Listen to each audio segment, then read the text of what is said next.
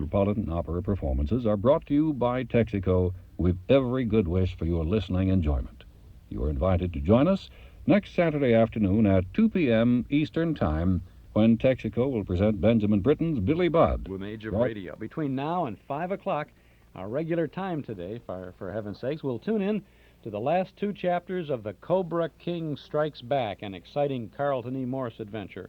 Plus, we have the Red Skelton Show, The Life of Riley, The Big Story, and Philco Radio Time with Bing Crosby. Comedy, adventure, the music today, gang. I told you, so stick around and don't touch that dial. Entertainment begins right after this word from Northwest Federal Savings. A Buick, a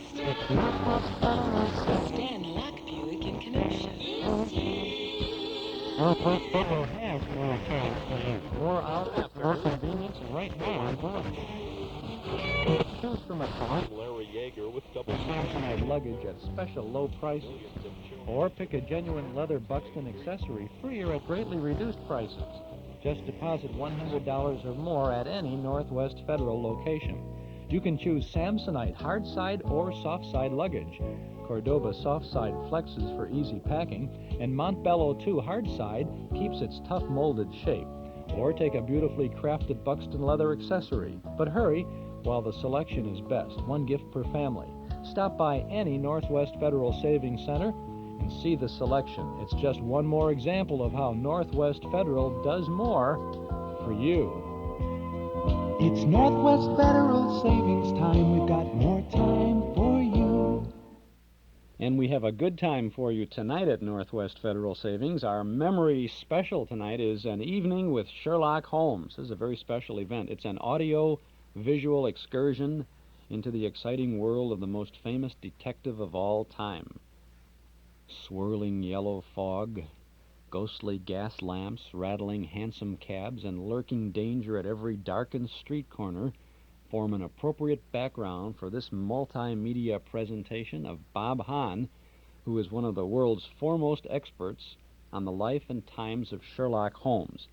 You can follow the fabulous career of Holmes from the day he first shook hands with Dr. Watson to that poignant moment more than 3 decades later when, with the world trembling on the brink of war, Holmes drew Watson out on the terrace for what he felt would be the last quiet talk they would ever have. It's going to be a very special evening tonight as Bob Hahn, aided by films, slides, and audio tapes, leads the way through the narrow, dark streets of London and across the fog-shrouded moors of Devonshire.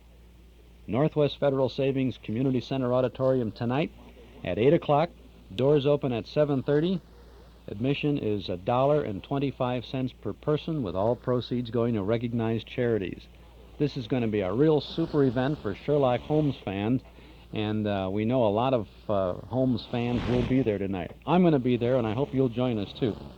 8 o'clock tonight at Northwest Federal, an evening with Sherlock Holmes, and doors open at 7:30. We'll see you then.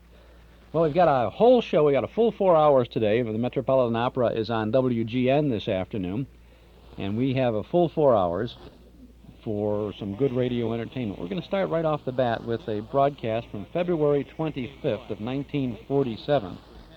1947, that's just only 32 years ago. A mere wisp of time, I would say. This was the Red Skelton Show on the National Broadcasting Company. It was sponsored by Raleigh Cigarettes. We've left some of the cigarette commercials in here, but they're there only for historical reference, and certainly don't constitute any kind of an endorsement by us or the station or by you. Maybe by you, but not by us or the station at any rate.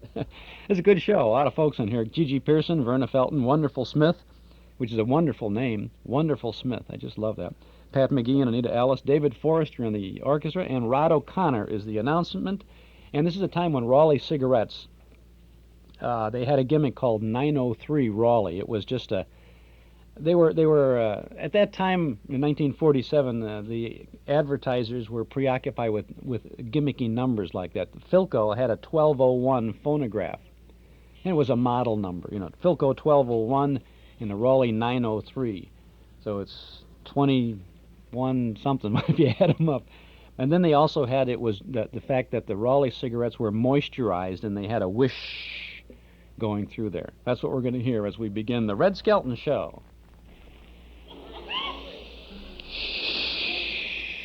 It's Moisturize, the new, all-new Raleigh 903 cigarette.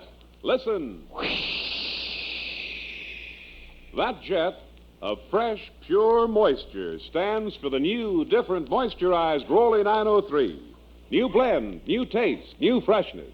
It's the new, all-new moisturized Raleigh 903.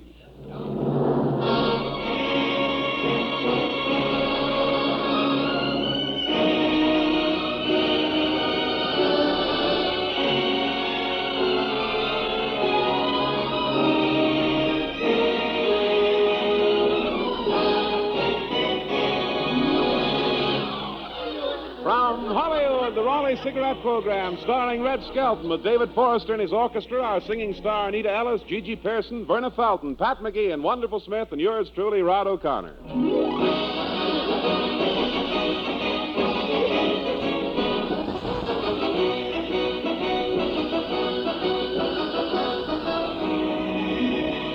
It's a pleasure to bring you Metro-Goldwyn-Mayer's popular young comedian and the star of the Raleigh Cigarette Program, Red Skelton.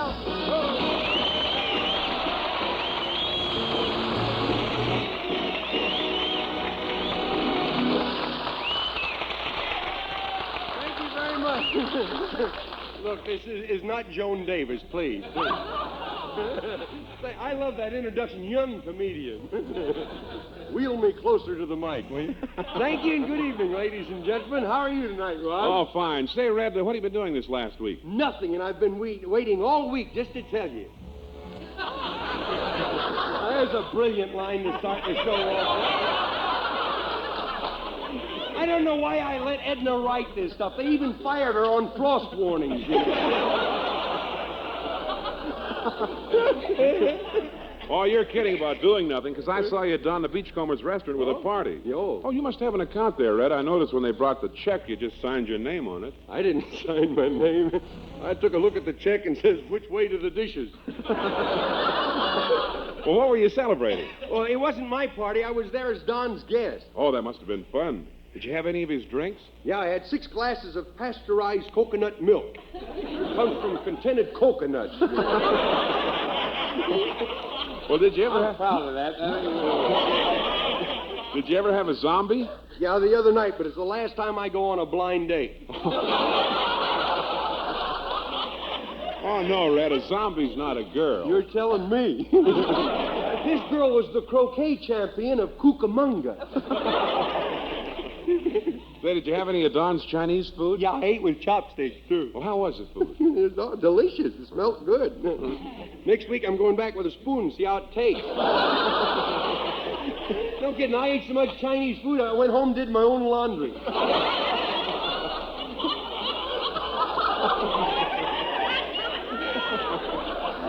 Say, I see where they're talking about giving Hawaii its statehood. Yeah, they plan to make Hawaii the 49th state, but without a governor. That's the only way they can make the states and the governors even up.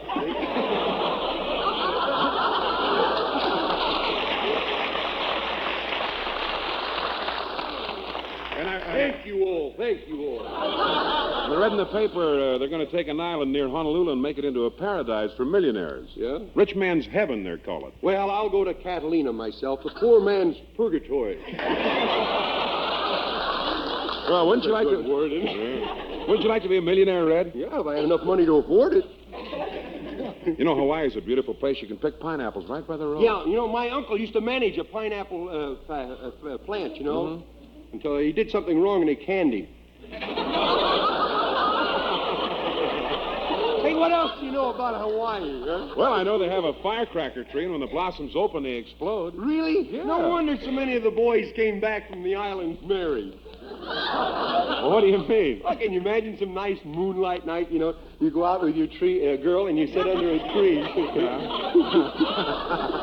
And finally she says, Papa thinks we'd make a nice married couple, see? And just then the tree starts to blossom. Which way to the wedding? Now you'll pay attention. We'll scare you. Hey, tell us some more about Hawaii, Rod. Well, when it rains, you know, the people take tea leaves and slide down the mud banks like we do when it snows. Really? That'd be wonderful. Have a Hawaiian walk up and say, "Pardon me, do you take cream and sugar with your belly whopping?" Sounds silly to me.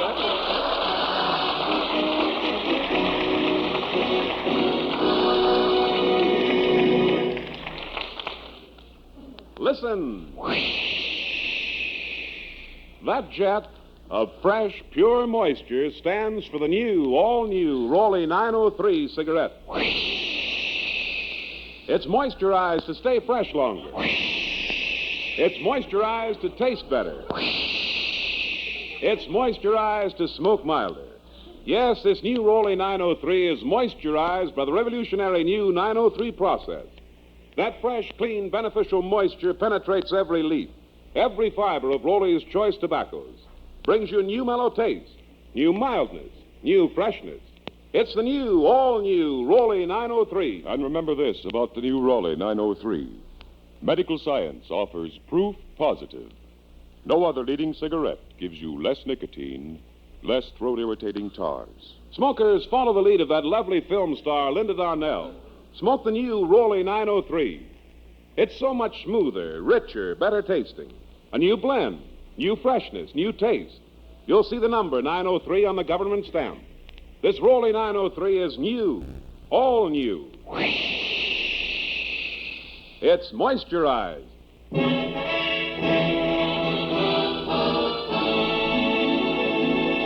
And now Anita Ellis, the Mercury recording star, sings The Moon of Mauna Kea.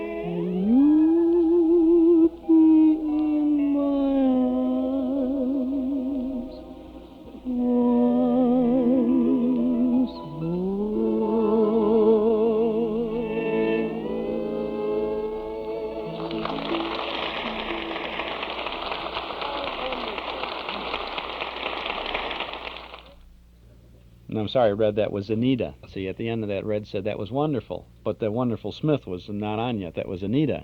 Maybe Red gets mixed up once in a while. You don't believe that. Okay, you won't buy it. This is the Red Skelton Show from February 25th of 1947. It's the only date we've been able to really investigate, and we've felt that it is February 25th, yet at the end of this show, Red Skelton says Merry Christmas, and we can't figure out why. And it really wouldn't be December 25th of 47 because it's not a Christmas show. So we can't figure it out. Maybe he was just kidding.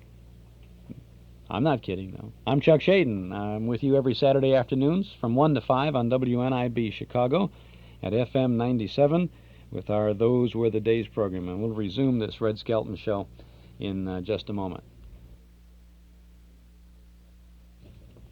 You buy with confidence when you get the Townhouse Guarantee from Townhouse TV and Appliances. Give them a try. They won't be undersold, and you won't be underserviced. Now shop around, get the best deal possible, and then visit Townhouse. Townhouse guarantees that you'll get the best price on the hundreds of Frigidaire refrigerators, washers, dryers, and ranges in stock. And there's more. Townhouse guarantees to make delivery on the day promised, guarantees normal installation on all products delivered, guarantees to move your old appliance to the basement or the garage or to remove it from the premises if you like. Check with Townhouse and take advantage of the big Townhouse Guarantee.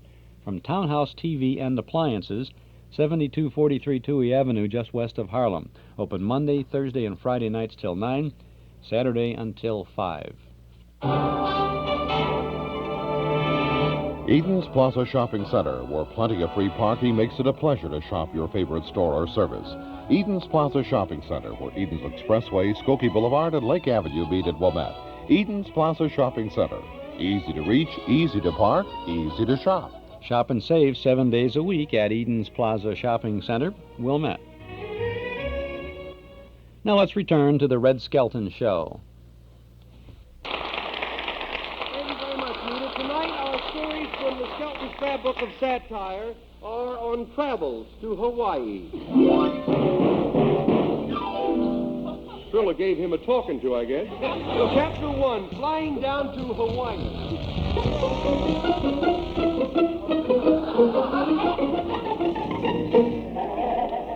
Attention, please. Hawaiian clipper loading on gate 5. Well, that's me, dear. Now, you cable me as soon as you arrive at the Royal Hawaiian Hotel. I'm awfully sorry I can't take you and the children. Well, I understand, dear. You need the rest away from us. Yes, I've got to get where it's peaceful and quiet.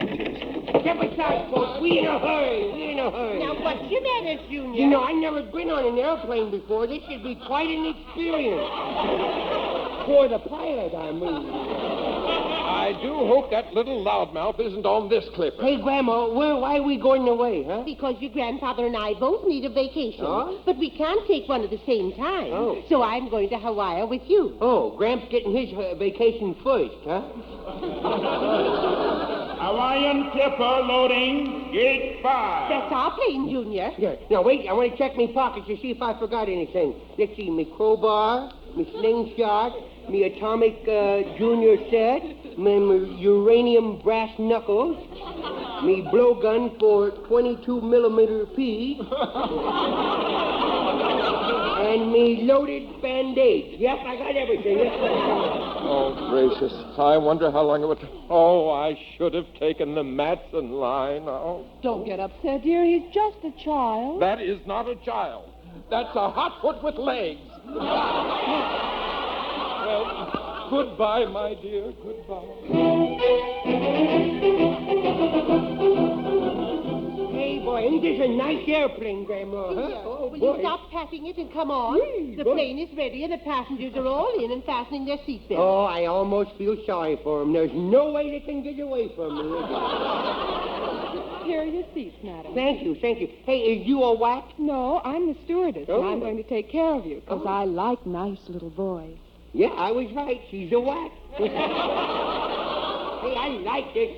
Now fasten your seatbelt, Yeah, and okay. here's some chewing gum for your ears. Oh, come now. That's a little messy, isn't it? Is it real chewing gum? Yes, regular gum. Oh, you mean the kind you chew just for chewing? Yes. A lot of nice flavor to it? Yes. I'd rather have some bubble gum. That's enough, Junior. Oh, boy, we're taking off. Sit back in your seat. Oh, boy. Yes, by all means. Hey, look out the window, Grandma. No, just sit still. Oh, he's going up. Way up. Oh, we banking to the right now. Now we banking to the left. Engine trouble. We're falling. Stand by for flight landing. Hold on to me, Junior. Our number has been called. No, like the pilots, we happened to be alone at the time. Please calm yourself. Where are the parachutes? Yeah, the parachutes. Hurry, Winslow, hurry. Please, you're disturbing the other passengers. You ain't heard nothing. Wait till this thing takes off. Take off! Aren't we in the air? No, they're just warming up the motors. Yeah. I got a feeling you're going to warm up my motor now. Why do you do things like that? I don't know. Stewardess, get my coat. I'm getting off. You can't now. The plane has left the ground. You don't like me, does you, Sporty? Well, yes, certainly, yes. I like all children. Answer my question. Junior, stop annoying that nice man. I should have stayed at home. Oh, don't worry, sir. I'll do my best to keep the child from disturbing you. Thank you, stewardess. And if there's an inquiry, I'll gladly testify that he wasn't pushed off the plane, that he jumped. I really need a vacation, don't you, boy? Hey, how you going to keep me quiet, lady? I don't know. Huh? How would you like to get up in the cockpit with the pilot and see what makes the plane fly? Me? Up there? Yes. You realize what you saying? Certainly. Boy, you a natural-born sport, ain't you? Huh? Well, let's take a chance at it, Now, huh? Junior, remember, don't touch anything. Trusting old soul, ain't you? You wouldn't do anything wrong. I'm convinced of that. Yeah, well, I wish you could convince me of that, you know. Yeah, I said you carry me up there. Oh, Captain Gus, look what we have aboard. Well, howdy, fella. Hello. Where'd you get the red hair? The birthday party. What are you doing? What are you going to Hawaii for? Ride the surfboard? No, I'm going to see my uncle. He's a cowboy. He got the biggest ranch down in Hawaii. He does. Do they have cattle ranches in Hawaii? Good. Sure, the largest in the world. Yeah. This kid is smart. Yeah, kid's smart. You know what a luau is? Luau, yeah. You mean where they bury a big pig and they put him full of hot rocks and then cover him over with tea leaves and bananas and yams? Mm-hmm. Yeah. No, but I know where the barbecue is. You like planes? I don't know much about them. What's that wheel the pilot is holding there? Well, the controls. Do you want to fly the plane? Oh, no. Don't suggest it, say. Oh, it's all right. I have the automatic pilot on. Yeah, but not on me. You just explain how it works, that's all. Well, if I pull it this way, it goes up. Let's see. Oh, you can feel it. If I pull it this way, it goes down. What happened if you push it this way? Whoa! How about that? We backed up sideways. I'll take him back to his Yeah, grandmother. oh boy, that was something. Hey, look at all the passengers doing fancy tricks. Hey, mister, teach me to stand on my head like that. Oh, Junior, are you all right? Yeah. My, what is these there pockets? Madam, in Honolulu, at what hotel do you stay? Why, at the Royal Hawaiian. Good. Then I will stay at the Moana. Well, boy, what a sourpuss he is, huh? He could curdle milk at 20 paces, this guy. Hey, why don't you want to stay where we does? I will not. I came to Hawaii to get away from children. I can't stand there asking questions and noisy games. That's... Well, shut my mouth and call me Nor Printer. I must say that you have let old age get a hold of you, and he is choking the very life out of you. If you can't stand answering questions for widow kids, then you're not very concerned about the future, you know. And if you don't like to hear the noise, well, you just forgot how to play, is all. And people who forget how to play has grown too old. And Grandma played with me, and look how young she is. She don't look a day over 45, and that old kid remembers when the Big Dipper was a widow drinking cup.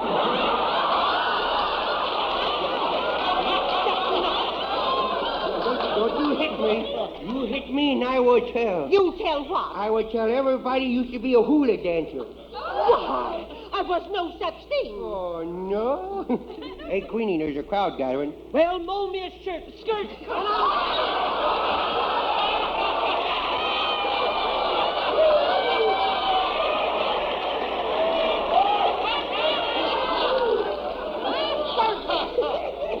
Come and I'll swing it for him. You know, I'm Grandma y'all said that, didn't you? You know, I've been thinking the boy is right about keeping young. I'm afraid he is. Yes, as soon as we land, I think I'll send for my wife and children. Well, be sure and make a reservation because there's going to be a big convention in Hawaii. What convention? The governors of Georgia.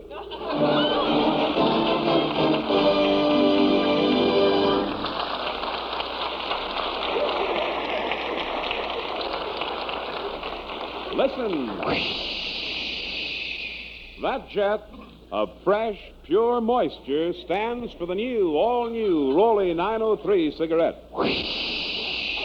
It's moisturized to stay fresh longer. It's moisturized to taste better. It's moisturized to smoke milder.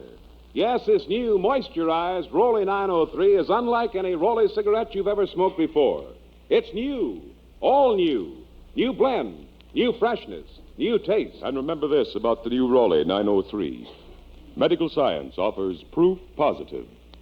Tests certified by a jury of 14 doctors based on a method used by the United States government prove that no other leading cigarette gives you less nicotine, less throat-irritating tars.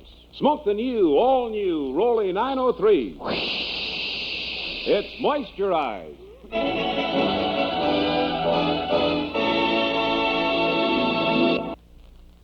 And that's that moisturization there just swished right in on us in this show, didn't it? That's the Red Skelton Show, February 25 of 1947. We'll return to Red, and let's see, I think we've got Clem Kadiddlehopper coming up in the next segment of this show. I'm Chuck Shaden with you every Saturday from 1 to 5 on our Those Were the Days program here on WNIB Chicago at FM 97. You know, you can hear all about radio when you tune us in every Saturday afternoon, and you can read all about radio when you pick up a good book on the subject at our Metro Golden Memory Shop. We're at 5941 West Irving Park Road, just east of Austin, and we have a fantastic supply of books on our favorite subject, and you're sure to find something that'll keep you entertained and informed. We have a book called Golden Throats and Silver Tongues. It's all about the radio announcers. There's another book of Vic and Sade scripts, so if you're a Vic and Sade fan, you want to make sure you get that book. We have a book of scripts of the shadow. The book is called The Shadow Knows, and it's got 20-some scripts of actual shadow broadcast. There's a pictorial history of radio. There's another book of scripts from comedy shows called The Big Radio Comedy Program. There's a book about NBC's first 50 years called Golden Years of Broadcasting. And there's a very fine book called The Big Broadcast, 1920 to 1950. It's by Frank Buxton and Bill Owen, and it gives the lots of information about each of the radio shows, and it has the names of a great many cast members, tells the names of theme songs, and the whole works. It's really a good book. Well, if you're looking for a book on radio, we have them at our Metro Golden Memory Shop at 5941 West Irving Park Road, just east of Austin. And, of course, we have hundreds of the old-time radio shows themselves on record, cassette, and 8-track tape. Well, it's all there, and it's waiting for you at Metro Golden Memories. We're open 7 days a week, Monday through Friday from 11 till 5, Saturday from 11 until 7:30, and on Sunday from noon to 5. So come in and see all our goodies. And if you're coming over to the Memory Movie tonight, or the Memory Special Event tonight, the Sherlock Holmes evening, you may want to stop by, because we'll be open till 7:30 this evening, and then the doors to Northwest Federal open at 7:30 for the evening with Sherlock Holmes. By the way, your Master Charge and Visa is welcome at Metro Golden Memories, 5941 West Irving Park Road in Chicago, the MGM shop. You know, the last 2 weeks we were moved back in our time slot because of the Metropolitan Opera broadcast here on WNIB, when WGN is the home station for the Metropolitan Opera, and WNIB is the backup station. And the last 2 Saturdays, WGN was carrying basketball finals, and so the domino principle went into effect, and the opera moved over to WNIB, and Shaden and Company moved down a little bit to follow the opera until 7 o'clock in the evening. Now, today we're on our regular schedule, and the next 2 Saturdays, the 7th and the 14th of April, WGN will be carrying baseball, so get out the dominoes again, and the opera comes on here, and then we'll be following the opera at, I think, on the 7th at around 4 o'clock, on the 14th at around 4:45, and we'll be on until 7. And then we'll be resuming on the 21st with our regular full 4-hour schedule. That's the end of the opera season. But in the last couple of weeks, we've been really pressed for time, a real crunch to try to get as much in as we could in a little shorter show. We didn't have a chance to acknowledge, pay our respects to some some important show business personalities who passed away. And before we get back to the Red Skelton show, I'd like to take a moment to acknowledge these people, to tip a hat in their direction for their great contributions to show business. Minerva Pius, who was Mrs. Nussbaum on the Fred Allen radio show, passed away at the age of 75 on the 17th of March. She was one of the busiest actresses of the radio era. She was, of course, best known as the Bronx housewife on the Fred Allen show. She was born in Russia. She came to the United States at the age of 2, grew up in Bridgeport, Connecticut. She got her first break in 1933 when a writer who worked for Fred Allen got her a part in the show where she did literally dozens of characters. In 1926, she replaced Fanny Bryce in the Ziegfeld Follies when Fanny Bryce became ill. During a 3-year stay in Europe, she did the London production of The World of Sholem Aleichem, and her films included Joe Macbeth, The Ambassador's Daughter, and Love in the Afternoon. And she was always a marvelous actress, a very good person. And she would always, she was the one as Mrs. Nussbaum when Fred Allen would knock on the door, and the door would open, and she'd say, "New," and he'd say, "Ah, Mrs. Nussbaum," and she'd say, "You were expecting maybe Tora Lora Lora Bankhead?" Or, "It ain't Ma Perkins," or somebody like that. She's gone, and we'll certainly miss her, and we'll be happy to share with you some of her talents from all those days, one of these days, on Those Were the Days. Also, Al Hodge passed away. Al Hodge was 66 years of age. Minerva Pius was 75. I don't know if I mentioned that. Al Hodge, he played the title role of the Green Hornet on radio, and he was Captain Video in television. He died on the 19th of March in New York City of a heart failure brought on by chronic bronchitis and severe emphysema. He had been a radio announcer at WXYZ in Detroit, which was owned by George W. Trendle, when that station began making those Lone Ranger and Green Hornet radio programs. He assumed the lead role in the Green Hornet and survived as the star of that show for a great many years. In the pioneering days of television, he became the star of the Dumont Network's Captain Video show, one of the great hits of the early television scene. When Dumont gave up the network in 1956, he became to become a local broadcasting operation. Captain Video was considered too expensive to continue, and it went off the air. Actually, Captain Video was probably one of the cheapest shows ever went on the air. The sets they had were really cardboard, and many's the time they would open the door of the spacecraft and the whole spaceship would fall down and collapse because it was like cardboard, you know. Al Hodge went to California in search of other television work, but he became typecast as Captain Video, and they just couldn't find any work for him. And he really wasn't doing any work at all at the time he passed away. There's another person in our area of interest who also passed away on the 8th of March, a fellow by the name of Kermit Schaefer. Kermit Schaefer was the man who practically made a career out of other people's errors because he created the Pardon My Blooper series of records. You will remember hearing many of those and having some of those. He would get all of the bloopers, the flubs, the slips of the tongue, the spoonerisms, the mistakes, the unintentional indiscretions of people on radio and television, and he collected them all together. And his prized example, of course, was Harry Von Zell's introduction 40 years ago of Hubert Heaver as the President of the United States of America.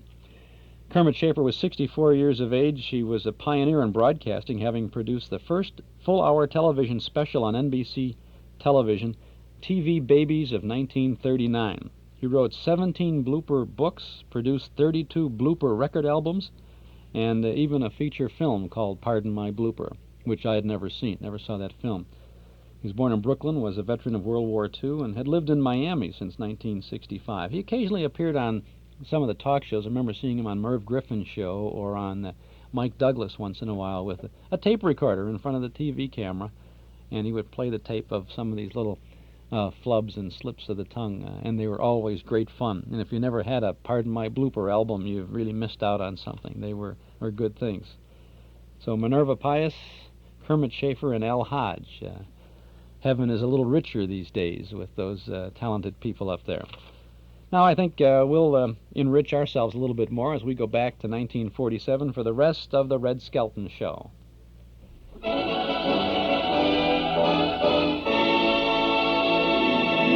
David Forrester and his Raleigh Cigarette Orchestra play the Hawaiian War Chant.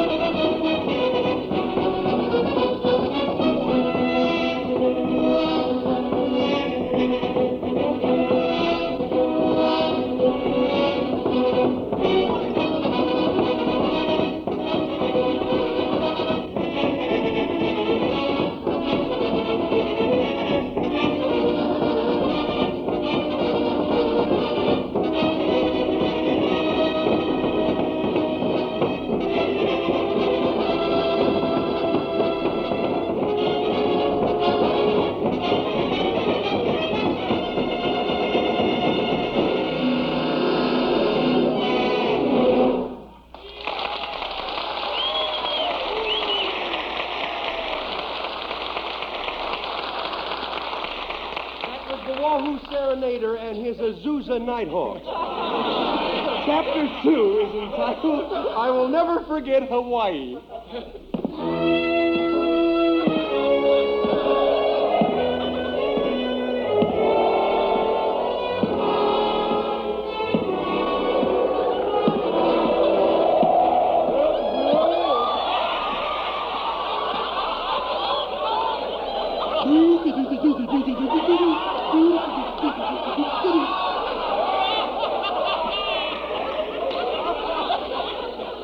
Boy, what a blizzard outside, boy. It sure is cold up here. No wonder Admiral Byrd went to the South Pole. So cold even my earmuffs have got goose pimples. Boy, I'm used to that kind of weather, though. I was born in Florida. Boy, listen to that wind blow outside, boy. When the wind blows like that in this town, the boys stand on the corner and the girls wear slacks. Howdy,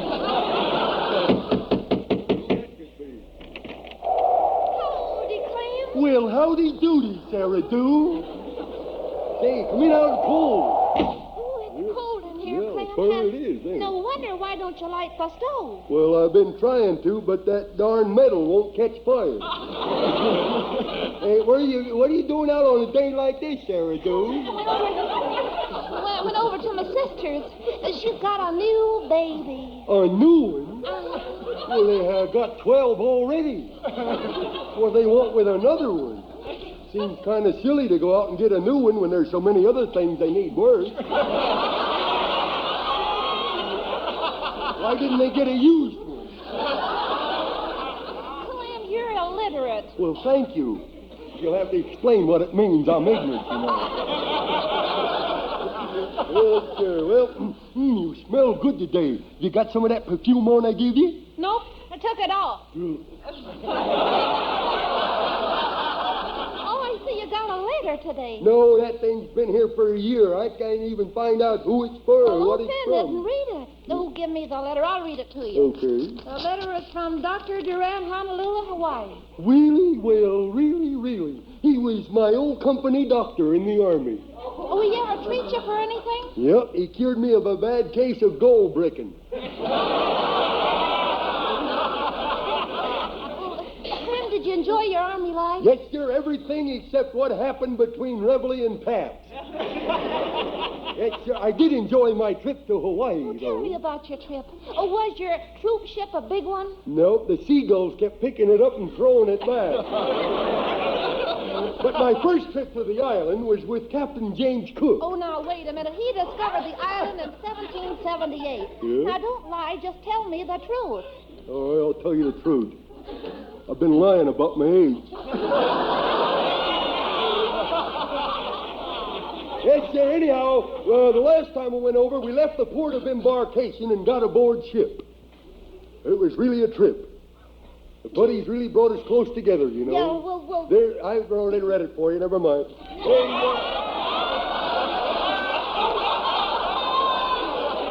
You're as bad as Allen and that Claghorn fella. You just don't get nothing, do you? There's nothing like a shipload of 25,000 soldiers to bring you close together, you know. Yes, sir, 2 meals a day. Turn the water on for an hour, KP all the way over. Yes, sir, I wouldn't have missed it for the world. But I wish I had. March 29th. Did you get seasick? Only on the boat. The land didn't bother me a bit. I'd like to tell you about it. The third day we were out, boy, was it hot. I think the trade winds were having a fire sale.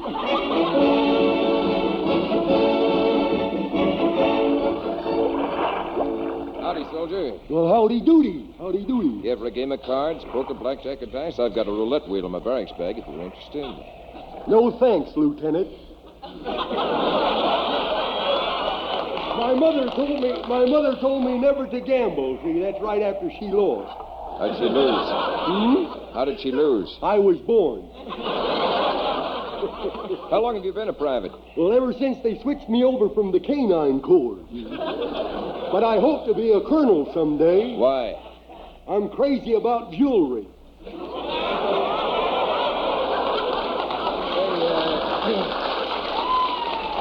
But tell me... You didn't catch me yet, huh? What are all these soldiers looking at all day long? Oh, I don't know. They just stand here and look over the rails. Nothing out there but water. Yeah. Nothing out there but water, but they still keep looking. Yeah. Have you ever seen so much water before? Yeah, that ain't nothing. You're just looking at the top of it. When you get to Hawaii, I suppose you're going to try and meet some hula-hula girls. Now, what would I want to meet any of them hula-hula girls for? No prompting. I'll figure out an answer. Have you been seasick yet? No, I'm still waiting in line. I got to get my sergeant's permission first.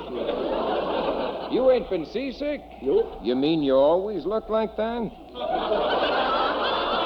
Well, now, I don't look so bad. It's these bags under my eyes. Where'd you get them? Down at the USO. Fred Allen turned them in. Well, wait till you eat that chow. That'll make you sick. No, I don't think so. I made up my mind I won't get seasick. Hey. Feel that? Feel what? That steady roll of the ship. Yeah. To and fro. Forward and aft. Do you feel it? Well, I kind of feel it now, yeah. I wish you hadn't have called my attention to it, now. Oh, that won't bother you. Just forget about it. Sure. I think it's getting rougher, though, you know. I'll be glad when this mess is over with. Oh, don't let it get you. Don't let it get you. Think of something else. Yeah. Think of your home. Think of your girl. Yeah, think of my girl. Now I feel sicker. Let's sit down against the deck here, huh? I don't feel too good, you know. Snap out of it. Only 10 more days of this, and then land. Who cares? Wipe that perspiration off your head. Wipe the perspiration off your head. Which one? Which one? Boy, I never been so sick in all my life. I thought you could take it. I thought you could take it. I can take it, but they ain't giving it to me. If they could just pull into somewhere for a few minutes. Where could they pull into out here? They could pull in if they wanted to. What's that over there? That's the horizon. The horizon? Yeah. Well, pull for that. It's better than nothing. Oh, my goodness. You better go to sick bay. Not me. Last time I reported on sick call, they sounded taps and then tried to dump me overboard. I'll take a deep breath and... How do you feel now? I feel like my folks are going to be $10,000 richer, you know. Yes, sir, that was... Poor old Clem. Yep. What happened there? Well, I got so sick that I finally jumped overboard. And as I was going down to the water, I see a shark standing there waiting for me. Good heavens, what did you do? What could it do? I wrote my congressman and asked him to repeal the law of gravity. And suddenly I remembered from the little pamphlets that they gave us that the sharks were supposed to be cowards. So I start splashing around, and that proved it. That the shark was a coward? No, that I was. And closer and closer it kept swimming to me, see? And just as they pulled me into the lifeboat, he bit off 3 of my toes. Oh, I don't believe it. Well, I'll just take off my shoe and prove it. There you are. Oh, well, you got 5 toes on that foot. I know, but I did have 8.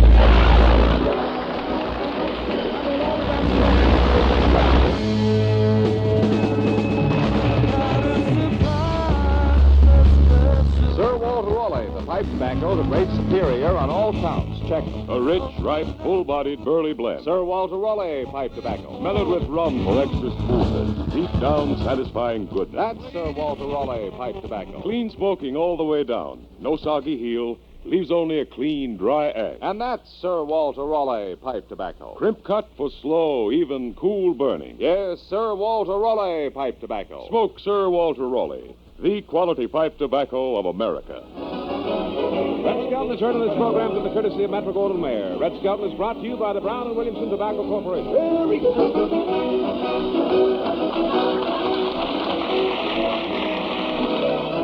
This is NBC, the National Broadcasting Company.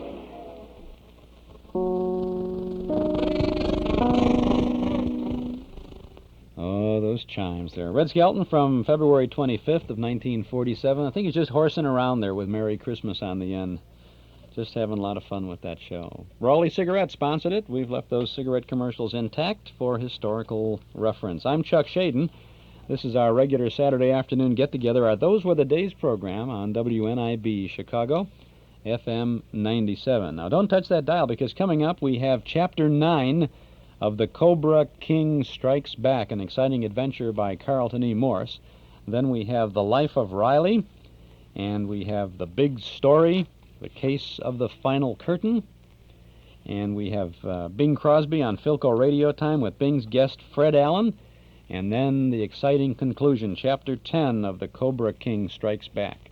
And that's been quite an exciting adventure, and I think it's been a little tough trying to follow it with our riding around a little bit. But we have it all for you, and we're glad to share it with you. Next week, as I said earlier, we'll have a somewhat abbreviated program following the Metropolitan Opera. We'll be coming on at about 4 o'clock, next Saturday afternoon until 7. And we are going to say, take me out to the ball game, because next Saturday we've got a lot of radio shows that have a baseball theme. The Hallmark Playhouse stars William Frawley in a baseball comedy by James Thurber entitled You Could Look It Up. A midget helps cure a baseball team of its overconfidence. Then we have the Abbott and Costello show from the 1940s, and it's all baseball. And Costello wants to play ball for the New York Yankees in place of Joe DiMaggio, who was sick at the time. And, of course, that Abbott and Costello show wouldn't be complete without the famous Who's On First routine. That'll be there next week. We have Reader's Digest radio broadcast for 1947, The Story of Babe Ruth. And it's a fine, colorful look at the colorful career of the Bambino. There's the Damon Runyon Theater next week, Baseball Hattie, a story about a baseball groupie, if you will, who follows and finally marries a pitcher for the New York Giants. And we'll wrap it all up with the Jack Benny program, with Jack and Mary and the gang going to a baseball game between Los Angeles and Seattle. On the 14th of April, it'll be our Happy Easter show. Again, a somewhat abridged version starting at about 4:35 in the afternoon, continuing until 7 for your evening before Easter while you're hiding the eggs from people, you know, for the big egg hunt the next morning. We'll have Easter shows with Phil Harris and Alice Faye, Jack Benny, The Shadow program called Death and the Easter Bonnet, and then, of course, with Fibber McGee and Molly. We'll resume our regular 4-hour slot from 1 until 5 on Saturday, the 21st of April, with a program of science fiction on radio. We'll have Commander Buzz Corey and Space Cadet Happy in Space Patrol. We have Dimension X. We'll have Quiet Please, a story of a mechanical brain come alive, and Suspense, a good drama about outer space called Strange Day in May. And then a 2-part CBS Radio Workshop production from 1956, Brave New World. Fantastic radio story, radio version of the novel by Aldous Huxley. On the 28th of April, we'll be saying thanks for listening with our 9th anniversary broadcast, completing 9 years on the air on these Saturday afternoons.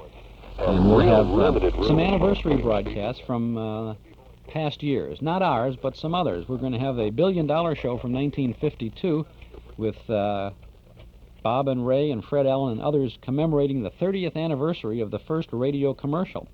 We'll also have the 4th anniversary broadcast of the Armed Forces radio show Command Performance, and then we'll have the 100th anniversary of Chase and Sanborn, an all-star radio retrospective with Edgar Bergen and Charlie McCarthy. So we've got a lot of nice things coming up. You can keep track of all of those things when you subscribe to our radio guide. Now, Brother Abbott and Lou Costello are on the cover of our newsletter for April, and that's just the beginning of the good reading and good information that you'll find in our guide to the good old days. A 1-year subscription, 10 issues, is only $7. You can subscribe right now when you call us at 545-2260. Now, the April newsletter features a reprint article about Basil Rathbone and Nigel Bruce as Sherlock Holmes and Dr. Watson on radio in 1940. There's a story about Hollywood gossip columnist Hedda Hopper, and a couple of articles written by Glenn Miller and Jack Benny. The famous band leader tells what he thinks about swing music, and the famous comedian writes about his writers on radio. So subscribe now, our nostalgia newsletter and radio guide, 545-2260. If the lines are busy when you call, won't you please do us a favor, wait just a moment, and then dial again, 545-2260. We'll start your subscription with the April issue, which we'll send to you before the end of this month, at the beginning of the week, in fact, by first-class mail, and we'll include an invoice with that first copy. A year's subscription, $7. 545-2260. Now, we have some interesting features in our newsletter. We have letters from listeners, news of our Saturday night movies and other special events at Northwest Federal, and, of course, the complete listing of our Saturday afternoon Those Were the Days program here on WNIB. You get complete information that'll help you enjoy the good old shows and be specially helpful if you're taping the shows for your own collection. We give the list of vintage programs in the order that we play them, along with original date of broadcast, stars and cast members, a line or two about the content of the show, network and sponsor identification, even the times of each segment that we present. So it's all there, and it's waiting for you when you call us at 545-2260 to subscribe to our Nostalgia Newsletter and Radio Guide. Now, if you like, you can just send $7 to Nostalgia Newsletter, Box 421, Morton Grove, 60053. But if it's easier, why not give us a call right now at 545-2260. That's 545-2260.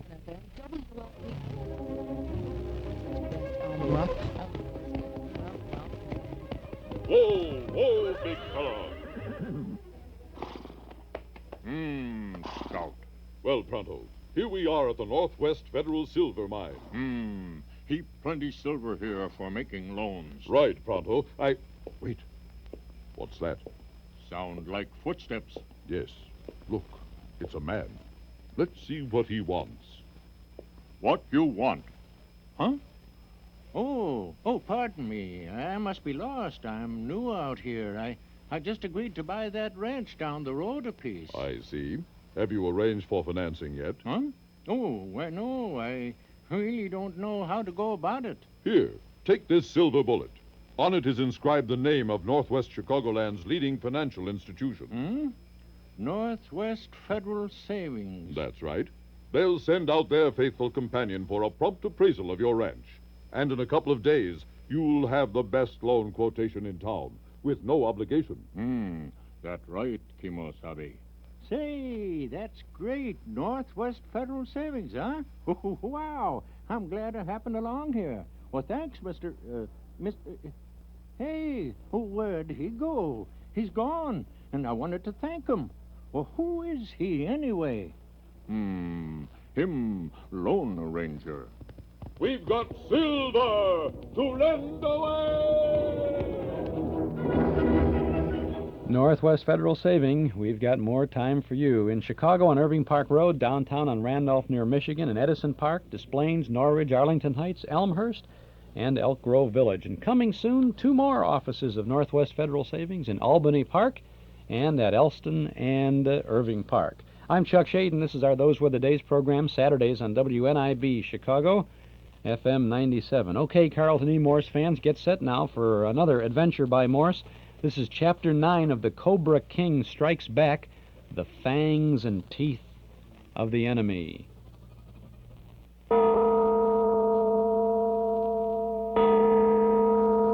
Adventures by Morse. Carlton E. Morse presents The Cobra King Strikes Back, featuring Captain Friday. If you like high adventure, come with me. If you like the stealth of intrigue, come with me. If you like blood and thunder, come with me. Deep in the jungles of Cambodia, and high on the top of a hollow mountain, there stands the ruins of an ancient Khmer temple. Within this decaying symbol of the past have lived for generation upon generation the ancient holy priests of the race that once worshipped the precious 7-headed emerald cobra. The race of Khmers is now vanished, but still the priests, hidden away from the world, have carried on. But let Captain Friday tell it. Yes. Well, the temple of priests and the priesthood were unknown to the world outside until Taquan, a young Khmer priest, a graduate of the University of California, led his good friend Dr. Carter and his party to the stronghold. Taquan wasn't anxious to have my secretary, Patricia, Skip Turner, and myself on the trip. But Dr. Carter insisted, and so we were included. As soon as we arrived here, we began to notice strange, unnatural actions. You noticed it, Professor Lebrun. Oui, every voice in the night, every shadow upon the wall, every temple passageway was fraught with vague, sinister promises. That's right. And then on the second night came the chilling wolf howl, a howl which emanated from human throats. The air was filled with the raw, pungent odor of the wolf pack, slinking human figures, teeth agleam, eyes red with madness, scrambled from the temple passages and fled, frothing and howling to join the leader of the pack. Dr. Carter and his friends locked themselves in one of the great halls. Suddenly, there was a knock, and student priest Taquan cried out to be allowed to join them. The door was opened, and there lay the young priest, torn and bleeding, the victim of human claws and teeth. He was brought into the room, the doors relocked, and then he was bound up as well as possible. And then he whispered out his story of how he had killed Fenlo, his brother priest. Taquan, you murdered Fenlo? Why do you give evil interpretation to every action, Captain Frank? Murder is an evil word. Murder is also an evil deed, Taquan. Then I did not murder Fenlo. I killed him. But the thing I did was good. So you say. But it just happens that the individual is never the final word in such matters. Please. I have had enough of your occidental moralizing. Well, anyway, Chief, that's one worry off our shoulders. Taquan's taking care of one job for us. If he did kill Fenlo. Dr. Carter, make them understand. Their very lives depend on their faith in me now. You have something to tell them?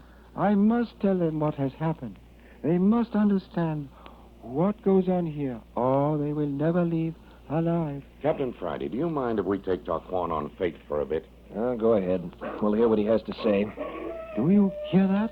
We not only have heard, but we saw, Taquan. It was best that you did, Dr. Carter. You would not have believed me otherwise. We understand this madness, Taquan, if that's your story. But tell us, is the whole of the priesthood involved in this disgusting practice? That is what I have to tell you. I was born here. As a little boy, I spent my time between the temple of the priests and the rice fields below the jungles. My mother was the daughter of the rice fields. My father was a priest. I see. You were trained in the traditions of the priesthood here in the temple and spent your leisure time with your mother. When my temple training was complete at the age of 13, I was sent to the padres of the French missions at Saigon. The old men of the temple in those days were far-seeing. They looked into the future. They were looking forward to the time when the Khmer Empire would again be a power in the world, I suppose. Yes. They wished me to know the language and the ways of the rest of the world. Venlo was sent with me. We were brother priests. But what has all this to do with our present predicament?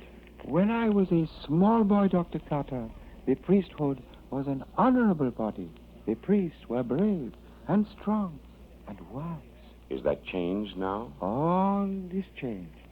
It is not the same priesthood at all. The wise men have disappeared. The strong have been murdered. Degeneracy. A case of a very ancient tree decomposing. No, it is not that. The priesthood is very old. 10, 12, 15 centuries old. Why should it decay in 20 years? No, Doctor. It is not a natural decay. Do you know what is at the bottom of this disintegration, then? I do. There have been rumors of a mysterious clan in these jungles. A werewolf has always lived somewhere in the shadows. As a child, I have heard vague stories of terrible jungle orgies, human sacrifices on the altar of the emerald seven-headed cobra, unholy practices. The Black Mass. Here in the jungles of Cambodia. The Black Mass. And all the time that is supposed to have been an evil byproduct of a overly sophisticated civilization. Hey, I thought you said these Khmers were civilized. Go on, Taquan. As I get it, this group that participated in this sort of thing had nothing to do with the priesthood as you knew it in your youth. That is most true. It was hated. The old men did everything in their power to stamp it out. And while you were away in Saigon and later in the United States, these human wolves in some manner got a foothold in the Temple of Priests. Is that right? That is so. I do not know. But they have turned this ancient temple from a place of honorable worship into a house of abominable practices. Are all the priests contaminated? All, Captain Friday, all. Those who refuse to run with the pack and join in the orgies have one by one been slain. You knew this, yet you brought us to this jungle temple? But I did not know, Captain Friday. I did not know until I came here and saw for myself. But what's to happen to all of us, Taquan? How are we to get out of here? That is what I am coming to, Miss Patricia. Venlo had come ahead with Dr. Carter and had several days with the priests before I arrived with you. Yes, and I must say, Fenlo was a bad host. I saw nothing of him once he reached the temple. I was left entirely to my own devices. I know. It is sad to relate that Fenlo was not able to resist the evil ones. When I arrived, he was already bound to them. Fenlo became one of the werewolves? I cannot believe he did so without protest. But there was one alternative. Join them or die, as the other good priests have died. And so he preferred to wallow with the living in their depths of depravity. He would have gone out tonight for the first time to join the pack. You stopped him? I urged him not to go. It was useless. He was prepared to go. When the call of the leader of the pack came, he leaped to his feet. And you tried to prevent him? I intended to stop him, Captain Friday. But if it was the last thing I should ever do... Hey, you mean it was Fenlo who ripped you up like this? It is so. And after you helped him get away from the ship. What a swell guy. He was mad. with the madness of the jungle, or he would not have touched me. But he was not yet tainted with the evil of the orgies. I understand, Taquan.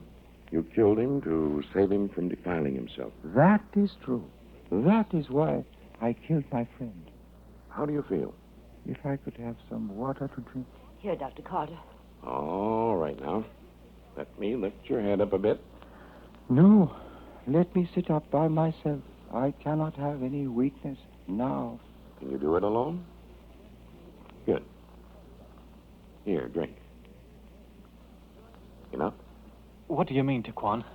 What do you mean you can't have any weakness now? My strength is all that will bring you out of this jungle alive, Mr. Perry. You have no friends anywhere here but me. If I die here, you will die also. You mean we're trapped? Unless I am able to save you. You have a way? I have been lying here, recovering my strength. Now I am ready. It is time to act. Here, Taquan, you're in no shape to move around. When there is a need, one can do many things. But what is there to do? Make haste to travel the way we have come. You mean through the Hollow Mountain? There is no other way. Hey, you mean we gotta leave this room with all them nuts who think they're wolves swarming around? It is the only way. And now is the time. When tomorrow dawns and they have returned to their normal selves, they will find Fenlow's body and will know that I am against them. Then it will be too late. You think we have a good chance of getting to the entrance of the Hollow Mountain? Wagon and track. Wagon and track. And running through the path. I think we have a good chance. What do you say, Chief? Just one thing. Taquan, you're leading us into danger. If I have the slightest feeling that you're purposely leading us into the hands of the pack, I'll shoot you where you stand. Good. Just wanted you to understand. Then are we going now? We should have food. There is not time. Once we are at the foot of the Hollow Mountain, there will be food. The horseman who brought us here will be waiting. But won't there be danger from them? No. They know nothing of the priesthood or its practices. They know me for a priest. I will do my bidding. Then the quicker we act, the better. What about Celia? She's dropped off to sleep here on the rug. Sure exhaustion. Oh, wait a minute. Don't waken her. I'll carry her. We're going to need all hands if we run into a fight. Plenty of time to wake her up if we run into danger. You stood up marvelously well, Patricia. Oh, but would I give worlds for someone to carry me? Please, hurry. There's great danger. Silence is most necessary. Well, I'll go help Professor LeBrun with the door. While they're getting ready, let me talk for a moment. Dr. Carter, you and I'll go first with Taquan. You can give him an arm if he feels weak. Next, Patricia, you follow with Perry and Celia. Yes, boss. You, Professor LeBrun, bring up the rear with Skip. Very well, then. All right, then. Open the door.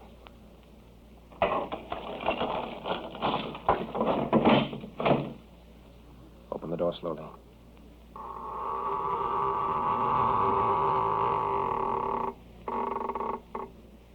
Nothing outside, Captain.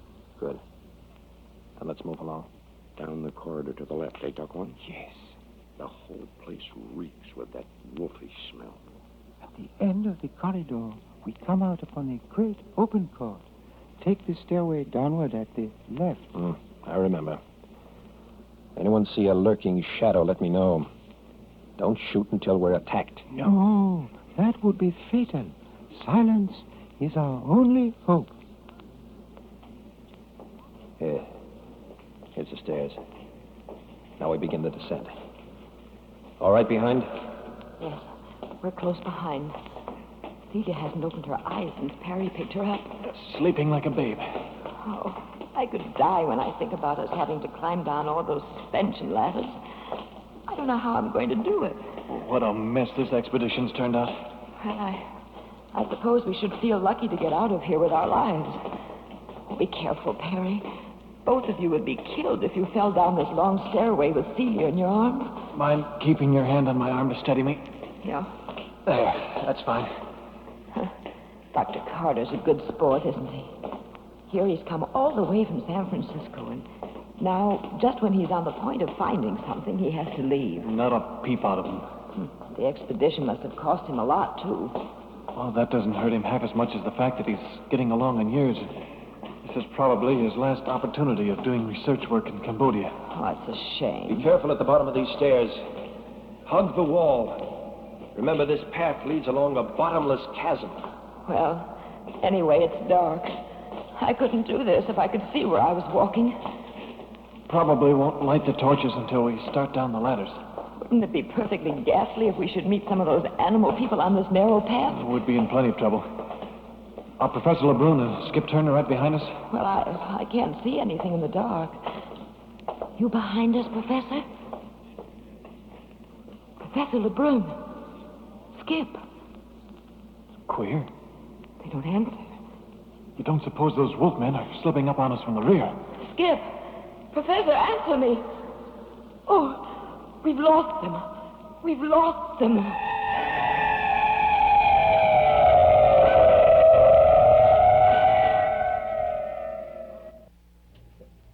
Some stuff, huh? Adventures by Morse. That's the first half of Chapter 9 of The Cobra King Strikes Back. We'll get back to this in just a moment.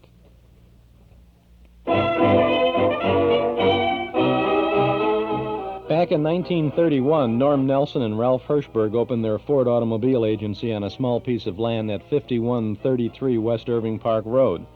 The first year, they sold about 100 new Fords. Today, thousands and thousands of new Fords later, Nelson Hirschberg Ford occupies a whole city block at that same location on Irving Park Road at Laramie. And thousands of Chicagoland families have not only bought their first Ford from Nelson Hirschberg, but have returned again and again for all their new Fords. The proof is in the seeing. Next time you're out for a drive, notice how many Fords bear the Nelson Hirschberg emblem, and you'll notice how many drivers have seen Nelson Hirschberg, one of Chicagoland's oldest, most respected Ford dealers. 5133 West Irving Park Road at Laramie. Get your new Ford from an old-fashioned, service-minded dealer, Nelson Hirschberg Ford.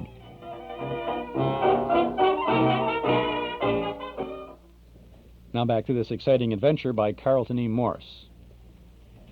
Led by the Khmer student Taquan, the Dr. Carter party is slipping swiftly and silently from the Temple of Priests, down the stairway under the monastery, and along the narrow precipice in the hollow mountain beneath. Presently, they must descend tier after tier of suspension ladders and bridges to get to the valley level below.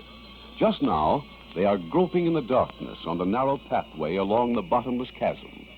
Patricia calls softly over her shoulder. Professor LeBrun, are you right behind us? What's the matter? Why don't they answer? Skip Turner. Professor LeBrun. Patricia, you mustn't shout. Oh, Professor, why didn't you answer me? Is Skip there? Why, sure. We waited back around the corner to see if we was being followed. Oh, you frightened us. Stay close behind. Right behind you, Patricia. We better go ahead. Sure, we're stepping on your heels. Hey, if you get tired, Perry, I'll take Seeley and you can come back here. Getting along nicely for the present. Gonna hang on to a good thing while you got it, huh? I don't blame you. You folks are making too much noise back there. Hey, teacher. This here expedition's kind of a frost for you, ain't it? Frost? Well, now, Skip, I wouldn't exactly put it that way. Yeah, I know, Professor LeBrun, but just the same, you and Dr. Carter ain't seen nothing you come to see. Skip, we've seen many, many things. We've witnessed one of the greatest tragedies in all history. Yeah? I've seen a prophecy defeated. I've seen what promised to be a great nation die unborn. I've seen men turned into devils. Hey, what you talking about, Professor? You have seen the same things, too, but you haven't recognized them as such. Yeah? I don't get it. Does that mean you'd like an explanation? Why, sure. No, I think you and Dr. Carter have been stung on this trip. You recall the story of the seven-headed cobra of Tapram? You mean the emerald idol on a base of gold? Yes. And you recall the prophecy that declared the Khmer kingdom would be re-established when it came again to life? Sure, I remember. I have seen that emerald Tapram cobra. It is recovered and is now in the vaults of the temple above us. Yeah? And does that mean there's going to be a grand rush of people into the jungle to rebuild this kingdom, like what the prophet said? No. That is why Dr. Carter says we have lived to see a prophecy defeated. The priests of Khmer have broken faith. They have become worse than devil worshippers. With the exception of Taquan, there is not a single worthy leader among them. Oh, well, then the whole thing's going to flop, huh? The great nation that was to be is this very moment dying unborn. And the men who were to lead the Khmers into this vast jungle to rebuild the old civilization are running in packs, howling like wolves, the slaves of their own passions. They've made devils out of themselves. And the new kingdom of Khmer is lost. Oh, golly, Captain Friday will be tickled pink to hear that. Hey, if you're sure about that, well, then his job up here is done. Yes, he can return to Saigon and tell the French government that there will not be an uprising among the people of Cambodia during our lives, nor during the lives of our children. It will take generations to build a new Khmer priesthood out of the vile filth that now occupies the temple of the priests. Oh, that's great. And with Fenlo dead, well, we killed two birds with one stone. Oh, it is the end of a dream. Poor Taquan. What a tragic day for him. His friend dead at his own hands. His hopes of leading his people out of slavery and back into the promised land gone forever. Poor chap. Yeah, but still, I don't see what Dr. Carter got out of this trip. That is, except seeing that cockeyed Emerald Cobra for a minute. Skip, out of this experience, Dr. Carter will be able to add a new chapter to the history of the East. Skip, where are you? Oh, right here, Patricia. Oh, well, Captain Friday says we're almost to the place where we start down the ladders. Is everything all right? Yeah, tell him okay. Oh, what was that? They're on our trail. Dr. Carter, the werewolves are after us. Get on the ladders, quick. Can they follow us down the ladder? They not only can, but will. Hurry, Mills. Put down the girl. Here we are at the ladders. I'll have to light a torch to see what we're doing. A misstep now means death. Here, I have a torch lighted. Now then, Taquan, you know the way. You first. I would rather stay behind, where the attack is to be. Taquan, you said yourself that our lives depended upon your safety. It's your duty. I bow to your will. Good. Easy now. All right? I am on the ladder. All right, Patricia. You next. Oh, I'm afraid. Quickly. Taquan will steady you. Oh, boss. Steady, Patricia. Grit your teeth. Oh, good. It's silly of me. Catch me if I fall, Taquan. Oh, do not be afraid, Miss Patricia. What's there? Are you all right? Well, don't worry about me. Quick, then. Perry, is Celia awake? No, still out like she was drugged. Well, never mind. You give it to me. Now, down on the ladder with you. Yeah. Now, take her in your arms. Down a little more. Okay. Black as night here on the ladder. You got her? Okay, Captain Friday. All right. Move down the ladder with Taquan. Tonight I'm going. Are you going to argue, too? Well, have it your own way. Here I come, Jerry. Right here, Professor. Now you, Dr. Carter. You and Skip first. Do what I tell you, Doctor. I'm sorry, Captain, but I'm the head of this expedition. You will please descend. Hey, for crying out loud, get a move on. Listen at him coming up yonder. This is against my will. Now then, follow the captain, Skip. That's okay by me. Hi there, Doctor. Hurry, the entire pack is descending on us. I'm coming now. Steady my foot on the ladder, Skip. Yeah, careful. There you are, now you're all set. Hey, I got a notion to take a pot shot up the path. Don't you dare, Skip. They can't know how far ahead we are. A shot would give us away. Oh, I suppose you're right. The best thing is to get down the ladder as fast as possible. We don't want to lose track of the others. Yeah, I'm doing my darndest. I ain't much shakes at going down a ladder backwards. It's too bad we can't get a gang of them on one of the ladders and cut it loose. Send about a dozen head first down the cliff. That is our final hope, Mr. Skip. You hear, Taquan? I thought you'd be way down the ladder with Perry and the girls. I waited. My place is with the fighters. Hey, I'm getting kinks in my legs. I can't keep up this pace on a ladder. None of you can. On the other hand, those who pursue us are as agile as monkeys. It is no use trying to escape them. Our one hope is to select a suitable place and stand and fight. Will they have weapons? They are knives. Much more effective weapons in hand-to-hand fighting than guns. Well, I'll take my chances with a gun. They'll be down on us so fast, you won't have an opportunity for more than one shot at least. Already, they are on the ladders. They're gaining on us. Hello, Chief. What's a good word? We've got to make a stand, Dr. Carter. The girls can't go much further. I was afraid so. Hey, couldn't we tear loose one of the ladders above? That will stop them. As easily dislodge the mountain itself. These ladders are built on logs embedded in the granite walls of the mountain. Well, the ladder's only wide enough for two at a time. We can kill them as fast as they come. Oh, do not be optimistic, Captain. They do not climb down the ladder. They swarm. It's useless, Patricia. I can't carry Celia any further. Boss! Not so loud, Patricia. We're just behind you. Boss, we can't go on. Perry and I are finished. Well, that settles it. We'll fight here. The time has come then. Perry, take off your belt. Here's mine. Strap Celia to the ladder. We'll need every man for the fight. Okay. Patricia, can you hold her against the ladder a moment? Yes, I think so. There. Put the strap around under her arms, and you can kind of hold her. That'll ease the strain. Oh, Boss, I'm so tired. I could just let go and tumble down. Stop that kind of talk. I wonder how far it is. Oh, we can't be halfway down. It must be a couple of thousand feet. When the plumber's to fall, he'd roll clear to the bottom, I suppose. Yes. Remember, there's a bottomless chasm at the foot of the ladders. You'd go out of existence forever. Yeah. Oh, but they're getting close. Got your gun? Yes, of course. Now listen, Patricia. The worst comes to the worst. Save 2 cartridges. Oh, Perry. Now, don't let yourselves be taken by those priests. Oh, it's horrible. Promise. Yes, I promise. Perry, when you get Celia tied, come up the ladder beside Skip. I'm right with you. All right. Is everyone in position? Now, Dr. Carter and myself in front. Next down, Taquan and Professor Lebrun. Third row, Skip and Perry. Oh, look here, Captain. What is this? The last great roll call. Hey, look, teacher, if you're planning to become an angel, you better start growing your wings in a hurry. You're going to need them if you leave the ladder suddenly. Hey, they're certainly taking their time in getting here. I thought they were right on top of us. It is the hollow echo that makes them seem so close. Well, bring them on and get it over with. Do not fret, my friend. They will be over only too soon. One last word. No one is to fire until I give the word. We can't take a chance of missing. When we know exactly where they are, Dr. Carter and I will fire. 2 shots apiece. We'll drop down against the ladder, and Taquan and the professor will fire. They'll hug the ladder, and Perry and Skip will fire 2 shots, and that'll leave us plenty of cartridges for hand-to-hand work. You Gotcha, understand? Chief.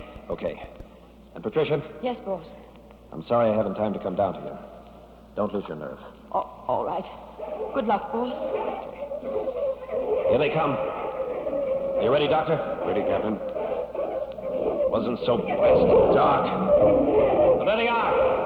Let them have it. Down, Doctor, down.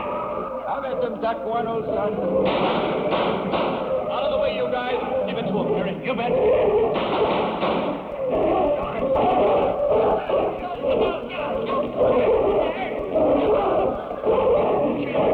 I say you wanted to know. Well, there it is. Too bad. You or me. We've driven them off. They're running back up the ladder. Oh, I say, Captain. There's a fight going on up ahead. Who is it? I hear it. And I can't see. That you, Skip? No, here I am. You still here, Perry? Right alongside. Where's Taquan? Taquan! Doesn't answer. Where's Dr. Carter? Doctor! Hey, maybe they're both in it. Captain, give me a hand. Quick! The doctor, grab him!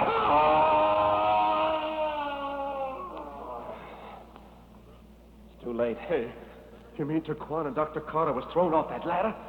Yes. They're both gone. I dived 1,000 feet into that black hole.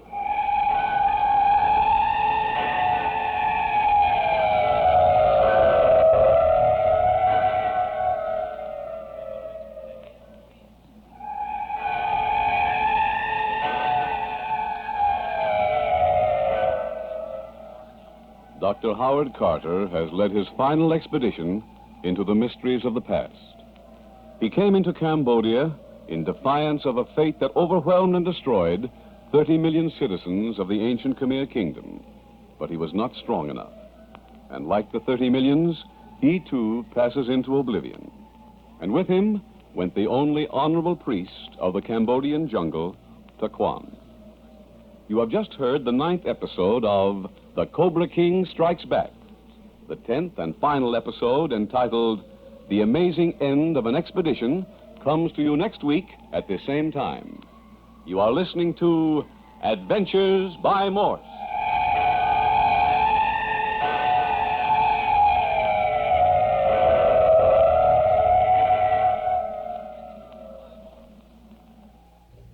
That's Chapter 9 of Adventures by Morse, The Cobra King Strikes Back. Now, Chapter 10, let's see, I got that, where's that box with the tape? Can't, is that tape of Chapter 10? Well, we don't have Chapter 10, so what? No, stop. We have it, yeah. And we'll have it this afternoon on our Those Were the Days.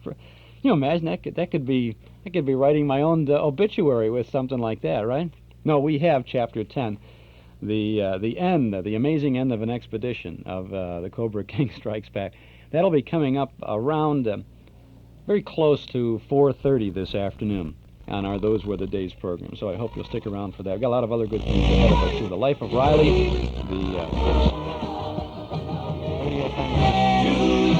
our friend Bob in the studio too. We're going to talk about some movies on television. We'll get to that in just a little bit. I'm Chuck Shaden, WNIB Chicago, FM 97. Say, if you like Adventures by Morse, you're certainly going to love this.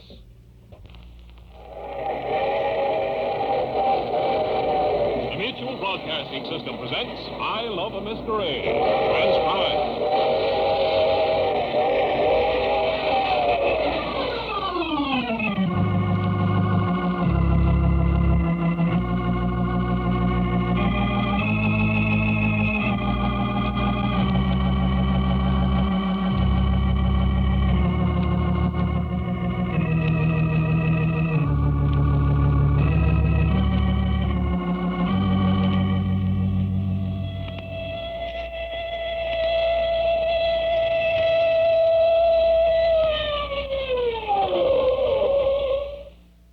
Yes, if you love adventure, you're going to love our cassette tape of the month for March. It's a complete Carlton E. Morse I Love a Mystery series, Bury Your Dead, Arizona, starring Russell Thorson, Jim Bowles, and Tony Randall with Mercedes McCambridge. This is the whole story, and it's complete on a set of 3 cassette tapes for only $12 from the Hall Closet, Box 421, Morton Grove, 60053. This is the 31st of March. So this is the last day we'll be talking about this March cassette special, a set of 3 tapes, 3 hours of great mystery and adventure by Carlton E. Morse for only $12. Jack, Doc, and Reggie of the A1 Detective Agency are in Arizona for another exciting mystery thriller, and you'll love every minute of it. Listen to this. Somebody outside the car. Yeah. Get down behind those bales of hay. Right on. Oh, probably just one of the yard bulls. I don't care who it is. We don't want to be seen. Yeah. Are you sure, Jack? I don't hear anything. Yeah, there's somebody out there, so keep still. Hey, I see a flashlight. Well, hold it. Keep down. Nothing in this car but 3-4 bales of straw. Jack, shut up, you fool. But, Jack, I know that feller's voice. He's one of the gang. What? I'm a spank hipponoceros if he ain't. He flashed his light in here. He was looking for something, all right. Of course he was. Looking for us. That's great. Huh? What do you mean, that's great? I mean, if the gang is that anxious to find us, they're going to be watching every freight that leaves these yards. But look here, then maybe we'll have a go at them after all, huh, Doc? Now you're talking. How about us piling out of here right now? Listen, you two, you're playing with dynamite. Now let it alone. But, Jack, this isn't like you. Yeah, what's the matter, you feller?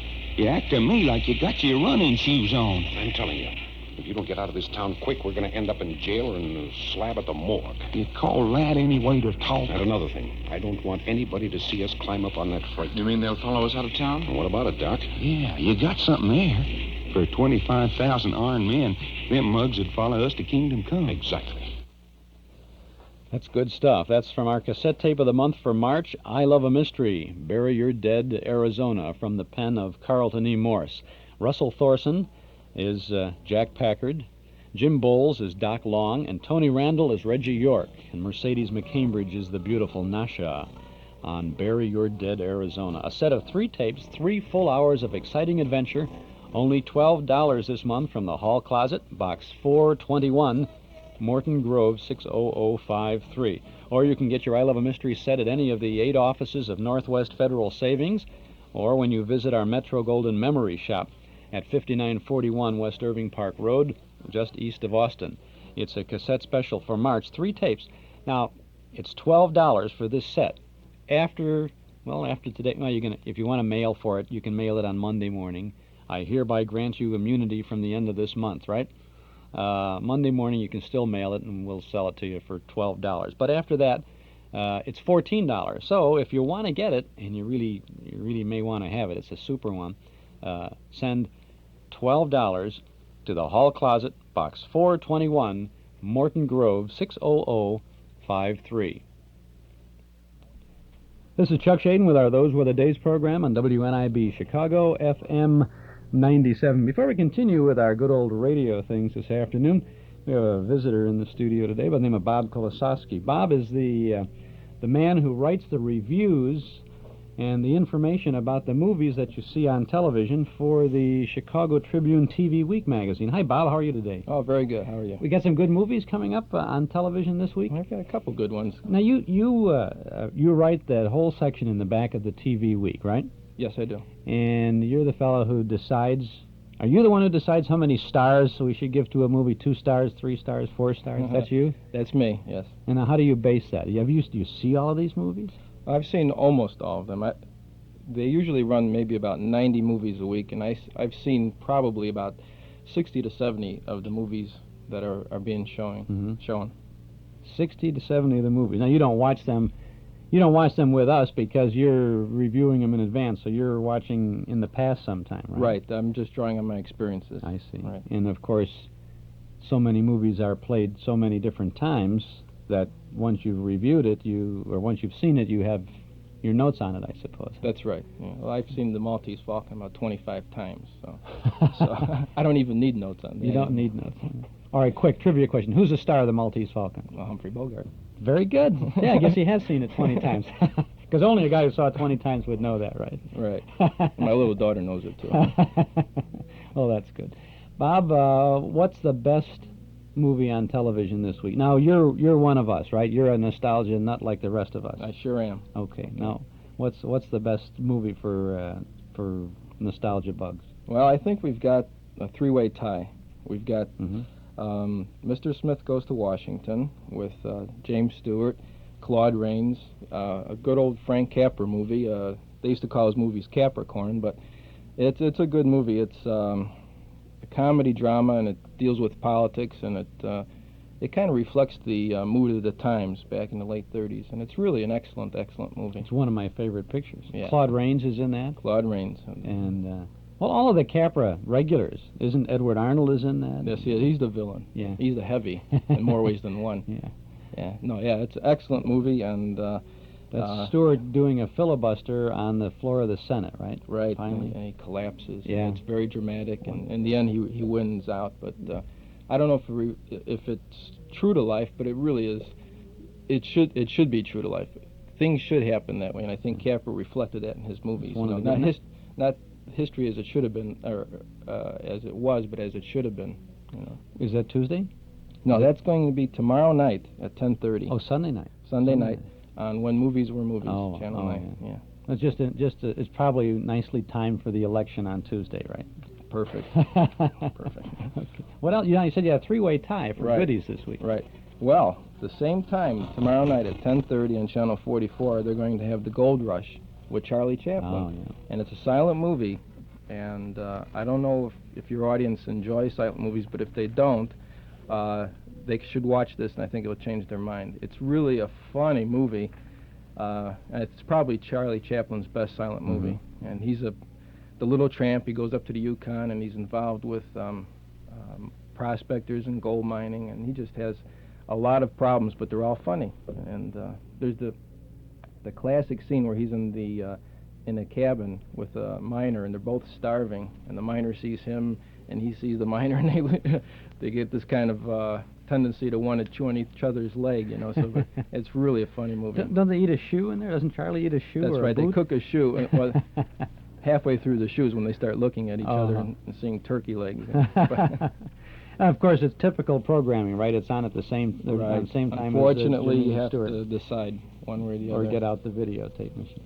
Right, which would be ideal. Okay. Now, that's 2 of the trio that you said was a goodie this week. And finally, we have next Saturday night at 10:30, The Pride of the Yankees with Gary Cooper and Walter Brennan. And it's just probably the best baseball movie ever made. It's about Lou Gehrig, and I think that Cooper is just perfect in the role. And it just comes off as, it's funny, and it's sad, and it's just a great movie. And it's a good old movie. Typical of that's WGN, right? WGN again, scheduling it just before the baseball season ready to go. Right. Yeah. So those are the three that are really the top picks for this week. Now there got to be. They always hide a couple of pretty decent movies at goofy times or somewhere throughout the schedule. Have we got any of those this week? Well, we've got one that I would like to mention. That's on Thursday afternoon on Channel 7 at 3:30. They've got Bullets or Ballots with Edward G. Robinson, Joan Blondell, Humphrey Bogart, Barton McLean. You know, the Warner Brothers stock company comes out, and it's a good old New York gangster movie, which I don't think anybody rivaled Warner Brothers in that. They were the best when it came to that type. Yeah, absolutely. So that's a good one. It's not a 4-star movie, but it's close. How many stars? 3. Oh well, 3. Listen, 3 is fine. 4 is sensational, and if you're desperate, you even go for a 2.5, right? Some of the 2.5-star movies, if you just would like to sit there and kind of just get everything off your mind, a good 2.5-star movie is just what the doctor ordered. So there's nothing wrong with a 2.5-star movie. I saw a Boston Blackie movie scheduled this week sometime. That's a good old B programmer kind of a movie. Is that a 2.5-star movie? Yeah, 2.5. Most of the Boston Blackies are 2.5. They never hit 3, but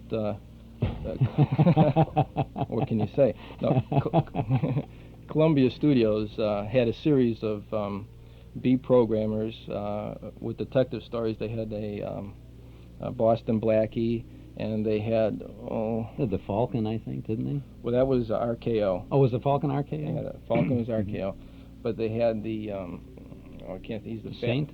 The Saint was RKO. Oh boy, I'm an RKO. I can't think of. No, he was the fat fellow that sits up in his New York brownstone. He solves the crimes. It's a famous detective. I can't think of it now. Fat guy sitting in his New York brownstone. Yeah, and he has. Someone will call in and tell us who that is. Sidney Greenstreet played him on the radio. Sidney Greenstreet. Right. Now I should know. I should know that. And I think we've played it already a couple of times, and it escapes me too. Yeah, I can't think of it. I'll check it out. We'll check it later. But unfortunately, Boston Blackie's 1 o'clock at night on Wednesday night. So that's a good. It's a 2.5, and it's one of the. Why doesn't it get up to 3? Now I know a lot of people, and myself included. I really like those little simple little detective movies. They're usually fast-paced, a lot of action and all that. Right. But why, in your mind, as a reviewer, doesn't it get up to a 3-star picture? Well, for a few reasons. One is the script lacks, let's say, the true imagination or style to make it a 3-star movie. Then again, being a B programmer, it was usually done very quickly. So some of the acting is sloppy in parts, and usually the sets are leftover sets from other movies. They just kind of slap them together. Their production values sometimes are shoddy, and it shows. And unfortunately, all these things add up to kind of lessen the effect of the movie.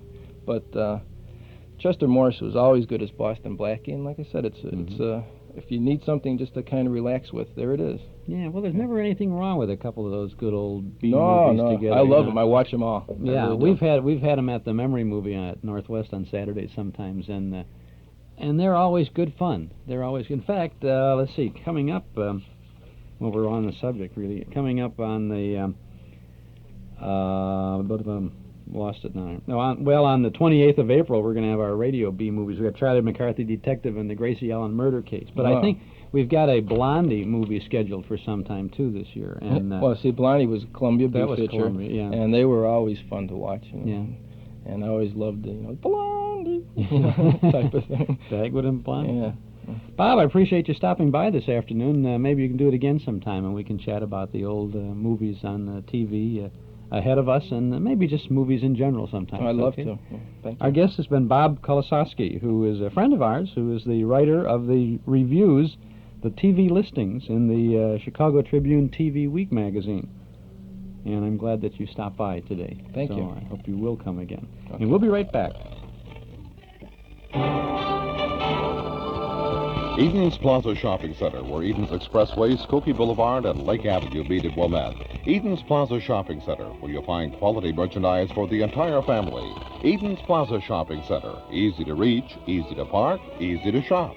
Quality plus value 7 days a week at Eden's Plaza Shopping Center in Wilmette. Okay, stop. Nero Wolfe. It was Nero Wolfe. We know it was, we were talking about Sidney Greenstreet in the radio show. Bob, they're out there. They're out there. I'm Chuck Shade, and this is our Those Were the Days program, WNIB Chicago at FM 97. Now we're going back for some fun with William Bendix as Chester A. Riley. This is a broadcast from November 10th of 1950, The Life of Riley.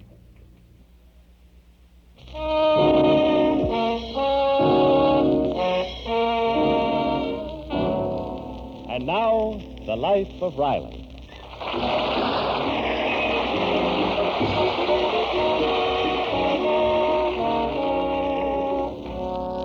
At least once a year, the subject of buying a new car comes up in the Riley household.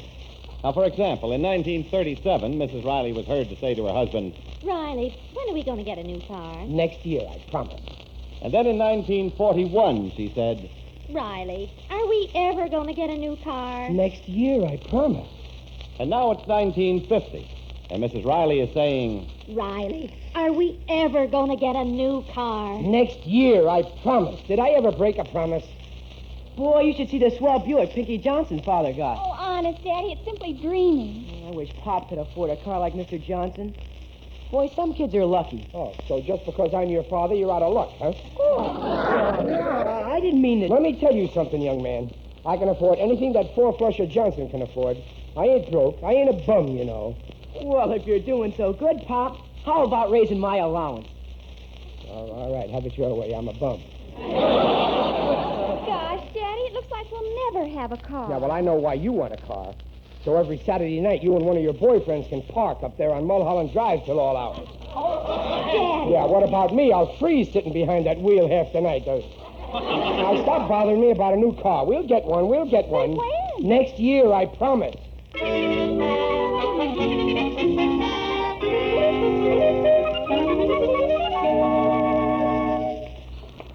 You want to go down to the lodge after supper, Gillis? Nothing doing. Tonight I'm going to stay home and enjoy myself. My wife's going out. What's the matter? Honeybee been picking at you again? Yeah, always nagging on me for dough. Yantata. Believe me, I'm glad I ain't rich or I'd have to give it to her. Well, that's a good point you got there in your head. And my son always hounding me for things. Boy, if I was only a bachelor, would I laugh in his face? Well, like they say, Gillis, raising a family is no job for a married man. Now, when we was juvenile, Hey, really? Look at that there store window there. Brother, what a display. Yeah, they sure got wonderful stuff here. Look, a new RCA Victor 45 record player. Boy, my wife would sure like that Waste King electric garbage disposal over there. Yeah, hey, ain't they nice? Them snazzy overalls, Oshkosh, Bagosh. Right next to that Maytag automatic washing machine. Yeah, they got terrific stuff there. Yeah, this is what I call a real drugstore. You know, Riley, if I was a big manufacturer, I'd never put my name on a product. No, why not, Gillis? Well, first thing I know, my mother-in-law hears I'm in business. She starts talking to me again. Who needs it? Hey, Riley, look what they got in the next window here. Holy smoke, a new Hudson convertible. Well, now I think that's overdoing it a little bit. No, they ain't selling it. They're giving it away. You see the sign? A new 1951 Hudson Hornet free with each purchase you make. Out of my way, I'm going to buy a pack of gum and drive the car home. No, read the rest. With each purchase you make, you'll receive an entry blank for our grand contest. Guess the number of beans in the bowl. Oh, wise guy. Well, sure. What'd you expect? The customer who guesses closest to the actual number of beans in the bowl will win this beautiful new Hudson. All entries must be... Oh, I'd give anything to win that car. No more riding buses to work. Every Sunday I'd take the family for a drive. And in the summer we could take a trip to the Grand Canyon. Oh, gee, I wish I had that car.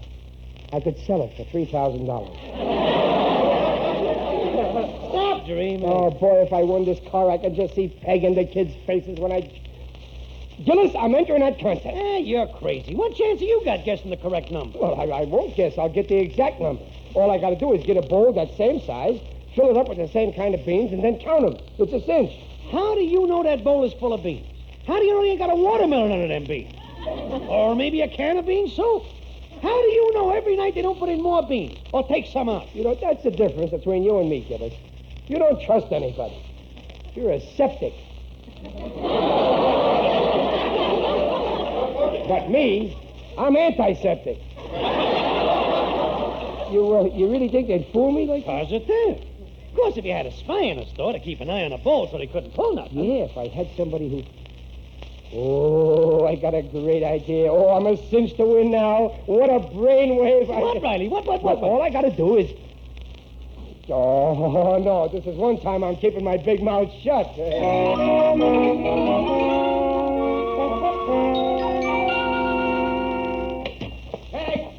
Hey, wait, Junior. For heaven's sake, Riley, must you shout so? Junior's next door, Daddy. He went to borrow some candlesticks from Mrs. Gillis. Did they shut off our electricity again? What's this country coming to when they shut off a decent citizen's electricity just because he won't pay his bill? They're not shutting it off. I paid the bill yesterday. We need the candlesticks for the table. The Lockharts are coming to dinner on Thursday. The Lockharts? You know, Daddy, Don Lockhart's parents. They were passing through town, and Don's at Stanford now, and they phoned. So the least I could do was invite them to dinner for Don's sake. Oh, so that's the way it is. Romance, huh, Pansy? Well, in that case, I'm glad they're coming. I'd like to have a little talk with this Mr. Lockhart. Now, dear, you don't want to embarrass Babs. Well, who's going to embarrass her? I'll just have a little talk with him, about stocks and bonds. You don't have any stocks and bonds. I know. I'm going to talk about his. Oh, Daddy. Oh, okay. I'll behave. I'll sit at that table like a dummy. You'll be proud of me. Here's the candlesticks, Mom. Hi, Pop. Oh, thanks, Junior. Babsy, will you give me a hand? The carrots need sliced. Okay, Mother. See you later, Pop. No, wait, Junior. I want to talk to you. Why? What'd I do now, Pop? I'll shut the door. This is private. Now, Junior, get ready for a big surprise. A surprise? Yep. You know that drugstore? Which one? That big new one. Remember you took me there to show me the new bicycle you want? Oh, yeah, the new Columbia bike. Well, son, you're going to go to work in that store. Surprise? Work? Yeah, you'll love it. But I don't want to work in a drugstore. Okay, son. But don't you need some Christmas money? Well, yes, I do. Oh, boy, I knew you'd be reasonable. That's why I didn't try to force you. Then you'll take the job? Yeah, I'll take the job at the gas station. Nothing doing. You work in that drugstore if I have to force you. But I don't want to work in a drugstore. Well, look, Junior, I'll make a deal with you. You work in that drugstore, and I'll let you drive my new car every Saturday. Your new car? Yeah. Mom! No, shh, Junior. I ain't crazy. I want to surprise your mother in bed. But you haven't got a new car. Well, I will have if you work in the drugstore. See, they need a busboy, and then you can watch those beans in the window. Huh? Oh, you mean that contest? That's for dope. Yes, sir, and I'm going to win it. I got a surefire system, but I got to have someone in that store watching those beans.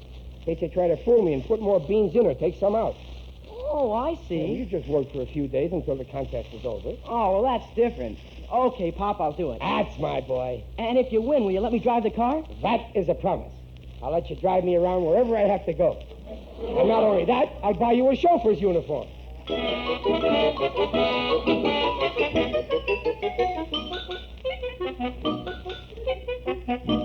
10, 11, 12, 13, 14, But, 15, Pop, I still don't get it. 16, 17, 18, 19, 20. Now, look, Junior, I bought this bowl, see? It's the exact same size as the one in the drugstore. And I filled it up full with the same kind of beans. Kidneys. Then I filled all my pockets with beans from the bowl, and wherever I go, I'm going to count these beans and keep counting, see? Oh, yeah, I see. And when the bowl is empty, you'll have the exact amount. Yeah, that's right. Now, don't interrupt me. 21, 22, 23, 24, 25. Gee, Pop, you're a cinch to win. Oh, sure. You just keep an eye on that bowl in the store so they don't monkey with it. 26. A double kidney.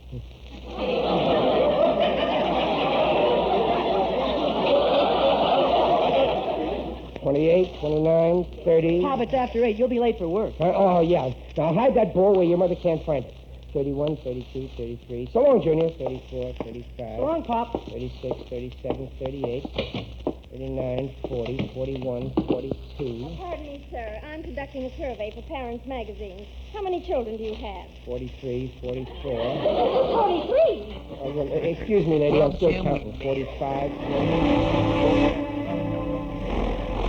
Children's children.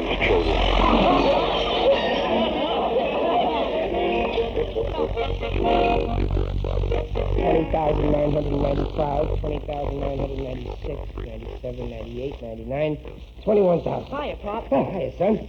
How's things at the drugstore today? Any changes in their beans? Oh, no, it's on the level. Nobody's touched the bowl. Oh, fine. I'm almost finished. I just got to count up this batch of beans in my pockets and a few hundred beans in the bowl, and I'm all set. Isn't it your night for lodge meeting? Yeah, I'm just leaving. So long, Sonny. 21,001, 21,002. So long, Pop. 21,003, 21,004, 21,005, 21,006.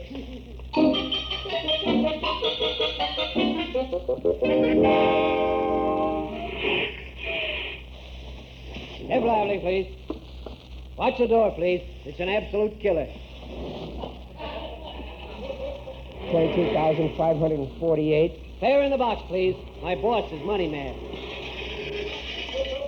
Pardon me, sir. I know it's very silly of us, but this company does not accept beans as legal tender. Now put a dime in a box. Oh, yeah. Move to the rear. Plenty of seats in the rear. 22,549, excuse me. 22,550. Pardon me, madam. 22,551. Yeah, that's right, Harry. I just put it in escrow today. It's the third income property I bought this month. 22,552. What'd you pay for it, Frank? $67,500. 67,501. 67,502. I don't know, Frank. That's pretty steep. I could sell it tomorrow for $75,000. 75,001. 75,002. Cantwell Street, named after Cecil Cantwell, an absolute unknown. Is this the 200 block driver? 75,003. What number are you looking for, madam? 212. Get off here, lady. 213. 214. 215. Step lively. Hold it, driver. I made it. 216. Oh, hiya, Gillis. Oh, hi, Ronnie. You still counting them beans? Yeah, it's my 5th day. Almost finished. 17, 18, 19, 20. I'm finished. At last. What a job counting that big bowl of beans. Over 30 pounds. Never thought you'd make it, kid. Well, how many beans in the bowl? 221. 221 in that big bowl? Go on, you're full of beans. Wait a minute. There's something wrong. It must be 2,020. Or maybe 200,000. No, that can't be. A minute ago it was only 67. Or was it 75,000? 67. Escrow. 220. Oh, what a revolting development this is.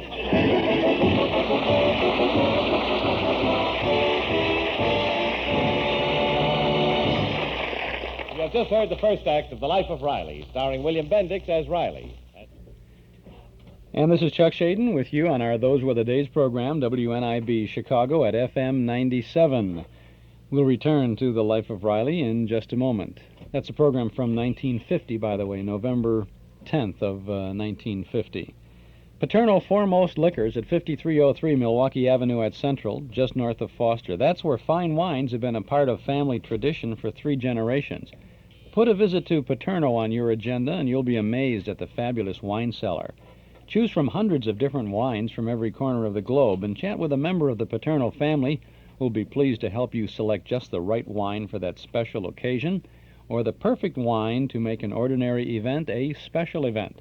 Paterno Foremost Liquors, Chicagoland's one-stop beverage mart for imported and domestic wines, beers, cordials, soft drinks, whatever. Visit the wonderful world of Paterno, Monday through Saturday from 9 in the morning till 10 at night, Sunday from noon to 6. Paterno Foremost Liquors, 5303 Milwaukee Avenue at Central, just north of Foster. Now it's time for us to return to The Life of Riley.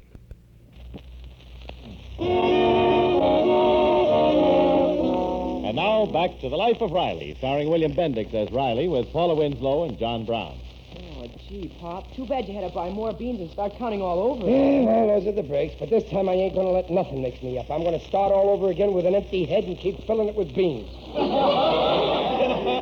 The bowl's almost full enough now. Yeah, just one more sack. Ah, she's full right to the top.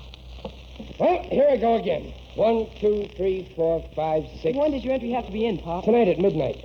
But the Lockharts are coming to dinner tonight. Yeah, I know. I ain't got much time, so don't interrupt me. Now, where was I? 6. Oh, 7, 8, 9, 10, 11, 12, 13. Oh, I'll get it. Hello? Oh, he's busy. Can I take the message? Oh, that's terrible. Yeah, I'll tell him. Pop, your lodge is on fire. What? Well, I gotta get down there. Here, hide the bowl of beans. I remember where I stopped, 25. Okay. And tell your mother I may be late for dinner. But the Lockharts... Well, I can't help that. Which would you rather have in our garage, a long new Hudson or them short, fat Lockharts?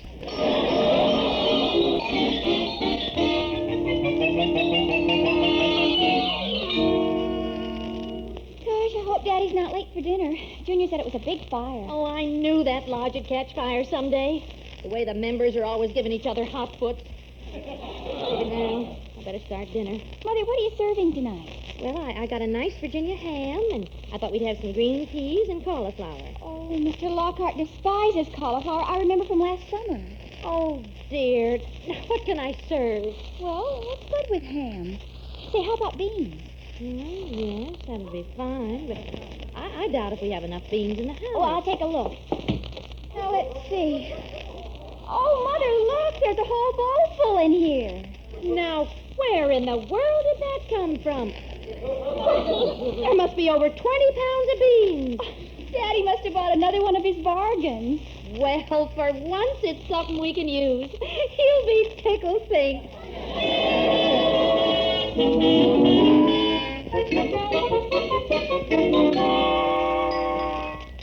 Here, Babsy, take the beans to the table. All right, Mother.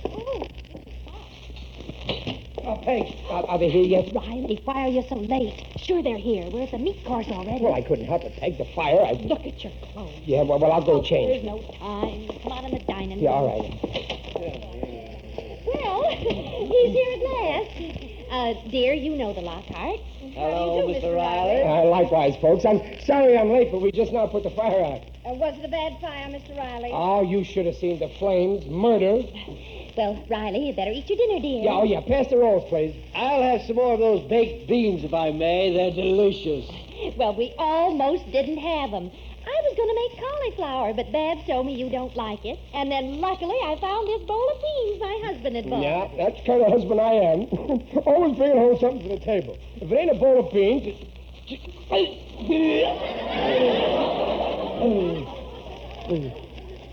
Are these beans my beans?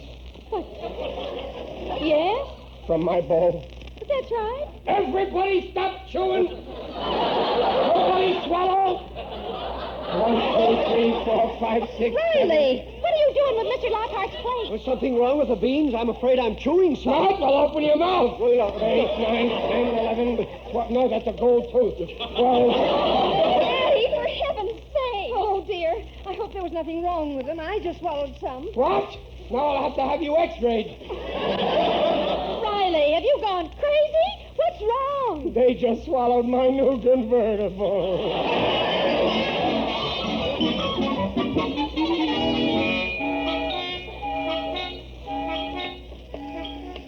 63, 64, 65. Oh, gee, it's 11 o'clock already. Oh, I've just got to make the deadline. In that case, I'm rooting for you. Who's that? It is I, Digby Odell, the friendly undertaker. I've been following you for 2 blocks. Oh, I didn't see you, Digger. You walk very quickly, but I always catch up with people in the end. Pray tell me, what are you doing out in the black of night with that bowl of beans? Oh, that's for the contest that I'm in. Ah, yes, at the drugstore. Yeah. I adore contests. I'm in the annual one sponsored by the UEPBBJ. UEPBBJ? The Undertakers, Embalmers, and Pallbearers Bodybuilding Jamboree. Last year I took first prize for weightlifting, but I lost the obstacle race. First time in my life I couldn't get out of a ditch. Yeah, well, it looks like I ain't going to win either. I had a system, but then I got all mixed up and I couldn't remember what the number was. Oh, you should have let me help you. I always keep my figures straight. Then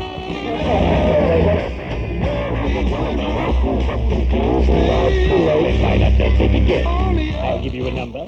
73541. So why? Is that your lucky number? It's the license on my business vehicle. Use that number and you're bound to cash in. No, I'm going to count them. Then I will assist you. Oh, well, that's swell, Digger, but we can't go to my house. There's people there, and they'll disturb us. Come to my place. There are people there, too, but they won't disturb us. Well, hurry up, man. We'd better be shoveling off.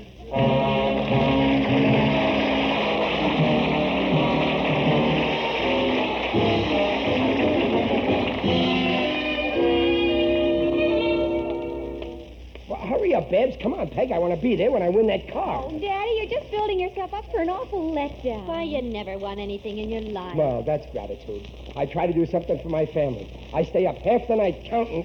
Hey, look, there's the car. They moved it outside. Oh, my, look at the front. Yeah, come on, let's get up closer. Oh, it's gorgeous. Maroon, my favorite color. Yeah. Hey, look at those kids. Hey, you kids, get away from my car. You haven't won it yet. Well, Attention, folks. Oh, that's Mr. Roberts, the store manager. The judges have just checked the entries, and we're now ready to announce the winner.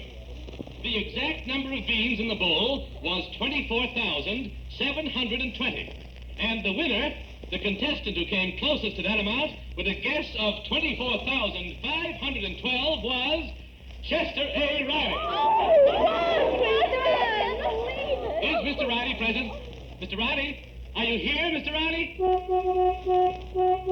Yes, here I am, in my car.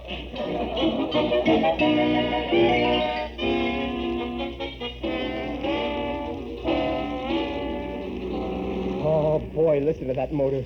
How's it riding back, Peg? Oh, wonderful. Daddy is just super. Handles well, eh, Mr. Riley? Oh, terrific, Mr. Roberts. I never drove a car like this. I can't thank you and your company enough. To think that just an hour ago I was only a common pedestrian, and now... Look out, Daddy! Out of my way, you common pedestrian!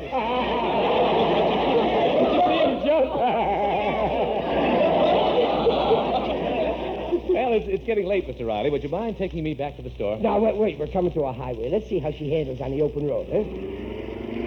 Oh, boy, this is living, eh, Dumpling? Oh, wonderful, dear. Oh, it's too bad Junior isn't here. Well, you know my boy, Mr. Roberts. No, I don't believe I've had the pleasure. Well, you must know him. He works in your store. Your son is an employee of my store? Yep. Mr. Riley, would you mind pulling over to the curb? Oh, sure thing. Now, may I have that pink slip I gave you? Oh, sure thing. Yes. And the white slip? Sure thing. And now, may I have the keys? Help yourself. And now, Mr. Riley, please move over. I'm driving the car back. Oh, no, I'm sorry, Mr. Roberts, but I can't do that. You know how it is, new I car. hate to say this, Mr. Riley, but you can't have this car. Come again, Mr. Roberts. But, Mr. Roberts, what do you mean? Your son works in my store. And if you'd read the rules, you'd have known that no employee or relatives of employees are eligible for this contest. So, I'm afraid... No, it can't be. No, you can't do this to me. I'm sorry. He's your son. Well, I'll disown him. Now, Mr. Riley. Well, he ain't really my son. He's my wife's son. I'm only his father. Well, it makes no difference as long as she's your wife. Well, I'll divorce her. No, you ain't getting this car. Now, let's be reasonable, Mr. No, Riley. sir, you'll have to fight me for it. Now, you take your hands off that wheel or I'll... Riley, don't!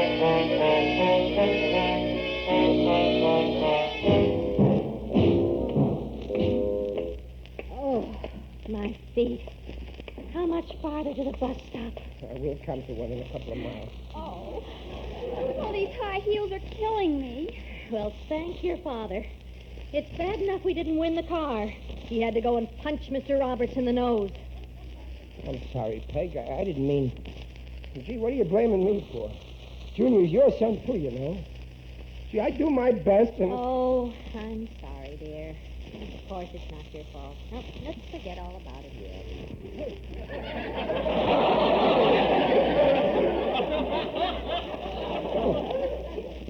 You'd think one of these cars would have to beat those car owners. They're a mean bunch.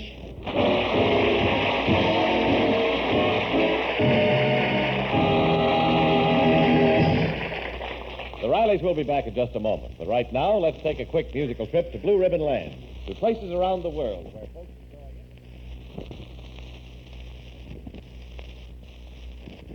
Oh, we must to walk 10 miles. Oh, my poor dogs. If you ever enter another contest, Hey, Ellis. Hey, Riley, it looks like... Going my way. Hello, Digger. Oh, Mr. Odell, I'm so glad it's you. Can you give us a lift? It'll be a pleasure. Slide in. Oh, thanks, Digger. Go on, get in, Babs. Get in, Peg. Oh, dear, it's kind of crowded in here. I'm afraid there isn't room for you, Riley. Oh, Digger, you gotta make room. I can't walk. I'm dead. In that case, hop in the back. It's a losing fight.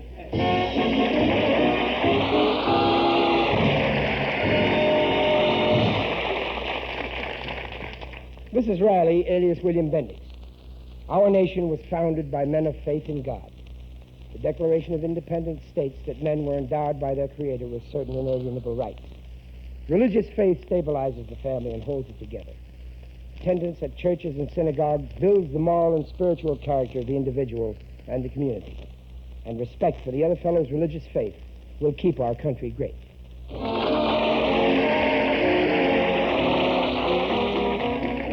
Riley. Yes, Mr. Wallington, what do you have? Pabst Blue Ribbon. Well, swell, I'll go get some for you. Oh, fine, but wait a minute. I really had something I wanted to ask you, Riley. Well, okay, Mr. Wallington, what do you have? Pabst Blue Ribbon. Well, that's where I came in. What do you have? Pabst Blue Ribbon. That's what we'll have, Pabst Blue Ribbon. That's the life of Riley from November 10th of 1950. William Bendix as Riley with Paula Winslow, John Brown, Howard Petrie, Barbara Eiler, Bobby Ellis, the whole gang there. It was one of those shows that did make a nice, easy transition to television in the later 1950s. When Riley, which was a big success on radio in the middle 40s and the early 50s, first went to television, in 1949, it was seen on the Dumont television network, and as we've said many times, Jackie Gleason played Chester Riley on the show, and Peg was Rosemary DeCamp.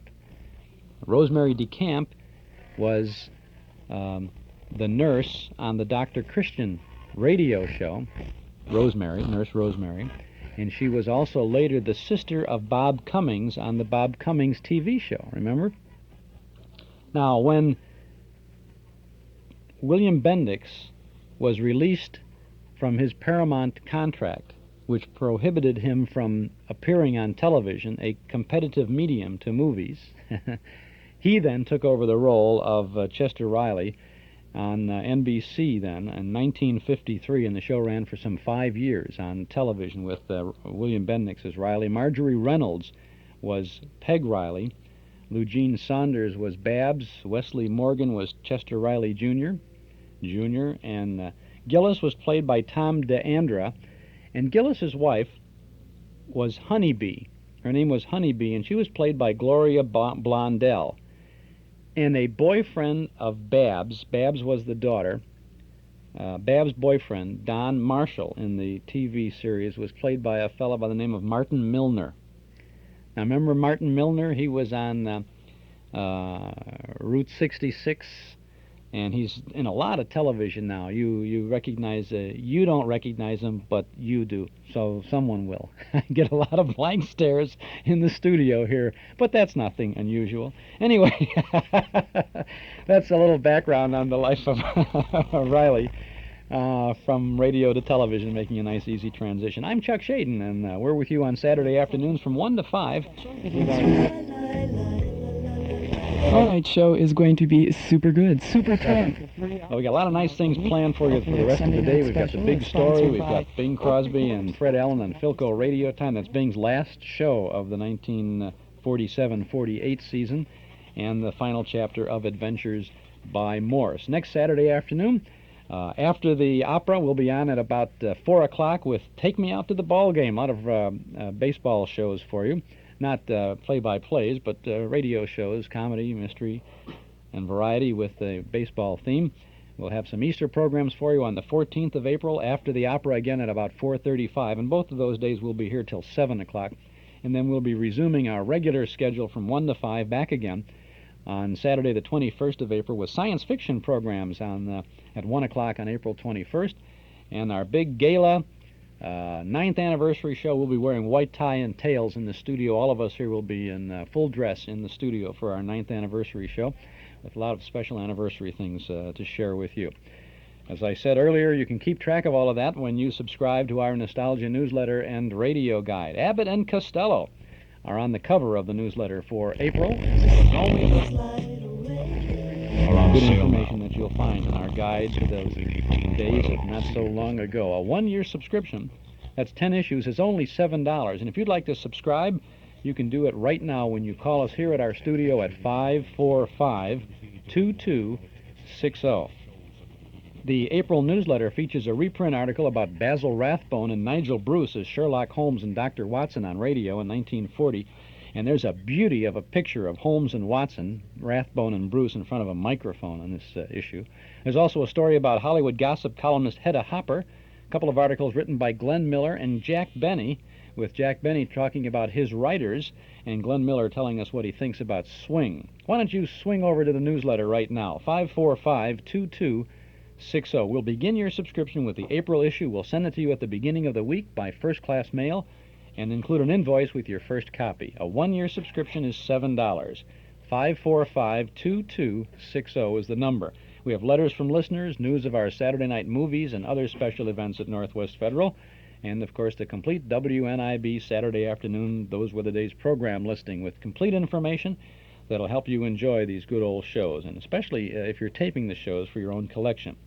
We give you the list of vintage shows in the order that we play them, along with the original dates of broadcast, stars, and cast members. There's a line about the content of the show, network and sponsor ID, even the names of each segment that we present.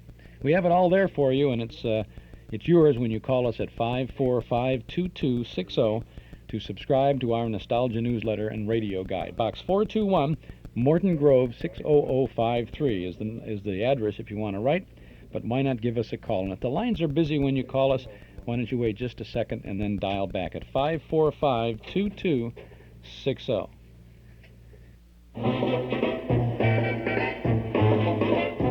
You'll find a generous helping of memories from and about the good old days at our Metro Golden Memory Shop, 5941 West Irving Park Road, just east of Austin. Come on in and browse for a while. You'll find a complete selection of big band, personality, and soundtrack recording, as well as hundreds of the great old-time radio shows on cassette, 8-track tape, and LP records. You'll find books and magazines about the golden age of radio, the early days of television, the fabulous movies, and the stars of yesteryear. There's an amazing selection of memorabilia, giant one-sheet movie posters, theater lobby cards, Riverview memories, movie stills, magazines, lots more. Visit Metro Golden Memories at 5941 West Irving Park Road, just east of Austin. We're open 7 days a week, Monday through Friday from 11 till 5, Saturday from 11 till 7:30, and Sundays from noon to 5. Come on in, see all the goodies at good old Metro Golden Memories, 5941 West Irving Park Road in Chicago.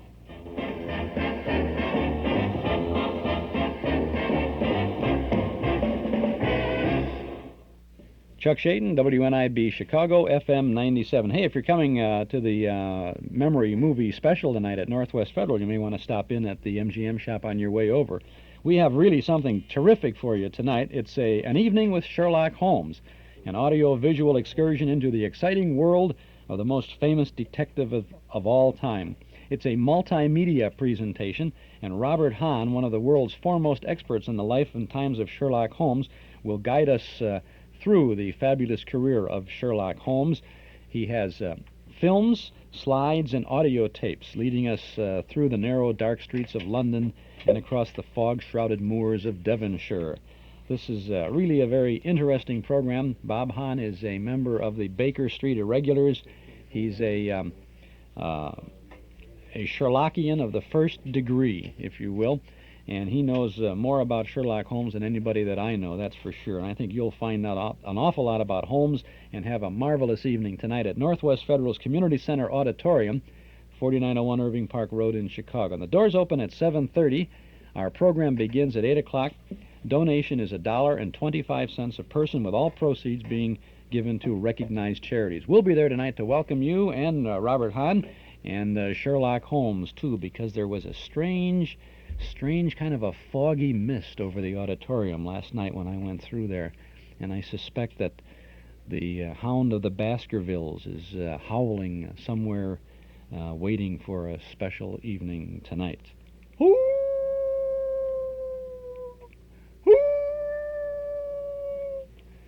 Could be a Carlton E. Morse adventure, too, couldn't it? I scared myself. That's that's Junior, the mean little kid. He would always do it. I scared myself. Let's entertain ourselves now as we get off this silly streak and go back to December 15th of 1947. Pell Mell cigarettes sponsored the big story. We have these cigarette commercials in here for historical reference, as usual, and it's a good program, too. This is the story of the assistant city editor of the Hartford Daily Courant. Let's go back for the case of the final curtain on the big story. Pall Mall Famous Cigarettes presents The Big Story. Morning, Mr. Wilson. Morning, ma'am. What'll it be today? I'd like a tube of toothpaste, Toothpaste, yeah. a jar of cold cream, Uh-huh. and a pound of arsenic. Arsenic? Yes. I'm afraid I'll have to ask you what it's for, ma'am. Why, surely. It's for rats.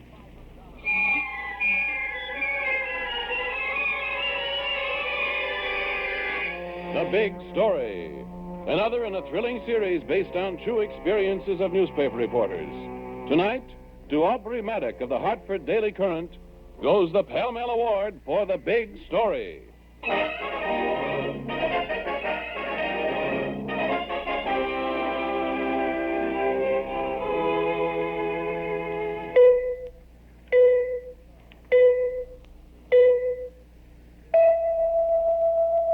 Four notes that are alike, and one that is outstanding.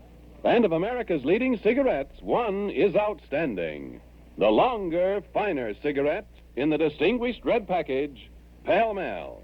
Ladies and gentlemen, have you noticed how many of your friends have changed to Pall Mall?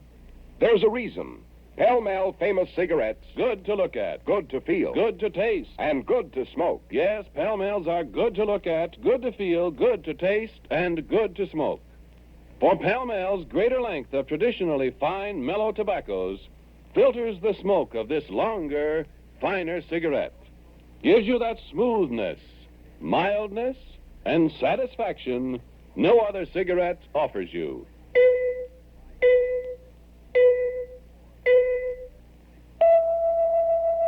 Four notes that are alike, and one that is outstanding. And of America's leading cigarettes, one is outstanding. Pall Mall Famous Cigarettes. Outstanding. And they are mild.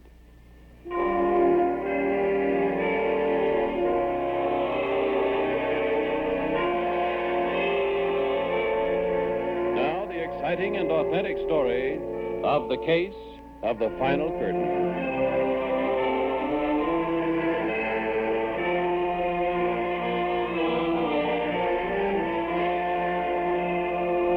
You are Aubrey Maddocks, assistant city editor of the Hartford Daily Courant. You're sitting at your desk one afternoon, idly tapping out a story and reflecting that things are pretty quiet around the offices of the Courant, when suddenly...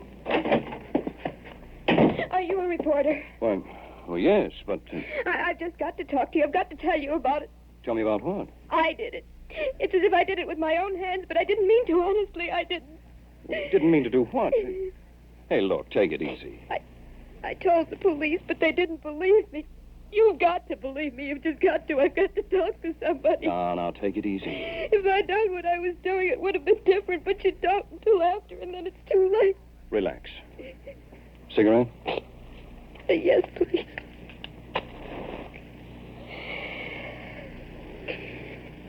Thanks. Better now? I guess so. Suppose you start from the beginning and tell me what's on your mind. Would you really listen? That's what I'm here for. I have a tiny apartment.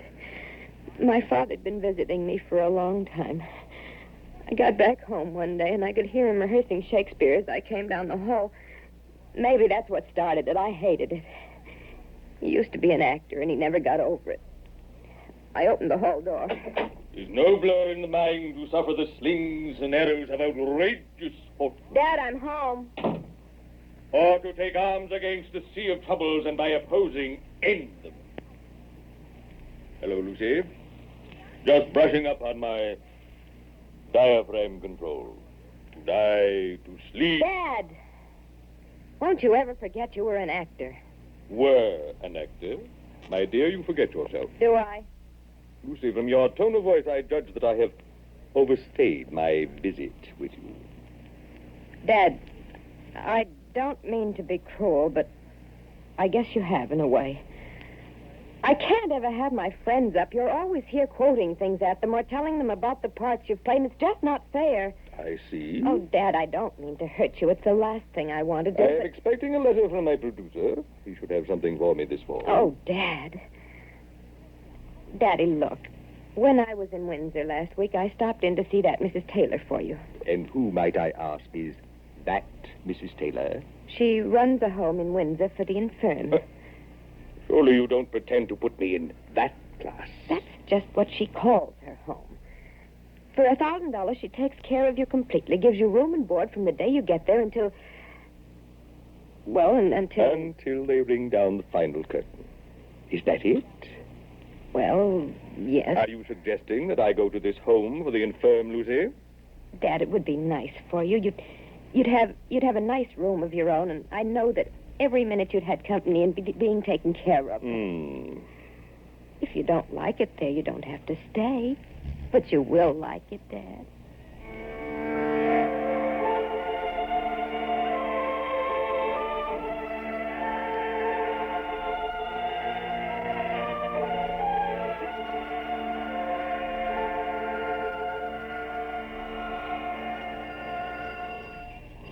So, this is Mrs. Taylor's establishment, is it? Yes. Now remember, Dad, please be charming to her. Lucy, I have played to packed crowds in a tent in Kansas. I have done my 40 weeks at the Empire Theater on Broadway. Presidents have watched me act. And you tell me I must captivate this elderly proprietress of a boarding establishment? Dad, please, here comes someone. Yes? Mrs. Taylor, I'm Lucy Wellington. Oh, of course. Then this must be your father. It is. Well, would you come in? Charming home you have here, Mrs. Taylor. Thank you. I hope you'll be happy here with us. Yes. Now, I suppose you'll want to say goodbye to your daughter, so I'll just leave you folks alone for a minute or two, and then I'll be back to get you settled. Thank you. Just make yourselves at home. Well, Dad? Lucy, Do you think you'll be happy here? don't worry about me. I want you to be happy, Dad. Lucy, I can be honest with myself at times. My life is over. I've taken all my bows and curtain calls. And I'm just sitting in an empty theater, waiting for my exit cue. This is as good a place as any to wait.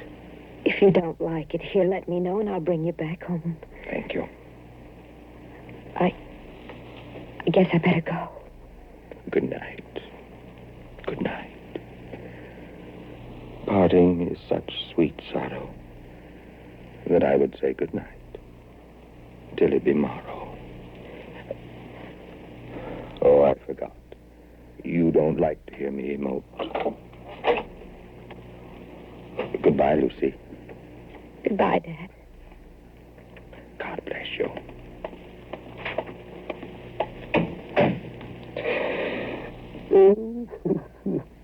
Gracious, Mr. Wellington, you startled me standing so still there by the door.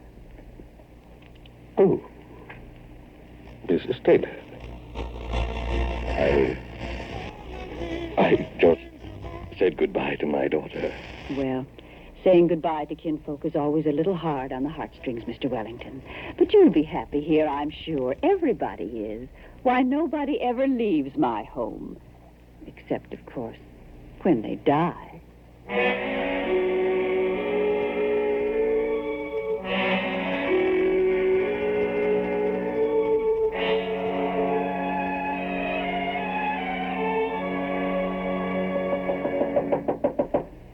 Mr. Wellington. Who is it? Me, Luke Briggs. I come for a game of cribbage. Come in, my friend. Thank you kindly. I see you got the cards out. Yes. It's just the thing to make the time pass. It doesn't seem as if I've been here at Mrs. Taylor's for almost 2 months, does it? Still like it here? Of course. Not looking so pert as you might. Just a little indigestion. I see. Mr. Wellington, you got to get out of here. What are you talking about? You paid your $1,000 in advance. You got to get out of here. What do you mean? Mrs. Drummond paid her $1,000 in advance. She died last night. They took her away just before sunup. Well, I'm sorry to And old hear. Pete Dawes paid his $1,000 in advance. He died last week. They took him away at midnight. Death comes to everyone, Luke. Not like it does in this house. When it's natural, it comes in its time, and it comes soft. Death don't care whether you pay $1,000 to Mrs. Taylor in advance or not. What are you driving at? I'm safe. I pay my room and board by the week. It's no profit to Mrs. Taylor for me to die early. But with them that pays in advance... Luke, you're crazy. Listen. Late at night, I can hear horses' hoofs coming clop, clop, clop up the dirt road. I can hear the creak of a wagon as they back it up against the porch, and footsteps carrying something heavy. I can hear that something heavy thud into the wagon, and then the horses' hoofs start up the road again, softer and softer, till there's nothing more to hear but the hoot owl. And then I know somebody else has died, and they're taking him away in the night. Luke, stop it. You're next on Mrs. Taylor's list, I'm telling you. What makes you say that? I've seen it happen. First, a special lemonade, or a particular pie made special for someone, and then a night of indigestion, and then I hear the horse's hoofs coming up the road again. Stop it, you fool! I'm sorry. I seem to be a little upset this evening. Suppose we leave our game until tomorrow night. If that's the way you want it. Yes. Yes, I'd like to lie down for a while. I think I'd like to go to sleep.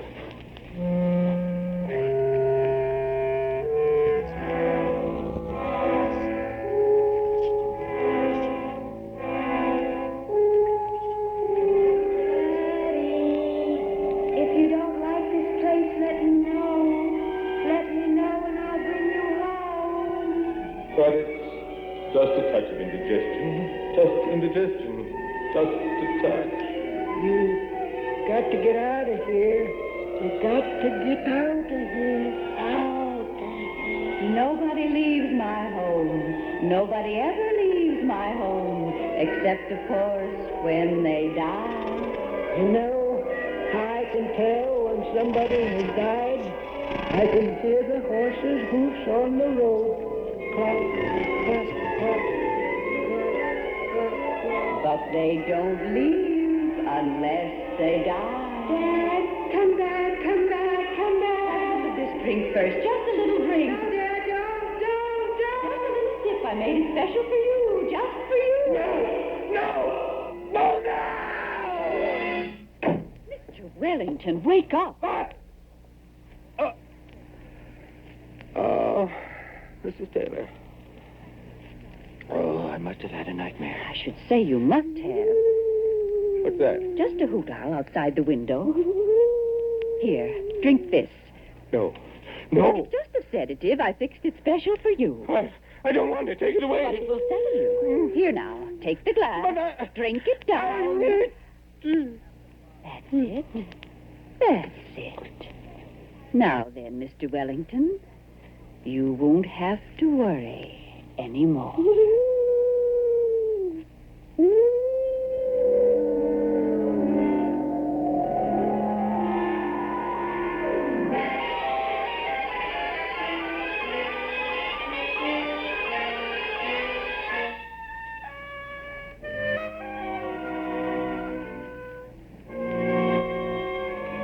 Wellington? This is Mrs. Taylor calling. I'm sorry to bother you this time of night, but it looks like you're... Oh, no need to come tonight. But I think you better come visit him tomorrow morning.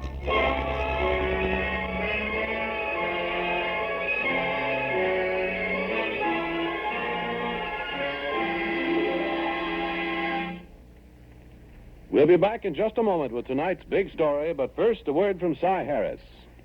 Ladies and gentlemen, have you noticed how many of your friends have changed to pell-mell?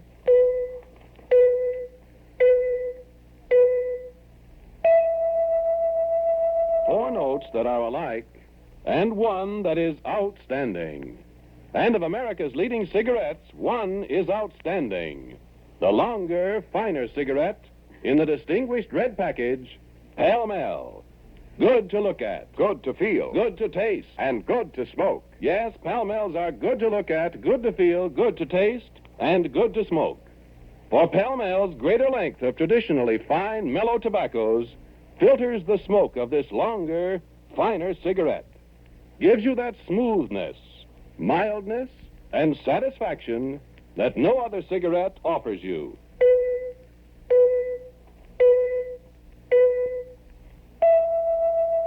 Four notes that are alike, and one that is outstanding. And of America's leading cigarettes, one is outstanding. Pall-Mall famous cigarettes. Outstanding. And they are mild. They had better notes there than NBC had, I think, in that business. That's the big story. Case of the Final Curtain, first half, from December 15th of 1947. Aubrey Maddocks, by the way, is played by Les Tremayne of First Nighter program fame. Chuck Shaden here. Those were the days. WNIB Chicago, FM 97. Martin Milner, to better describe him, was Pete Malloy, Officer Pete Malloy on Adam 12 on television. He was a partner in the Route 66 show with George Maharis. So now we can wipe off the blank expressions from the looks of our staff. We always, when we call them staff, we always have a little chuckle afterwards. And I don't mean the candies. Here's an invitation to all the young ladies to try something really comfortable for your feet. Grasshoppers by Uniroyal at the Paulmeyer Shoe Store, 2924 Central Street in Evanston.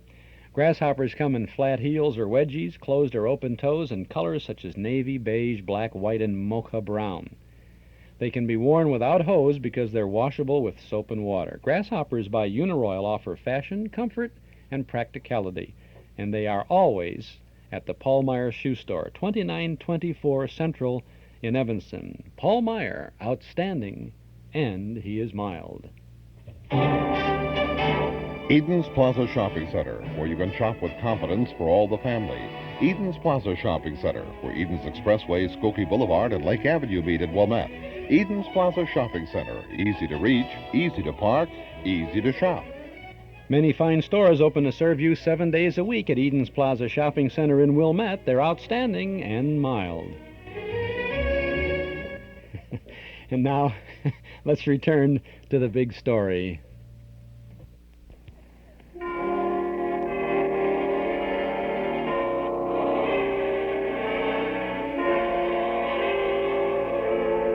Now we return you to our narrator, Bob Sloan, and tonight's big story. You, Aubrey Maddocks, assistant city editor, sit at your desk at the Hartford Daily Current and listen intently to the half-hysterical girl as she sobs out a weird and unbelievable story. Finally, she says... That's about the whole of it, Mr. Maddocks. When I got to the home the next morning, Dad was dead. He died just 10 minutes after Mrs. Taylor called me. What did she give as the cause of death? Gastric ulcers. But he was poisoned. He never had a sign of any kind of ulcer. He was poisoned by that horrible woman, and I made him go there. Now, let me ask you just one question, Miss Wellington. You've outlined a very complete story of just how your father died. How do you know all these things? The last time I saw Dad at the home, he was so frightened underneath. I should have known then. I should have taken him away then, but I didn't. Now he's dead. Well, that doesn't answer my question. You told me how he died. You even told me what he dreamed. How can you possibly know all this? Well, I don't actually know it, I suppose, but It could have been something like that. It must have been something like that. Mm-hmm. Well, if so, it's the biggest, hottest lead on a story I've ever gotten. But if not, it's the most malicious, evil piece of slander I've ever heard. And as a newspaper man, I guess it's up to me to find out which it is. What are you going to do? I'm going up to Windsor to take a look around.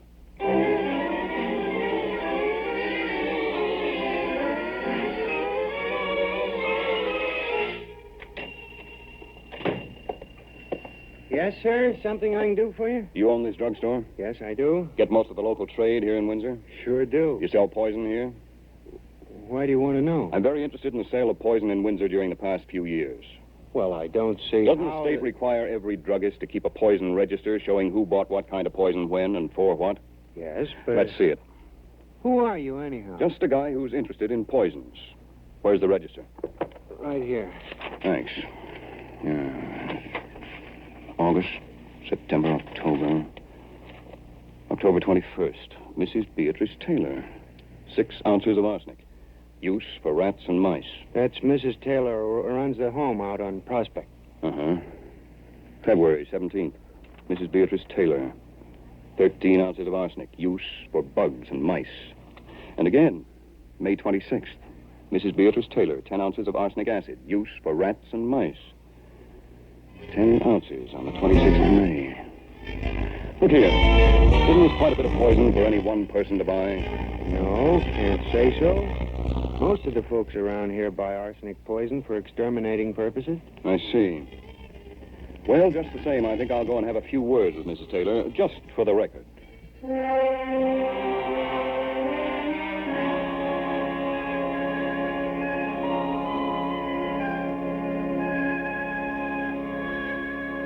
Mr. Maddox, I can't tell you how glad I am that you came. Why is that, Mrs. Taylor? Well, these rumors that one of my boarders was poisoned have naturally upset me. It's nonsense, of course, but still, talk like that hurts the reputation of a nursing home. Did you think of that when you bought the poison?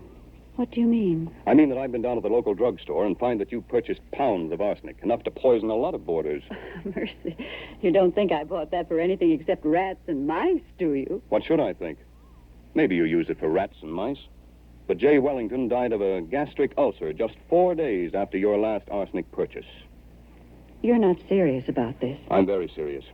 Mr. Maddox, we're both intelligent folks. We can look at this whole nonsensical story intelligently. Now, if you were setting out to poison somebody, would you buy the poison at a local drugstore? Would you buy it where everybody knows you by name and where everybody knows everybody else's business? Well... Of course not. You'd steal it or get it some underhanded way if you were going to use it for murder. Now, wouldn't you? I suppose so. Of course, I've only heard Miss Wellington's side of the story. And that poor child is half out of her mind with grief and guilt because she didn't get here in time to be with her father. That's so. The night harsh with him from time to time. That preys on her mind now that he's gone. I can understand how she feels, poor child. Lord knows I try to be forgiving. She's very bitter about you. Mr. Maddox, would you like to know why? Yes. All right, I'll tell you. She claims her father had $500 when he came to the home, and she thinks I've stolen it. Why? Because she can't find it with her father's things. Fighting over that poor soul's grave for money, too. Why, he didn't have a cent. And if he did, I'd never touch a thing that didn't belong to me. You're being very fair, Mrs. Taylor. Heaven knows I try to be. Although at times it does seem like I have more than my share of trouble. Well, I'm sorry to have added to it, Mrs. Taylor. Oh, that's quite all right, Mr. Maddox. Thank you for taking the bother to drop in here. Oh, it's no bother at all, ma'am. I have another visit to pay in Windsor anyhow.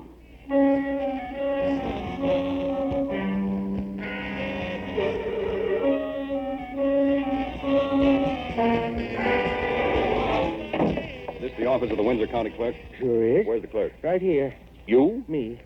Oh, I'm Aubrey Maddocks of the Hartford Daily Current. Say, I've been meaning to talk to one of you newspaper people. Oh, yeah? Well, look, Pop, Subscribed to your paper last February. Oh. Paid up full I was, too. Then come last April. I was away for, full 2 weeks and a bit. It seemed to me I ought to get my money back for those 2 weeks. Well, look, Pop, I'll take it up personally with the circulation manager, but right now... That's right, neighborly of you, young fellow. Like the paper fine, I do. Yeah, I'm glad to hear it. Look, Especially Pop... them farm articles you got. Good. And now, the look... recipes. My wife always looks for them recipes. Pop!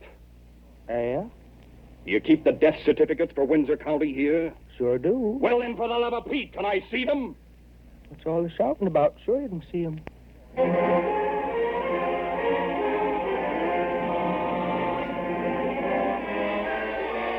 You thumb through the endless certificates, and just on a chance, you make notes of all the deaths that took place at Mrs. Taylor's home. Then you do a little extra checking, and what you find makes you sit up straight and whistle. What's up, young fella? My hair, Pop. Up on end. Hey? Sorry, no time for chit-chat now. Yeah, where are you going with them certificates? To the Hartford Chief of Police.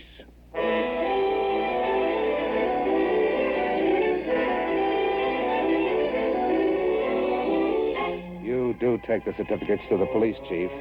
Later. But first you do a little checking with some of Mrs. Taylor's neighbors and former boarders. You visit the relatives of some of the deceased. And then, armed with explosive information, you take the death certificates and your big story to the Hartford Chief of Police. I didn't make too much of the arsenic purchases at first, Chief. Poison might have been for rats, in spite of J. Wellington's sudden death just 4 days after the last purchase. Could be coincidence, sure. Yeah, that's what I thought. Mrs. Taylor told a very convincing story, maybe a little too convincing. So just on a hunch, I dropped in at the county clerk's office and well, take a look at these statistics. What are they? The number of deaths at the Taylor home during the past 5 years. 48, huh?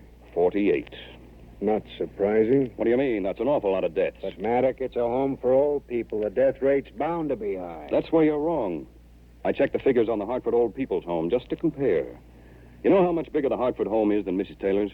About 5 times as big? 6 times as big. And yet the number of deaths is the same in both homes. 48 in 5 years. How about that? Doesn't look good. It isn't. And here's another interesting point.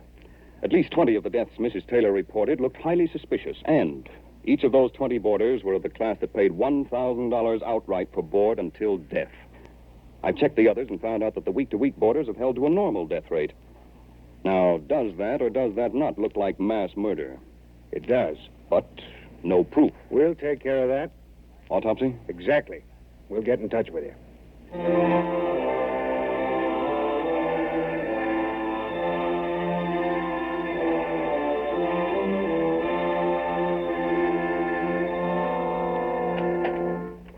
Why, Mr. Maddocks. Yes, Miss Taylor. And this is the Hartford Chief of Police with me. We'd like to ask you some questions. Why, surely. Come in. Thank you. If you'll just come into the parlor. I haven't dusted yet, but making a special dessert for one of my boarders. Sit down, won't you? Mrs. Taylor, the daughter of one of your deceased patients reported some suspicious facts about her father's death. Oh, you mean that Wellington girl again? What about it, Mrs. Taylor? Well, like I told Mr. Maddocks here, I'm anxious to clear up all these false rumors. So you just ask me any questions you want, and I'll do my best to answer them. All right, Mrs. Taylor. How do you account for the fact that you bought poison in large quantities? Like I said before, it was for rats and mice. What about the manner in which you removed human bodies from the home during the night? Miss Wellington and others have stated that bodies were gone before their relatives arrived here. Well, I like to get the body out of the house as soon as death occurs. It disturbs the other boarders. And why was it that the highest death rate was amongst those who paid you $1,000 outright for board? I can't imagine where you got such an idea. Why were bodies shipped secretly out of the county without a permit? Why did an autopsy on J. Wellington and another one of your boarders show that both died of poison and not natural causes? An autopsy? You did an autopsy? Come along, Mrs. Taylor. I have a warrant for your arrest. You can't prove anything. That girl talked too much, but you can't prove anything. You can't really know. I was too careful. I had an answer for everything. You'll see. I'll hang before I admit I did it. You're probably right, Mrs. Taylor. You'll hang.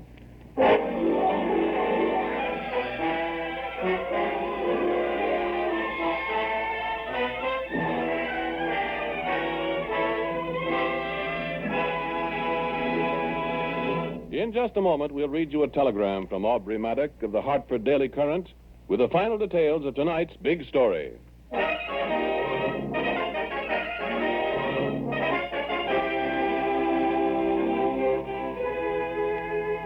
Pall Mall Famous Cigarettes. Good to look at. Good to feel. Good to taste. And good to smoke. Yes, Pall Malls are good to look at, good to feel, good to taste, and good to smoke.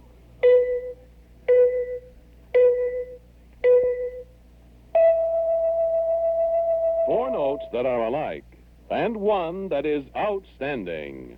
And of America's leading cigarettes, one is outstanding. The longer, finer cigarette in the distinguished red package. Pall Mall Famous Cigarettes. Outstanding. And they are mild.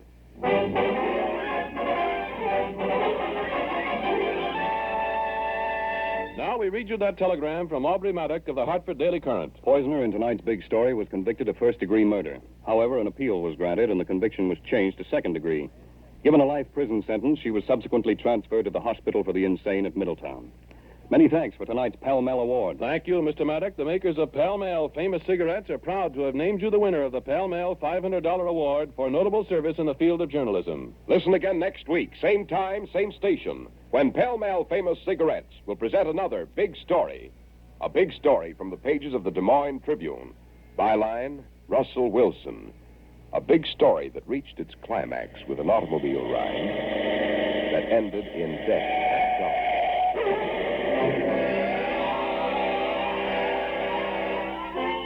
The Big Story is produced by Bernard J. Proctor and directed by Harry Ingram with music by Vladimir Zelinsky. Tonight's program was written by Gail Ingram. Your narrator was Bob Sloan, and Les Tremayne played the part of Aubrey Maddocks.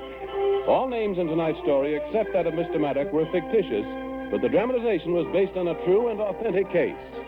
This is Ernest Chappell speaking for the makers of Pall Mall Famous Cigarettes and reminding you of the ideal Christmas gift. Pall Mall Famous Cigarettes in their special holiday carton.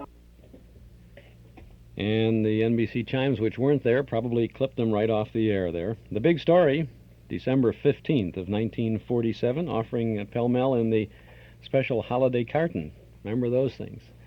This is Chuck Shaden with our Those Were the Days, every Saturday afternoon from 1 to 5 here on WNIB Chicago at FM 97. Next week and the week after, it's the Metropolitan Opera on our WNIB Those Were the Days station here, and we will be on following the opera until 7 o'clock. Next Saturday will be on about 4 o'clock and continue till 7, and the following Saturday will be on at about 4:35 and continue until 7 o'clock. Then it's back to our regular time on the 21st of April. If you love adventure, and if you've been enjoying our Adventures by Morse series, I think you will really enjoy our cassette tape of the month for March, because it's another Carlton E. Morse adventure. It's I Love a Mystery, the most classic of all the I Love a Mystery of Carlton E. Morse series, I Love a Mystery. Bury Your Dead, Arizona is the title of the sequence of shows, and it's complete, starring Russell Thorson, Jim Bowles, and Tony Randall with Mercedes McCambridge. It's the whole story, and it's all yours on a set of 3 cassette tapes for only $12 from the Hall Closet, Box 421, Morton Grove, 60053. Jack, Doc, and Reggie of the A1 Detective Agency are in Arizona for another exciting mystery thriller, and you'll love every minute of this 3-hour broadcast. Listen. You are Mr. Packard? That's right. You think, Mr. Packard, you could tell whether we are phonies if you could see us? Yes? Perhaps you'd like us to describe ourselves. Sure. We aren't doing anything in particular. Now, sir, describe yourself. Yes. I am very beautiful. I am very exotic. My hair and eyes are black as night, and my mouth is red. I am straight and lithe, and my body is so flexible I can stand straight and touch my forehead on my knees, or I can bend backwards and touch my head to the floor. I am built like a young boy, but my legs are nicer. I am so proud of my legs, and I dance as no other girl can dance. Ooh-wee and hot dog. You don't believe me? Well, sure, I believe you. Only pretty soon I'm going to wake up and take another drag on the opium pipe. It does sound a bit incongruous, doesn't it? Marcia hasn't begun to tell you her accomplishments. She says she's not Russian. She is not. She is from one of the states close to the Russian frontier. Does she sound phony? Well, you'll have to admit she's hard to believe. What about yourself? My hair is silver gray. I'm extremely fat and ugly man. I'm neatly dressed, but shabby. I'm a sensualist. but I have strong, fine hands. I'm a magician, yes, but I'm more than a magician. I'm a student of philosophy, of mysticism, of higher ethics. Are you a moral man? I'm neither moral nor immoral. I am unmoral. I say, Maestro, what do you mean you're a student of mysticism? You wouldn't believe me if I told you. Well, do you mind explaining? Yes, yes.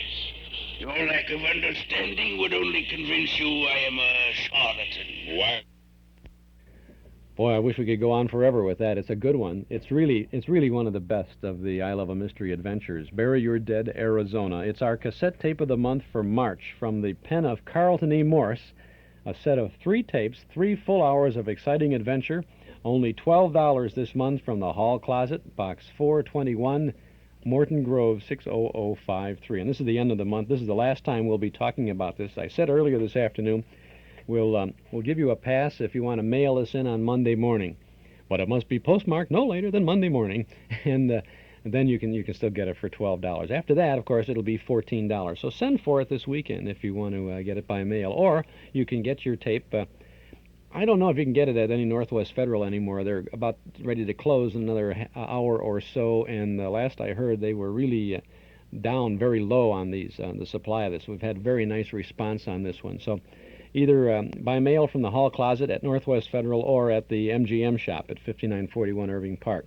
It's a cassette special for March. It's super. It's terrific. 3 tapes, The Complete Adventure, Bury Your Dead, Arizona, I Love a Mystery. $12 from the Hall Closet, Box 421, Morton Grove 60053.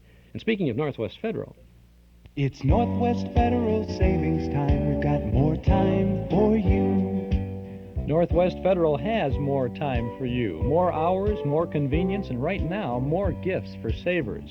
Choose from a terrific selection of quality Samsonite luggage at special low prices. Or pick a genuine leather Buxton accessory free or at greatly reduced prices.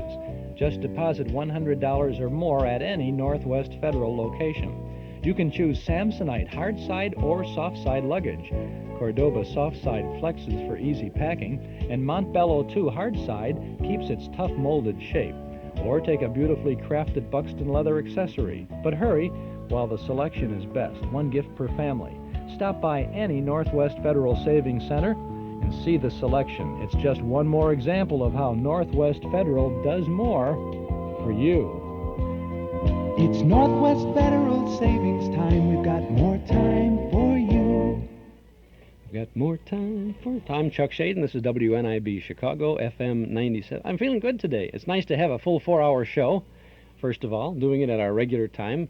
Although I have no problem being bumped by the longest running radio program in the history of radio, the Metropolitan Opera broadcast for the last couple of weeks and the next 2 weeks.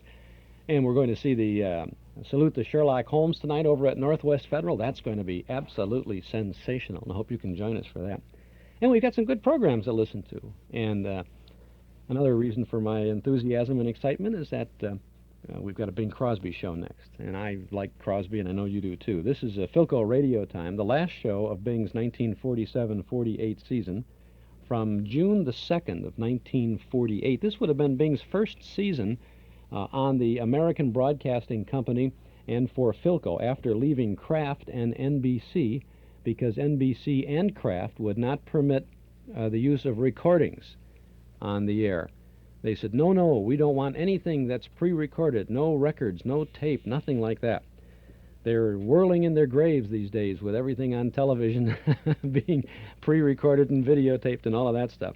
But this was a good show, and Fred Allen was Bing's guest, and so was violinist Joe Venuti, and cartoonist, the creator of Joe Palooka, Ham Fisher, was on this show. It's from New York, and let's have a good time listening to Philco Radio Time.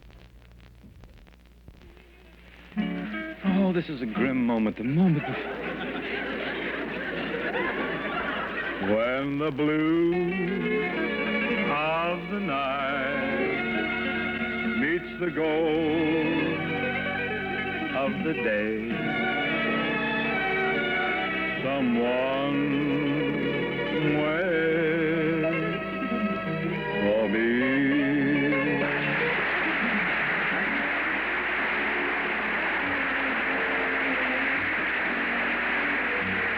is Ken Carpenter welcoming you to Philco Radio Time, produced and transcribed in New York City with John Scott Trotter and his orchestra, the Skylarks, and Bing's guests.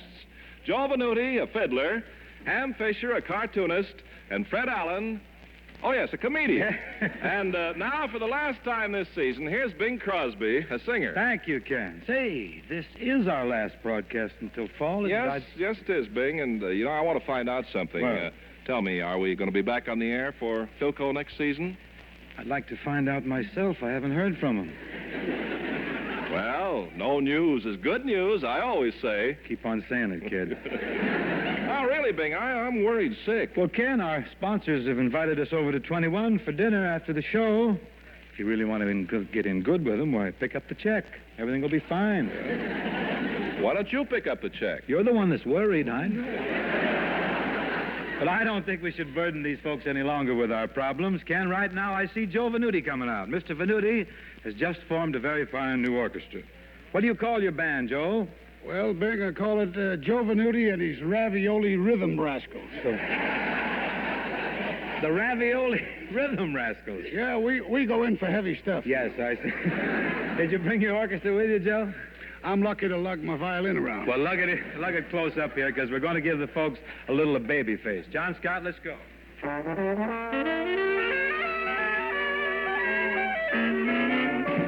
Baby face, you've got the cutest little baby face. There's not another one can take your place, my little baby face. My poor heart is jumping.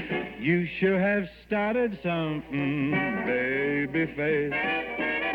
I'm up in heaven when I'm in your fond embrace. I didn't need a shove, 'cause I just fell in love with your pretty baby face.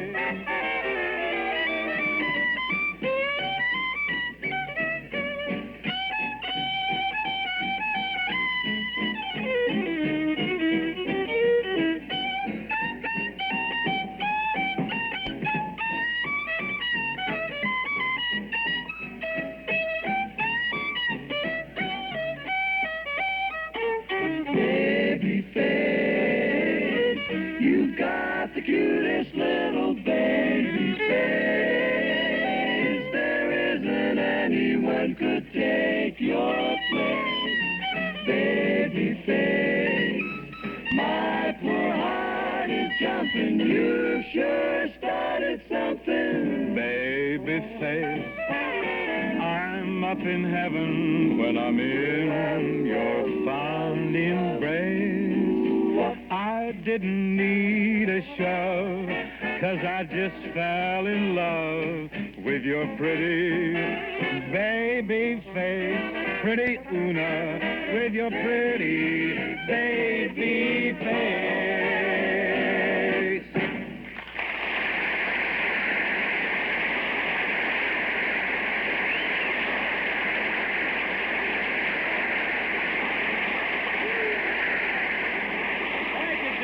Thanks very much for that very stylish assist, Joe Venuti. I wished I could go down to Evansville, Indiana, and catch your band act this week. Joe was really stroking it, wasn't he, Ken? Oh, yes, I guess so. You guess? What's the matter with you? Well, Bing, I feel low tonight. You know how sentimental I am. No. How sentimental are you? Oh, I'm very sentimental. You know that. Uh-huh. See, this is the last time this season I'll have a chance to talk about Philco radios. Oh, nonsense, Ken. If you love Philco so much, take a fistful of commercials, go out in your backyard, and read them all summer. You don't need a microphone or nothing. Just holler them out. Have fun. Live. Well, yeah, but who's going to pay me? Oh.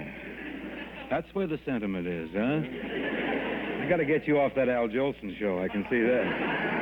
No, I'll tell you what, Bing. I'm so crazy about Philco radios, I'll talk about them all summer, whether I get paid or not. Isn't he sweet? Isn't I'll he do fun? it. Folks, if any of you are hankering for a good old Philco commercial during the hot weather, you just drop over to Carpenter's backyard. He may even come up with lemonade, sandwiches, and everything. Yes, and I'll start right now, Bing. My final Philco commercial is about the last word in gifts for graduations or June weddings. Philco's sensational new 602 Portable. This streamlined Philco portable graduated from the Philco laboratories with a diploma for powerhouse performance. Flip the switch and you've got any program on the air without a second's delay. Plays on trains and planes, at the beach, in the woods, on boats. And its long-life Philco battery gives you many more hours of playing at less cost per hour. Lemonade, sandwiches, No, think, please, not yet. Wait a while. Its sleek plastic cabinet makes the Philco 602 a real honeymoon special in your choice of 4 smart colors: ivory, tan, maroon, or blue-green. Give a gift with a lift to June graduates or June brides. A new portable radio from Philco, the leader.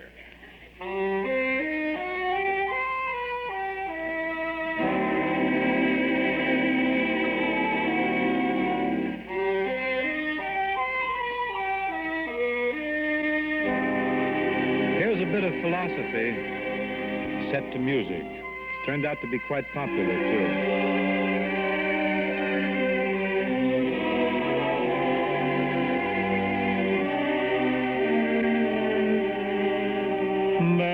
Was a boy, a very strange, enchanted boy. They say he wandered very far, over land and sea. A little shy and sad of eye, but very wise was he. And then one day, a magic day, he passed my way. And while we spoke of many things, fools and kings, this he said to me: the greatest thing you'll ever learn is just to love and be loved in return.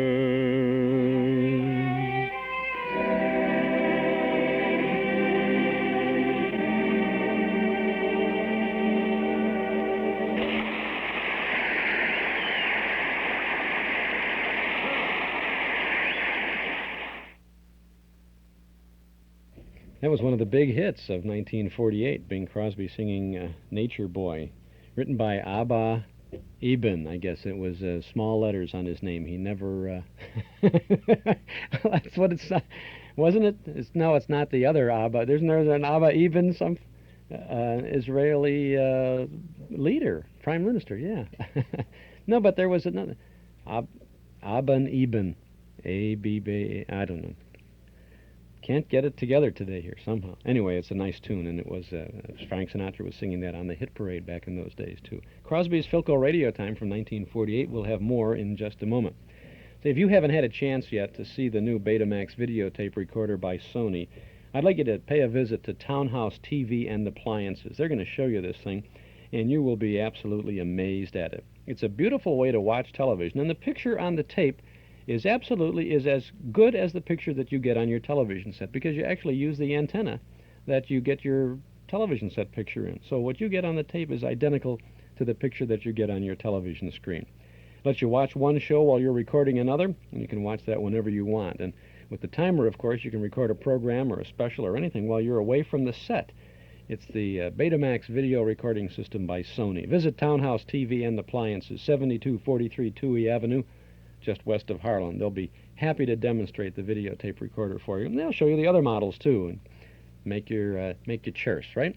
Townhouse TV and Appliances open Monday, Thursday, and Friday night till 9, Saturday until 5. Let's get back to Bing now and Philco Radio Time.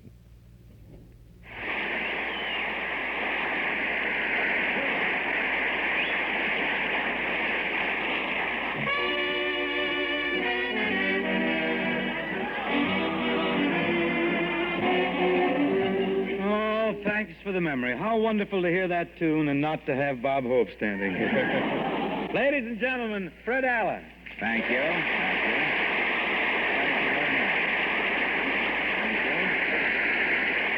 Well, good evening, Bing. Good evening, Fred. Say, that applause had a lot of life to it. Did you sense it as I walked on? It did, The Bill. electric quality. Bill. Did you have it transcribed out in sunny California for release here in the gloom of West 48th Street?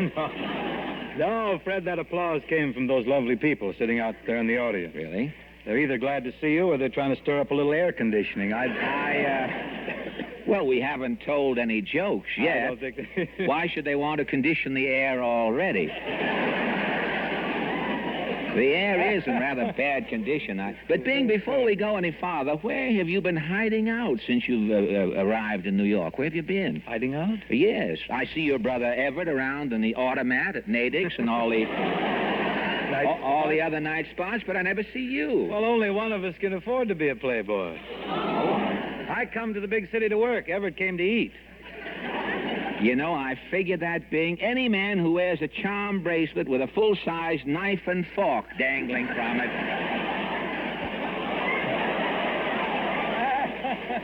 He means business. Oh, he's got dead aim. Dead aim. He is up to no good calories. I could...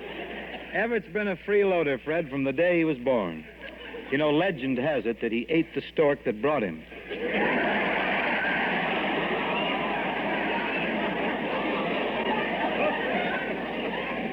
Well, I saw him in action down at Nino and Nella's the other night. Yeah, he goes down to Nino and Nella's for barbecued goat. Oh, really? Mm-hmm. Well, confidentially, Bing, he didn't stop with the goat. Nino is missing. Oh.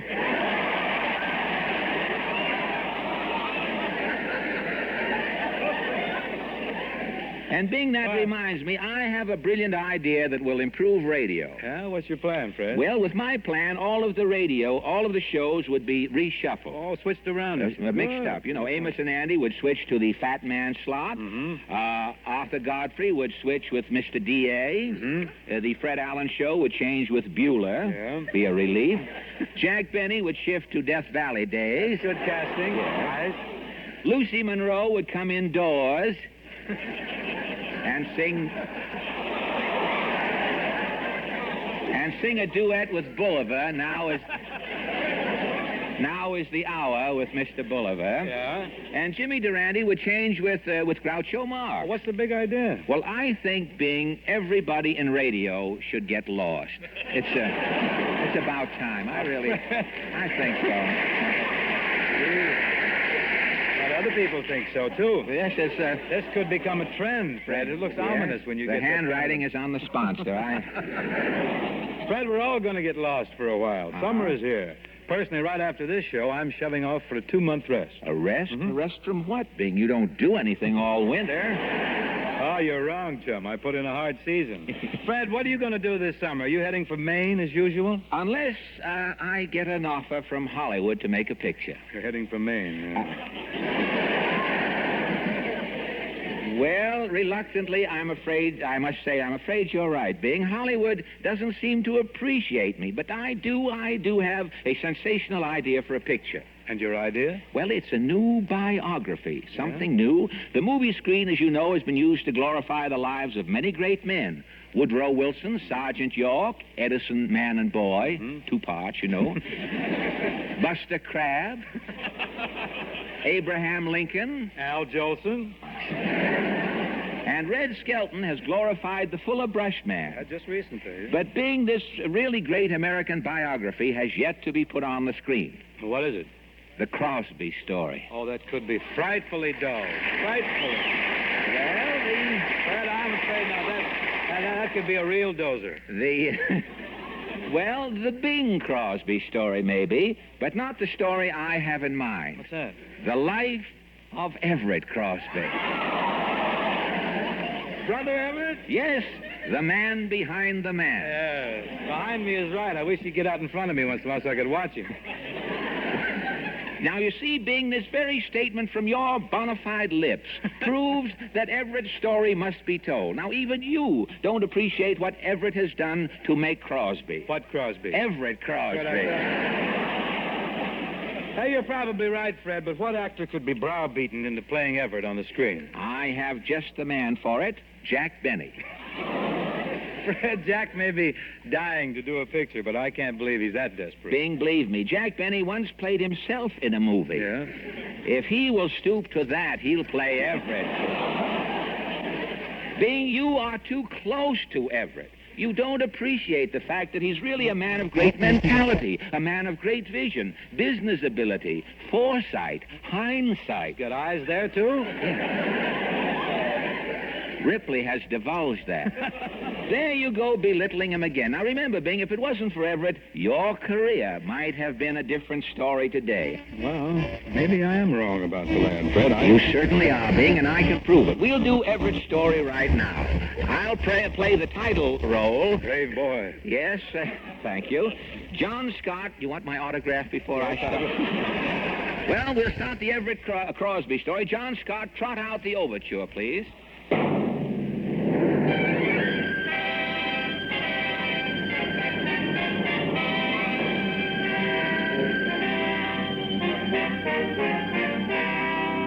Pickle Productions, if it's a pickle production, it's a dilly, presents Forever Everett, or The Man with the Eyes Back Yonder.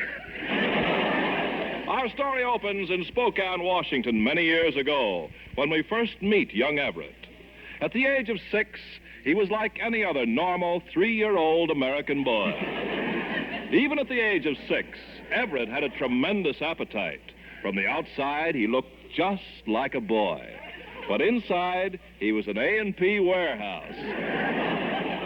My motto is, feed a cold and starve nothing. Everett was also a musical child. He could play a guitar, and he could sing.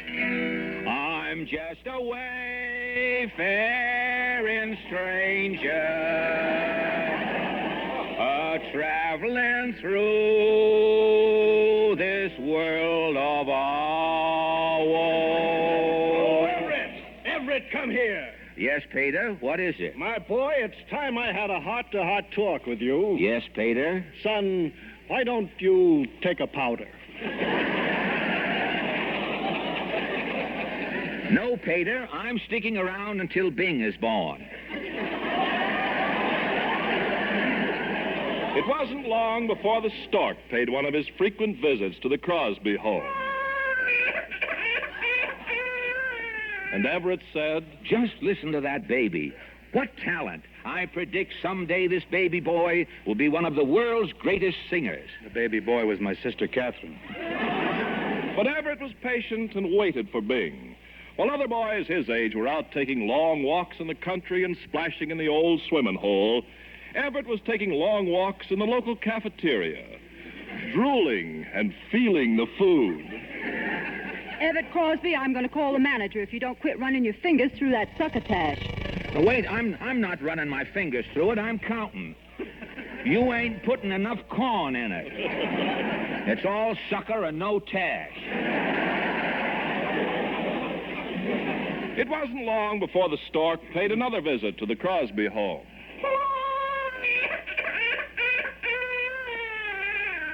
At last. Here I am, folks. Say you over there munching on the stork. Who are you? I'm your brother Everett. Bing, you need a manager. Here, sign this contract. Wait till I learn to write. Well, it's easy. Here, now take a hold of this pen, and I'll guide your hand. There we are. B-I-N-G. Isn't this fun? Yeah. Now, Bing, I better teach you to sing, too, you know, in case my pipes ever go bad. Gee, Whiz, Eb, I don't know if I want to be a singer. I'd rather be a lawyer or a doctor. To be a lawyer or a doctor, you need brains. Remember, Bing, you are a Crosby. Oh, yeah. As time passed, Bing's voice improved, and he got a job singing for his supper, which Everett ate. We find them now discussing a trip to Hollywood, which in those days was just Metro and Goldwyn. The town was so small it had no mayor. I tell you, Bing. I tell you again, Bing, this is the big chance we've been waiting for. Now, there's a place in Los Angeles called the Coconut Grove. That means work. Are we going to sing there? No, we're going to pick coconuts.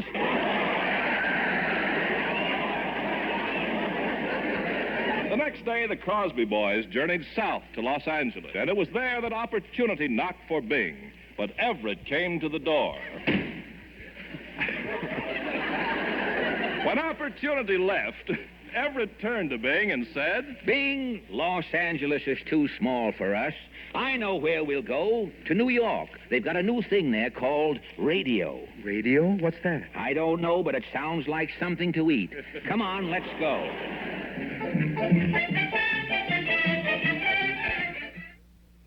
This is delicious stuff, isn't it? All this radio business on here with Fred Allen and Bing Crosby. Good stuff. We'll get back to that in just a little bit. By the way, I can tell you exactly who wrote Nature Boy.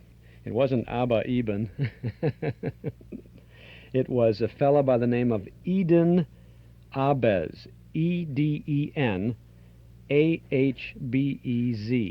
And he always insisted that his name be spelled with lowercase letters. And in the 40s, as someone reminded me when they just called about it too, they said that he was kind of a hippie type then. He was an early hippie, if you will, in the 40s. That's pretty early for being a hippie.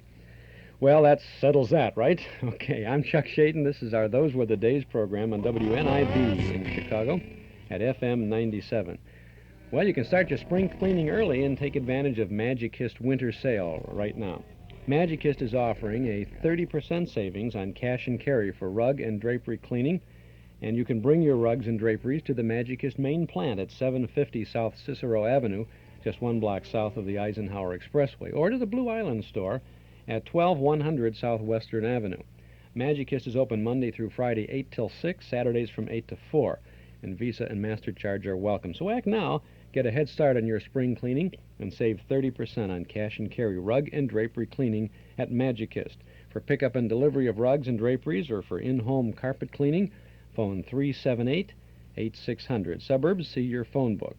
When placing your order, ask about 2 free tickets to theater or special events. Before we return to Bing and Fred, I want to remind you about our custom cassette tape recording service. If you hear something on the air that you would like to have in your own collection and you fail to make a recording of it off the air, we would be pleased to make a custom cassette recording of it for you on top quality tape using the broadcast master. Let us know the show that you want, the date that we broadcast it, and any other information you can give us about the program itself, the date of the show, the title of a story, or whatever it happens to be. Give us all that information, and we'll be pleased to accommodate you. The fee for this service is $6.50 per half-hour program, and you can send that amount with all the information that you have about the show you want to the Hall Closet, Box 421, Morton Grove, 60053. If you need any more information about this, just give us a call here at the studio at 545-2260. Now, let's get back to Philco Radio time.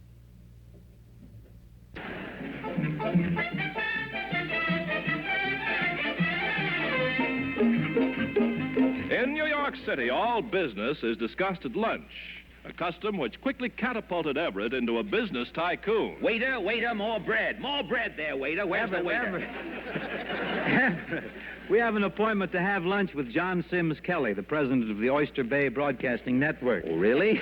You'll be finished lunch before he gets here. Is there an hour in this month? Can we take it? Don't worry.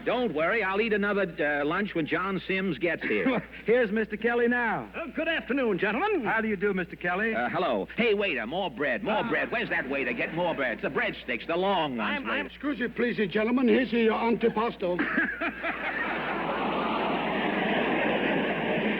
And now, here's the contract. Just a minute. Hold that contract. What's this? 1 anchovy on an antipasto? Why, even Noah's Ark had 2 anchovies on it. I'm going out and see that chef. I'm a big businessman. I won't stand for this.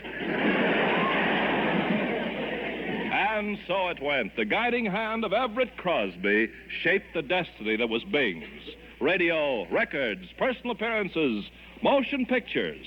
No one in show business will ever forget one historic movie conference in the Brown Derby restaurant in Hollywood between the Crosby brothers and a famous director. Bing, me boy, this idea I've got for you is one of the most sensational things that ever popped into me brain. I tell you, it'll make a wonderful motion picture. I'm calling it Going My Way. Hey, Flannel Mouth. What was your name again? McCary. Never heard. McCary. Never heard of it. Never heard of either of you. Pass the bread. Pass the bread. Pass the bread, somebody. Waiter, get me another Coke. Coke, yes. Got a Coke with the yes. bread. The bread is at every conference, Everett was there. Right today in New York City, the center of the television industry, Everett is at Bing's side. Ev, Mr. Carmine of Philco wants to see us and discuss a television show. Call up and tell him to meet us at Howard Johnson's for a hamburger. Hamburger, nothing. I'm hungry. Let him meet us at the King of the Sea. I want a whale burger. Thus it has been, and thus it will always be, as the brothers Crosby go down through the ages. But Bing lives in mortal fear that one day, when he's old and gray, he'll have to turn to Everett and say, Ev, I'm an old man. I'm going to have to stop singing. You double-crosser. You old tottering double-crosser. You quavering double-crosser. Triple cross. You do, and I'll have my revenge. Bing Crosby, you stop singing, and as sure as my name is Everett Crosby, I'll stop eating. No, not yes. No. Yes.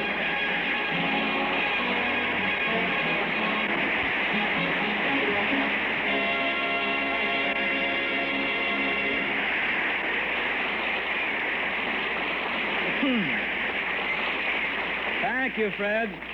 Thanks very much. And now, while we await word from Everett's lawyers... Well, don't worry, Bing. It's all very happy stuff tonight. And, P.S., how jumpy can you get?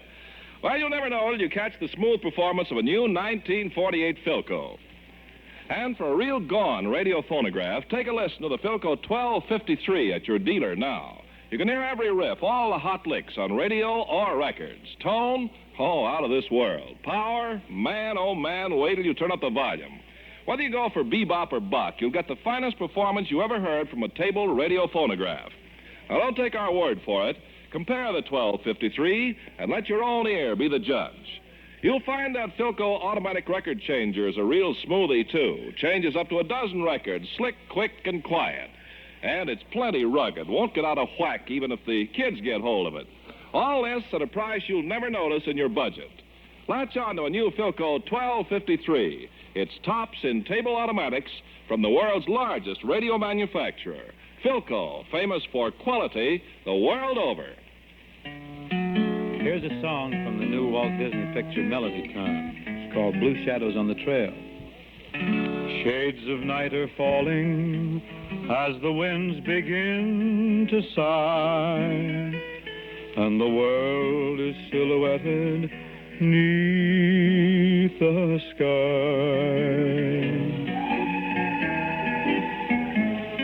Blue shadows on the trail,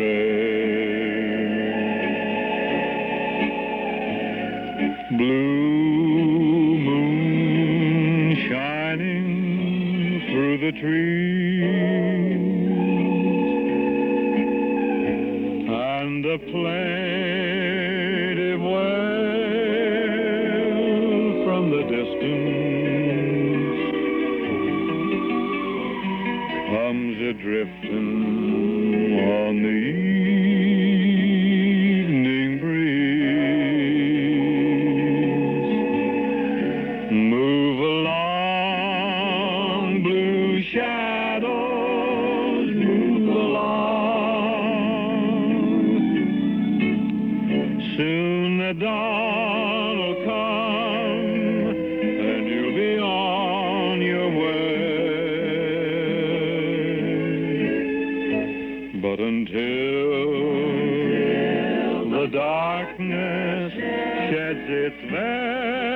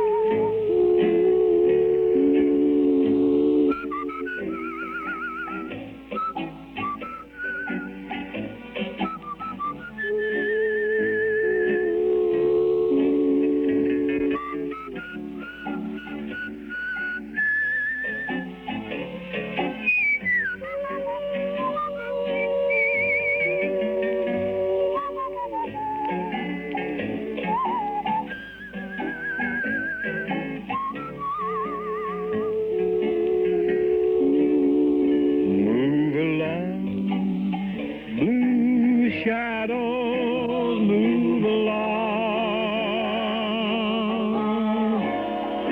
Soon the dawn will come, and you'll be on your way. But until the darkness sheds its veil, there'll be blue shadows on the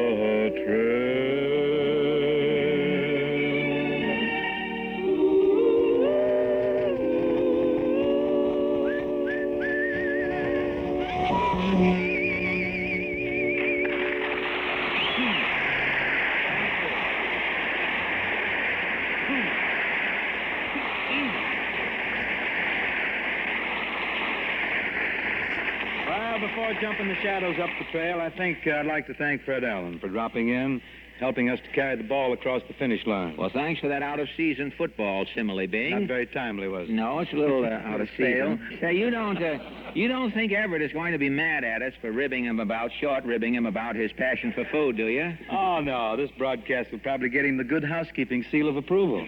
Say, that's right. You know, he may become the first individual to be recommended by Duncan Hines. Certainly. People will point at him on the roadway as Duncan Hines recommends this boy. Well, it's Follow him and get the groceries. Yes, he's got him on him. And say, it's getting late, Bing. I thought you said Ham Fisher, the cartoonist, was going to be on the show.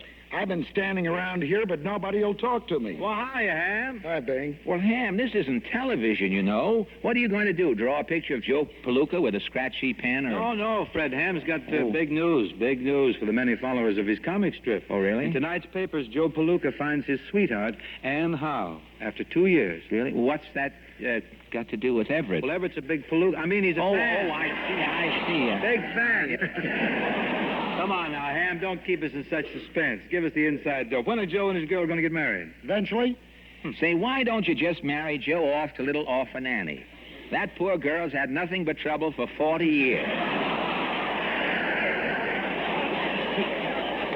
Well, Ham, really, before you go, I want to tell you we all think you're doing a grand job.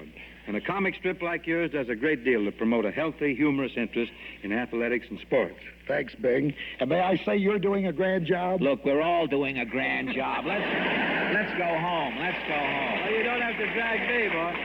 Good night, Ham. Good night, Fred. Good night, Bing. Folks. And thanks very much. You've been a very indulgent audience all season. We certainly appreciate it. Good night, and thank you very much.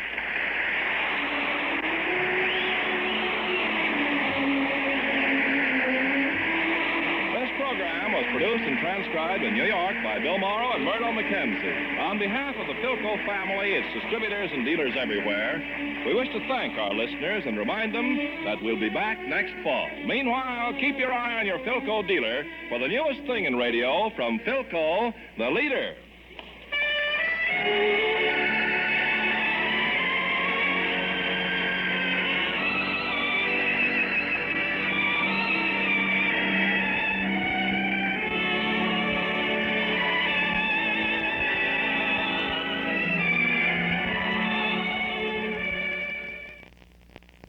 Bing Crosby and Fred Allen with Joe Venuti, Ham Fisher, Ken Carpenter, and the gang on Philco Radio Time from June 2nd of 1948. Bing's last show of 1948 before the summer, and then he's back again for another season in sometime in September.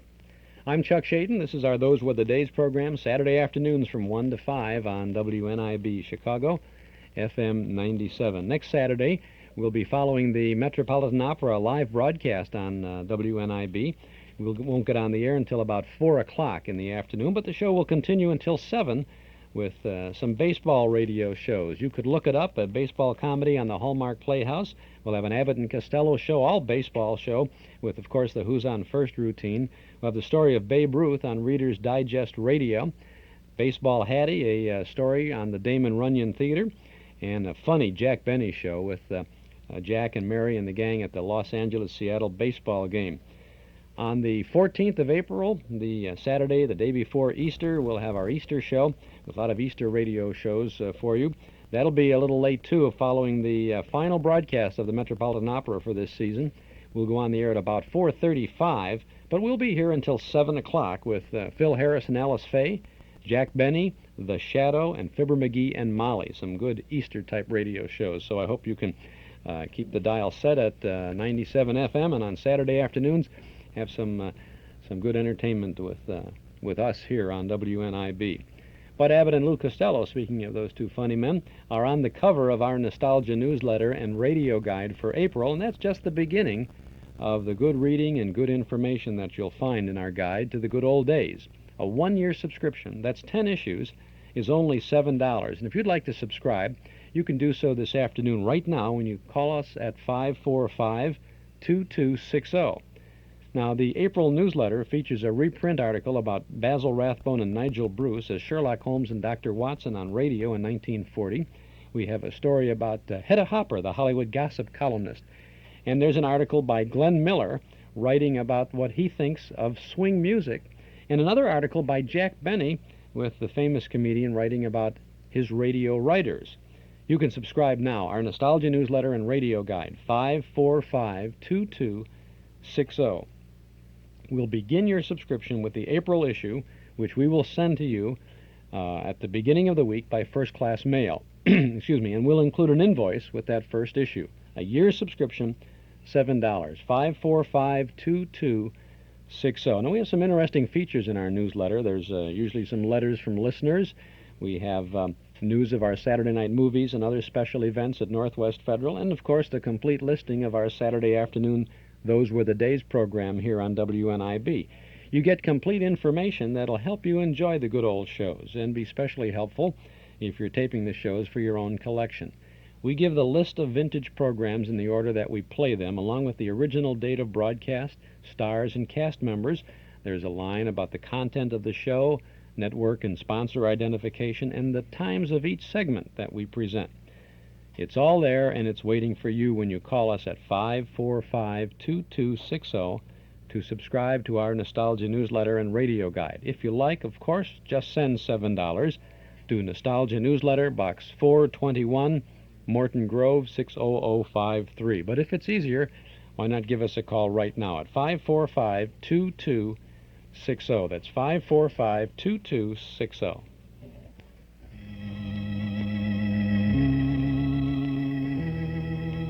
Do you remember? Who knows what evil lurks in the hearts of men? The shadow knows.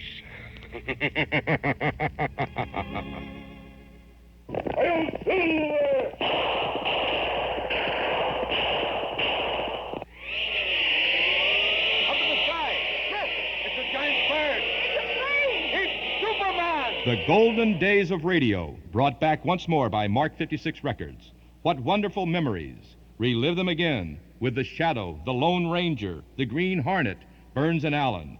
You can buy these and over 100 other original radio broadcasts on Mark 56 LP Records. A gift for remembering. Major Bowes, Tarzan. Hundreds of old-time radio shows available on cassette, 8-track tape, and LP records at Metro Golden Memories, 5941 West Irving Park Road, just east of Austin. We're open 7 days a week, Monday through Friday from 11 till 5, Saturday till 7:30, and Sunday from noon to 5. I'm Chuck Shaden. Oh, by the way, I want to tell you about the event at Northwest Federal this evening. We've got the Sherlock Holmes, an evening with Sherlock Holmes. And if you're planning on coming over there, you may want to stop by at the MGM shop ahead of time, snoop around there for a while, and then get over to see the special event. It's an audio-visual excursion into the exciting world of the most famous detective of all time. A Sherlockian of the first degree, Robert Hahn, one of the world's foremost experts in the life and times of Sherlock Holmes, will be our guide as he leads the way through the narrow, dark streets of London and across the fog-shrouded moors of Devonshire. Many strange and terrifying cases were presented to Holmes in that familiar, almost hallowed sitting room at 221B Baker Street. And through the magic of all of these different things, film and slides and audio tapes and eerie lighting, maybe, I don't know, you'll follow the career of Holmes, and I think you will have a marvelous time. Doors open at 7:30. This is at our Community Center Auditorium at Northwest Federal Savings, 4901 Irving Park Road. Doors open at 7:30. The program will begin at 8 o'clock. Donation is $1.25 per person, with all proceeds from the tickets going to recognized charities. We'll be there tonight, and we hope that you will join us for a marvelous evening with Sherlock Holmes tonight at Northwest Federal. Now, the conclusion of an adventure for you. This is Chapter 10. Throughout the month of March, on Saturday afternoons, we have been presenting 2 chapters in the 10-chapter adventure, The Cobra King Strikes Back by Carlton E. Morse. And this, now Chapter 10, is the amazing end of an expedition. Adventures by Morse.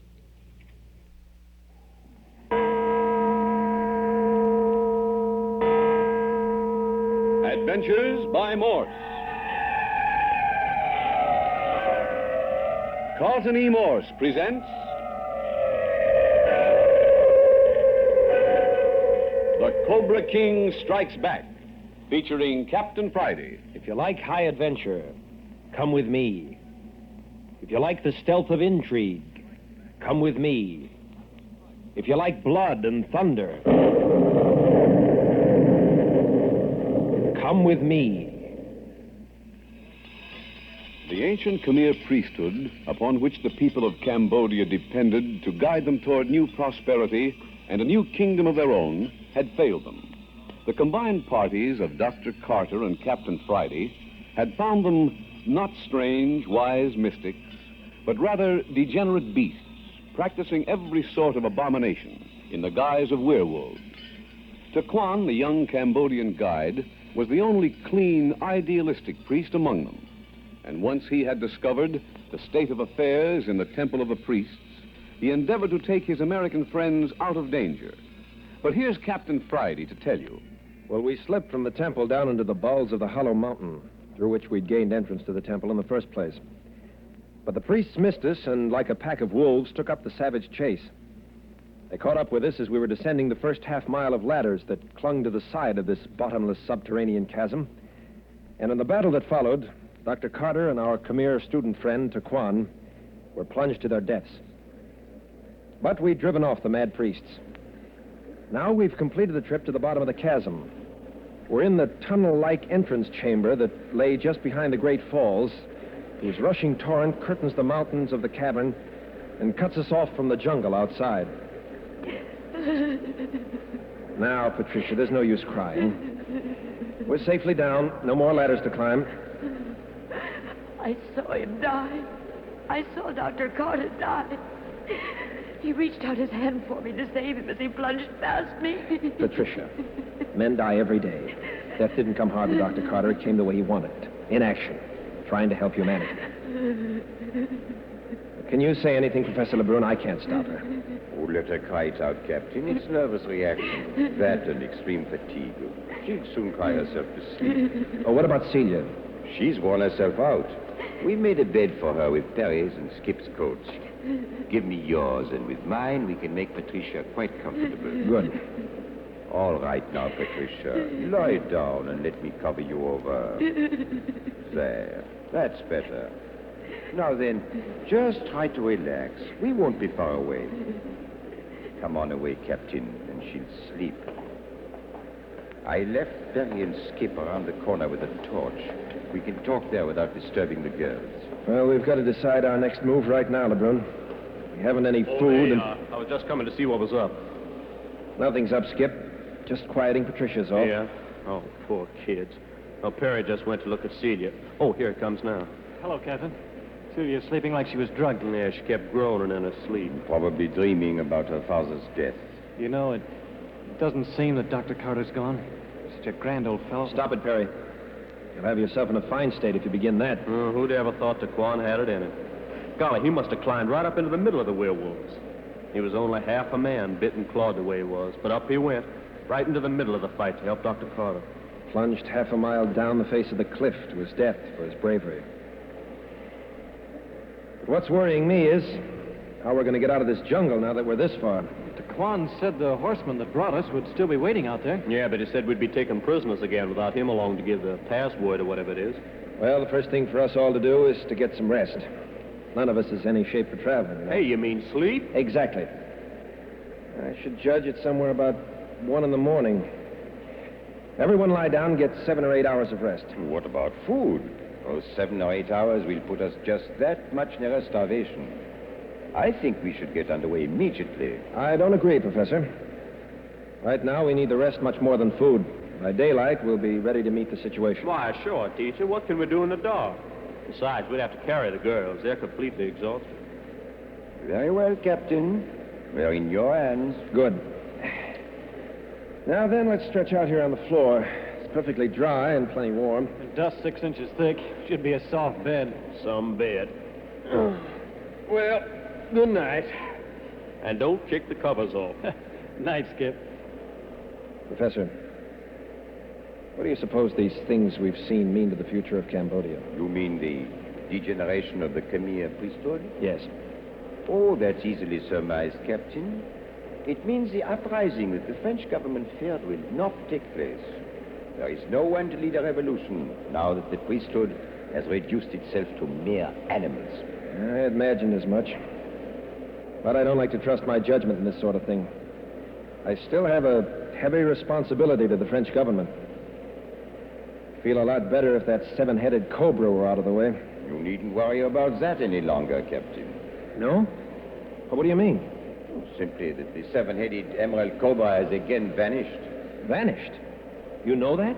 Absolutely. I had it from Taquan not an hour before he was killed. Well, tell me about it. Taquan himself hid the 7-headed idol when he discovered how the priesthood had fallen to pieces. His idea had been to keep the cobra secreted until he could reorganize and build up a new group of faithful priests. What about the emerald idol? Taquan gave me to understand that no one will ever know what has become of it. Perhaps in centuries to come, some faithful one will uncover it. Perhaps when a new priesthood has grown up, and Cambodia is a second time ready for the establishment of a new Khmer empire. Then I can safely return to Saigon and report that my work is done, huh? That Fenlo the killer is dead, and the Cambodian uprising crushed. I think your conscience is clear, Captain. Good. Well, I'll take my 7 hours of rest more easily now, Lebrun. Good night, Captain. Safely return to Saigon. I wonder if any of us will do that.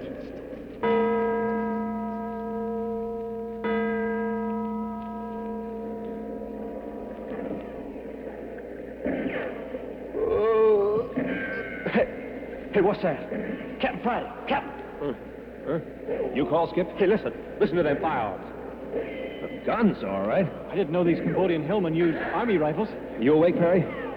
Say, that doesn't sound like native gunfire. Yeah, well, native or civilized. It means there's folks out there we don't care to meet up with. The girls are still sleeping quietly. Oh, you up, Professor Lebrun? Yes, I've been awake for half an hour.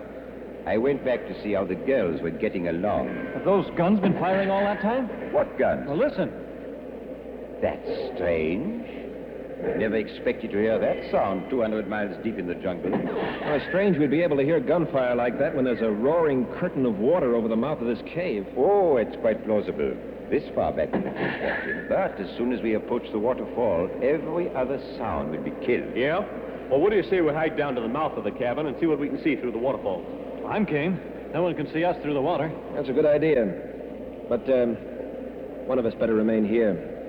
The girls should awaken and find no one around. Oh, yeah? Well, say now, look here, I've had enough excitement to last me. I'll stay. Well, say, I mean, look here, Skip. I know you want to go, and I'll let me stay. Oh, go on, Perry. No, really, Skip, I mean it. I'd rather stay. Yeah, well, so would I. So what do you think of that? My, what a couple of ardent knights. Why don't you both stay? Oh, for the love of Pete. That's just as well. Both of you stay. Professor and I'll go down and look over the situation. Oh, well, come on then, Perry. You know, Captain, our young men have suddenly become very conscious of their duty to the young ladies. Hey, what was that last crack? Oh, never mind, Skip. Come along. Just a minute. Now, what's eating you? You've been making sheep eyes in a certain direction ever since we got started on this trip. What's it to you? Maybe nothing and maybe a whole lot. Well, what are you going to do about it? Hey, listen, fella, you trying to get tough with me? Listen, Skip, you may be a tough detective back in San Francisco, but out in this jungle, you're nothing. At least to me, you're not. Oh, yeah? Well, I can hit just as hard here in Cambodia as I could in SF. And if you don't think so, maybe you want to try one on for size. You think I'm going to stand around twiddling my thumbs while you make a play for Patricia? You're crazy. Yeah. What? I say if you think Hey, wait a minute. Did you say Patricia? You heard me. Hey, take it easy. We're all mixed up here. Wait a minute now. Let's get this thing straight. But you mean to say you're in love with the chief secretary? Well, who in Sam Hill did you think? Oh, got it, Perry. That's great. Congratulations, boy. What's so funny? You think I don't mean it? Forget it. Hey, you know, I thought you was falling for Celia. Celia? Why, sure. Hey, I ain't got anything against you. Come on, let's shake and forget about this argument, huh? You mean you aren't in love with Patricia? No, of course I ain't. Well, I'll be. Sure, I'll shake. Say, we're a pair of boobies, huh? Friday. Boss, where are you? Where is Oh, everyone? look at that. Now, we've gone and woke up the girls. Oh, come on. Let's get to them before they think we've deserted them or something. Professor LeBrun. Harry, where is everyone? We're coming. Everything's all right. Oh, there you are. See, for a minute, I couldn't make out what happened. It's so weird and dark with only the reed torches. Well, both Perry and I are standing by. Oh, hello, Celia. You out of bed? Oh, I guess so. I'm still so groggy I can hardly think straight. Where's Captain Friday and the professor? Hey, listen. You hear that? Guns, rifles. Army rifles. Well, who is it? Well, Captain Friday and the professor have gone down to the waterfalls to have a look. Oh, don't get up, Patricia. Lie there and rest until they get back. Well, I feel like my old self since that sleep, except that I'm awfully empty. Hey, Celia.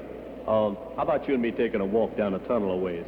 Why, of course. Yeah, I want to show you what a pig pen we slept in last night.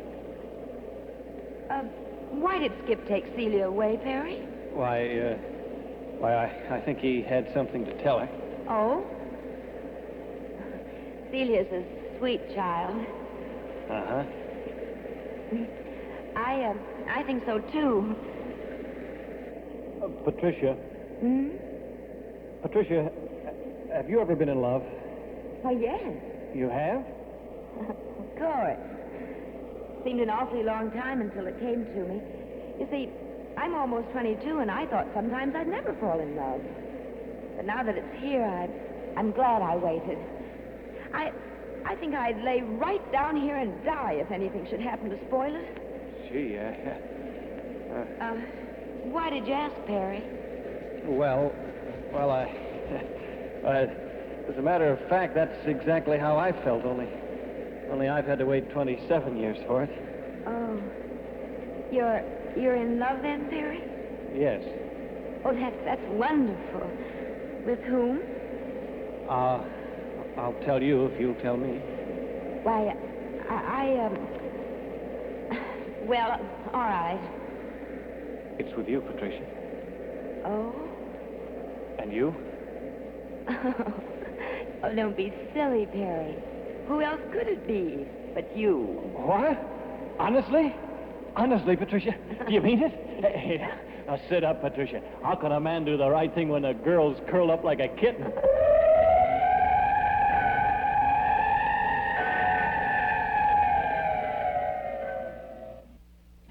That's the first half of the last chapter of The Cobra King Strikes Back, an exciting adventure by Carlton E. Morse. We'll resume that in just a moment. I'm Chuck Shaden with you on Those Were the Days, Saturday afternoons from 1 to 5 on WNIB, Chicago, FM 97. Running boards and rumble seats were standard equipment on a new Ford back in 1931 when Nelson Hirschberg Ford first put up their "We're in business to serve you" sign on Irving Park Road. In the years since then, running boards and rumble seats have become but a fond memory. But Nelson Hirschberg Ford is still in the business of serving thousands of Chicagoland families with the bright new Fords at the same location, 5133 West Irving Park Road at Laramie. When you visit Nelson Hirschberg Ford, you'll discover what's made their business prosper all these years. You'll discover that Nelson Hirschberg Ford wants your business today and tomorrow, too. They stand on their reputation as one of Chicagoland's oldest, most respected Ford dealers, and you can be sure that when you buy a new Ford or a clean, select used car from Nelson Hirschberg, you'll get more than an automobile. You'll get a Nelson Hirschberg automobile, one with reliability and dependability as standard equipment. Ask the man who owns one. Nelson Hirschberg Ford, 5133 Irving Park Road, 5 blocks west of Cicero at Laramie. Now let's return to the final scenes of Adventures by Morse. No hardship or adventure can prevent the entrance of the little fat god of love with his bow and arrow.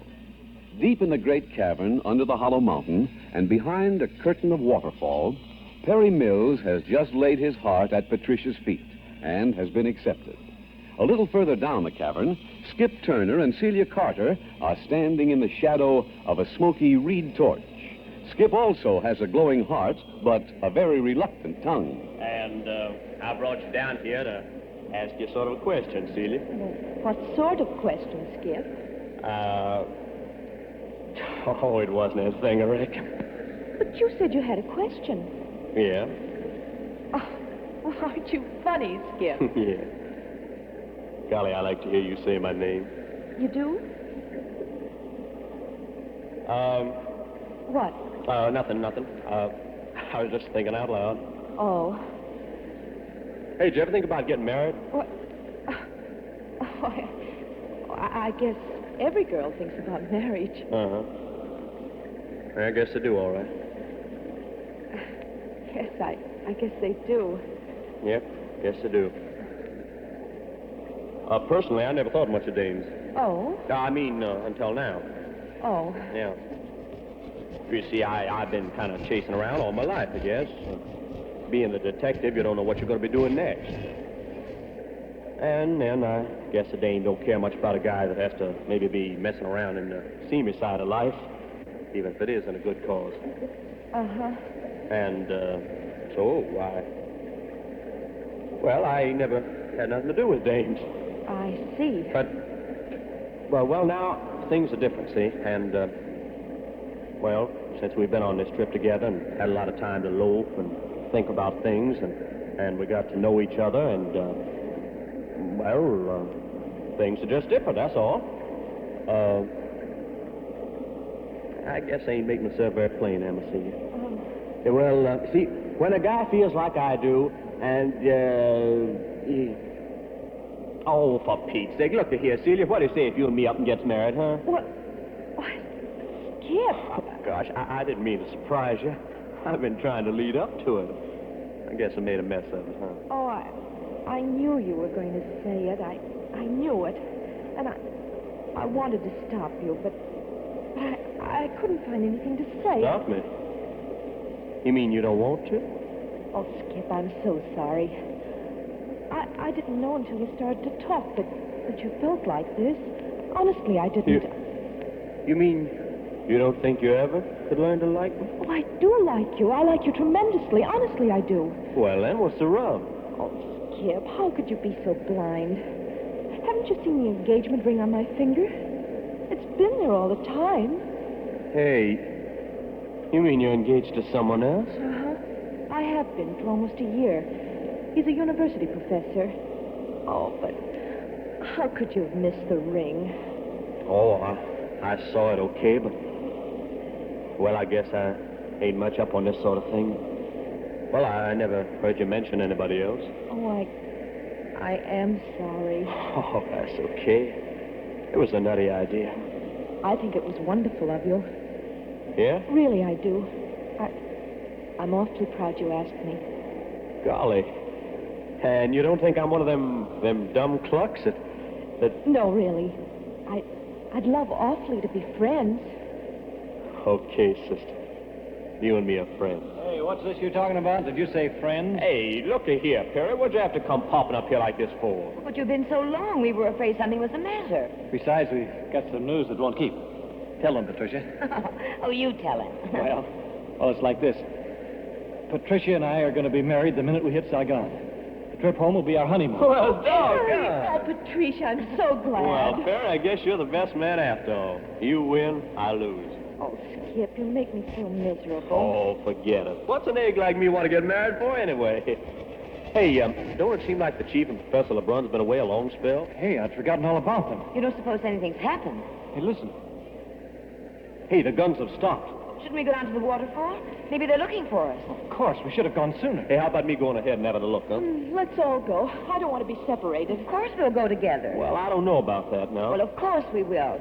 Do you think for one moment that I let Perry walk into danger alone now that I... Of course. We'll all go. It's strange they haven't returned. They might know that we'd be worried. Yeah, that's what makes me think they're in a mess. Oh, please don't say that. I couldn't bear it if anything should happen to another one of us. We're getting near to the entrance. The sound of the falls is increasing. Yes, it's just around that next corner. Yeah, well, I ain't sticking my nose around that corner till I have a peek. Captain Friday and the professor run into a trap. It won't help us none to do the same thing. That's a good idea. There's enough light filtering in through the water to give us a good view of that last stretch of cave. Oh, Patricia, you and Celia stay here a moment while Skip and I sneak up and have a look. Oh, Perry, All right, I won't be foolish. Ah, that's a sweetheart. I won't be long. Come on, Skip. Hey, Celia, as long as we ain't kissing, how about shaking on her? Sure, Skip. Hat on face. You coming, Skip? Yeah, sure. Right with you. Keep your shirt on, will you? Say, why'd you shake hands with Celia?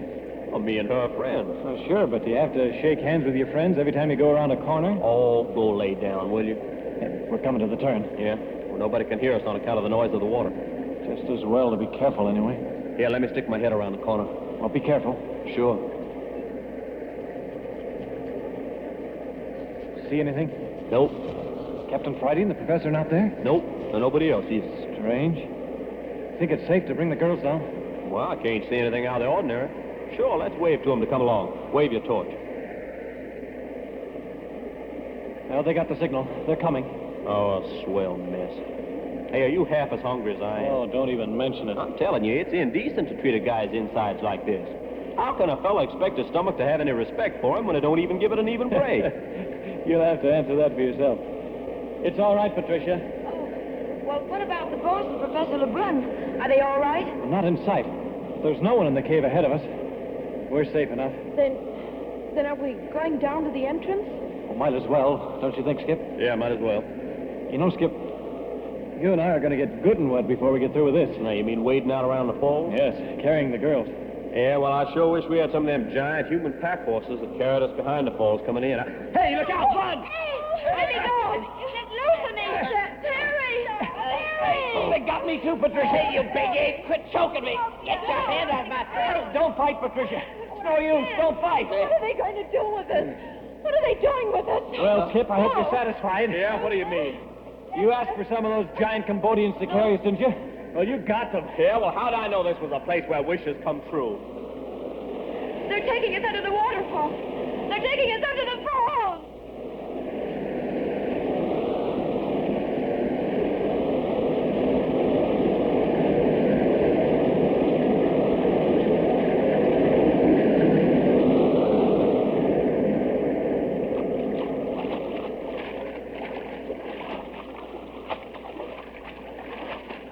Well, they carried us through that, all right. Yeah, I'm beginning to think they run a free ferry service between the bank of this river and the cave behind the falls.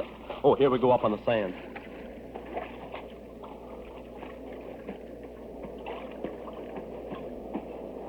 Oh, looks like they're going to put us down. Yep. Oh, there. My, I'm glad they put us down. My carrier never has had a bath. I'm sure of it. Yeah, mine was strong, too. I couldn't move a muscle when he got a grip on me. Well, now what? Uh-oh. They're motioning us to follow them. Just as tongue-tied as ever. Hey, shall we try to make a break for it? Oh, we wouldn't have a chance. Even if we did get away, what good would it do us with 200 or 300 miles of jungle between us and civilization? Yeah, I suppose so. Hey there, big boy, don't push. We're coming. Well, there's one consolation. Probably we'll be with Captain Friday and the professor soon.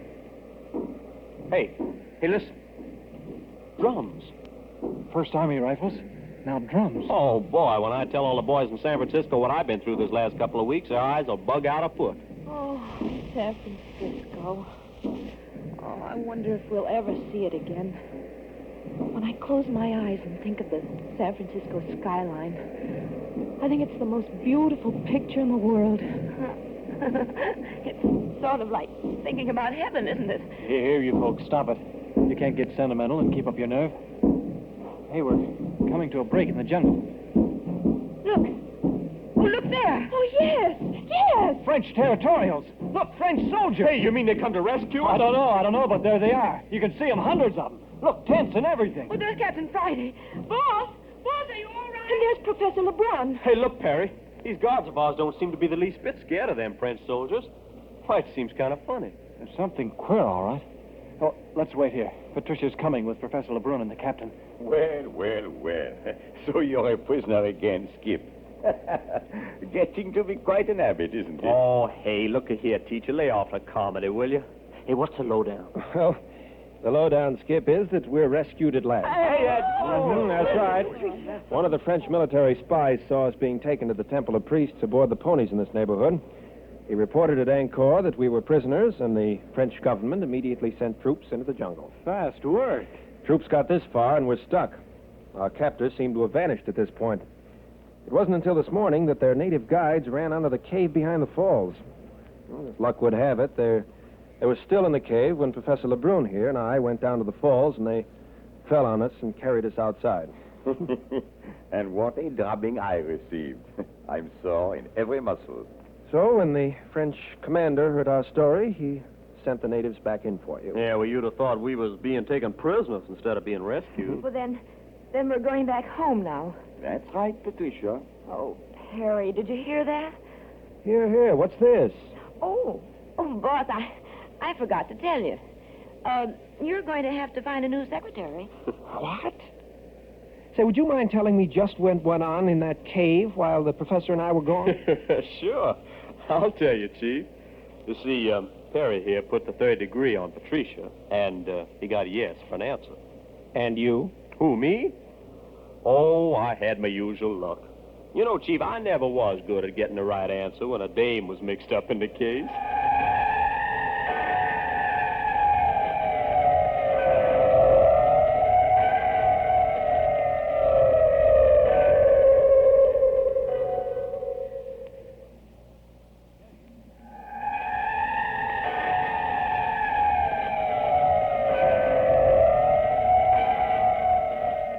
And that is how the remainder of the Carter expedition into the jungles of Cambodia were finally brought safely back to civilization.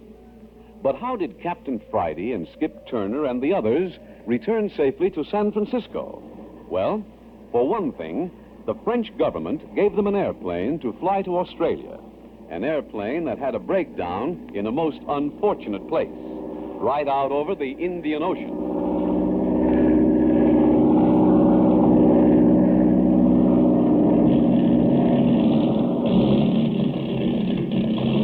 Skip? We've got motor trouble. Hey, you mean this airplane's going to let us down in the middle of the Indian Ocean? Can't keep her up much longer.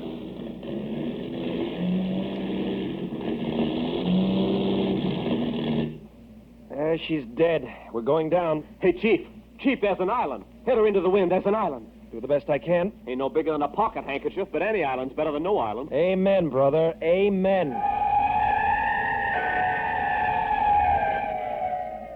And that's just a taste of the newest Adventures by Morse, which will come to you next week at this same hour. Listen to The Girl on Shipwreck Island, the latest and most exciting thriller yet brought to you by Adventures by Morse.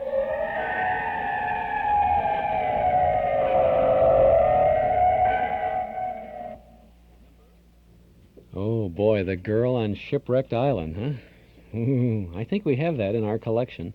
And what we'll try to do is to share it with you, some sequence of Saturdays in the not-too-distant future, although we always like to think that these good connecting episodes are always nice to have when we're not in competition with nice outdoor weather and all that. So maybe we'll save it for some gray Saturdays next winter and listen to those things. You've been listening to Chapter 10 and the amazing end of an expedition on the Cobra King Strikes Back, an exciting adventure by Mr. Carlton E. Morse, creator of I Love a Mystery and One Man's Family and so many other great, marvelous radio programs. Now, next Saturday afternoon, we'll have some baseball-type-oriented radio comedies and dramas for you. We'll have the Hallmark Playhouse, You Could Look It Up, a baseball comedy by James Thurber, starring William Frawley. We'll have an Abbott and Costello show, and you're sure to hear who's on first. The story of Babe Ruth on Reader's Digest Radio. Baseball Hattie on the Damon Runyon Theater, and the Jack Benny program with Jack and the gang at the old ball game. Remember, next Saturday our program will begin following the Metropolitan Opera broadcast here on WNIB at approximately 4 p.m., and we'll continue until 7 with the good sounds of radio.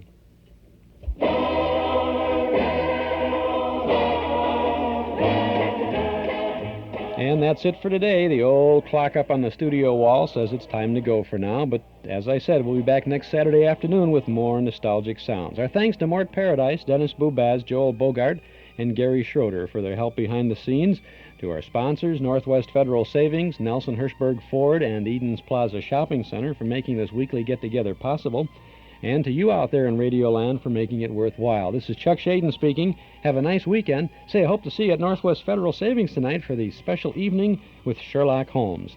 Thanks for listening.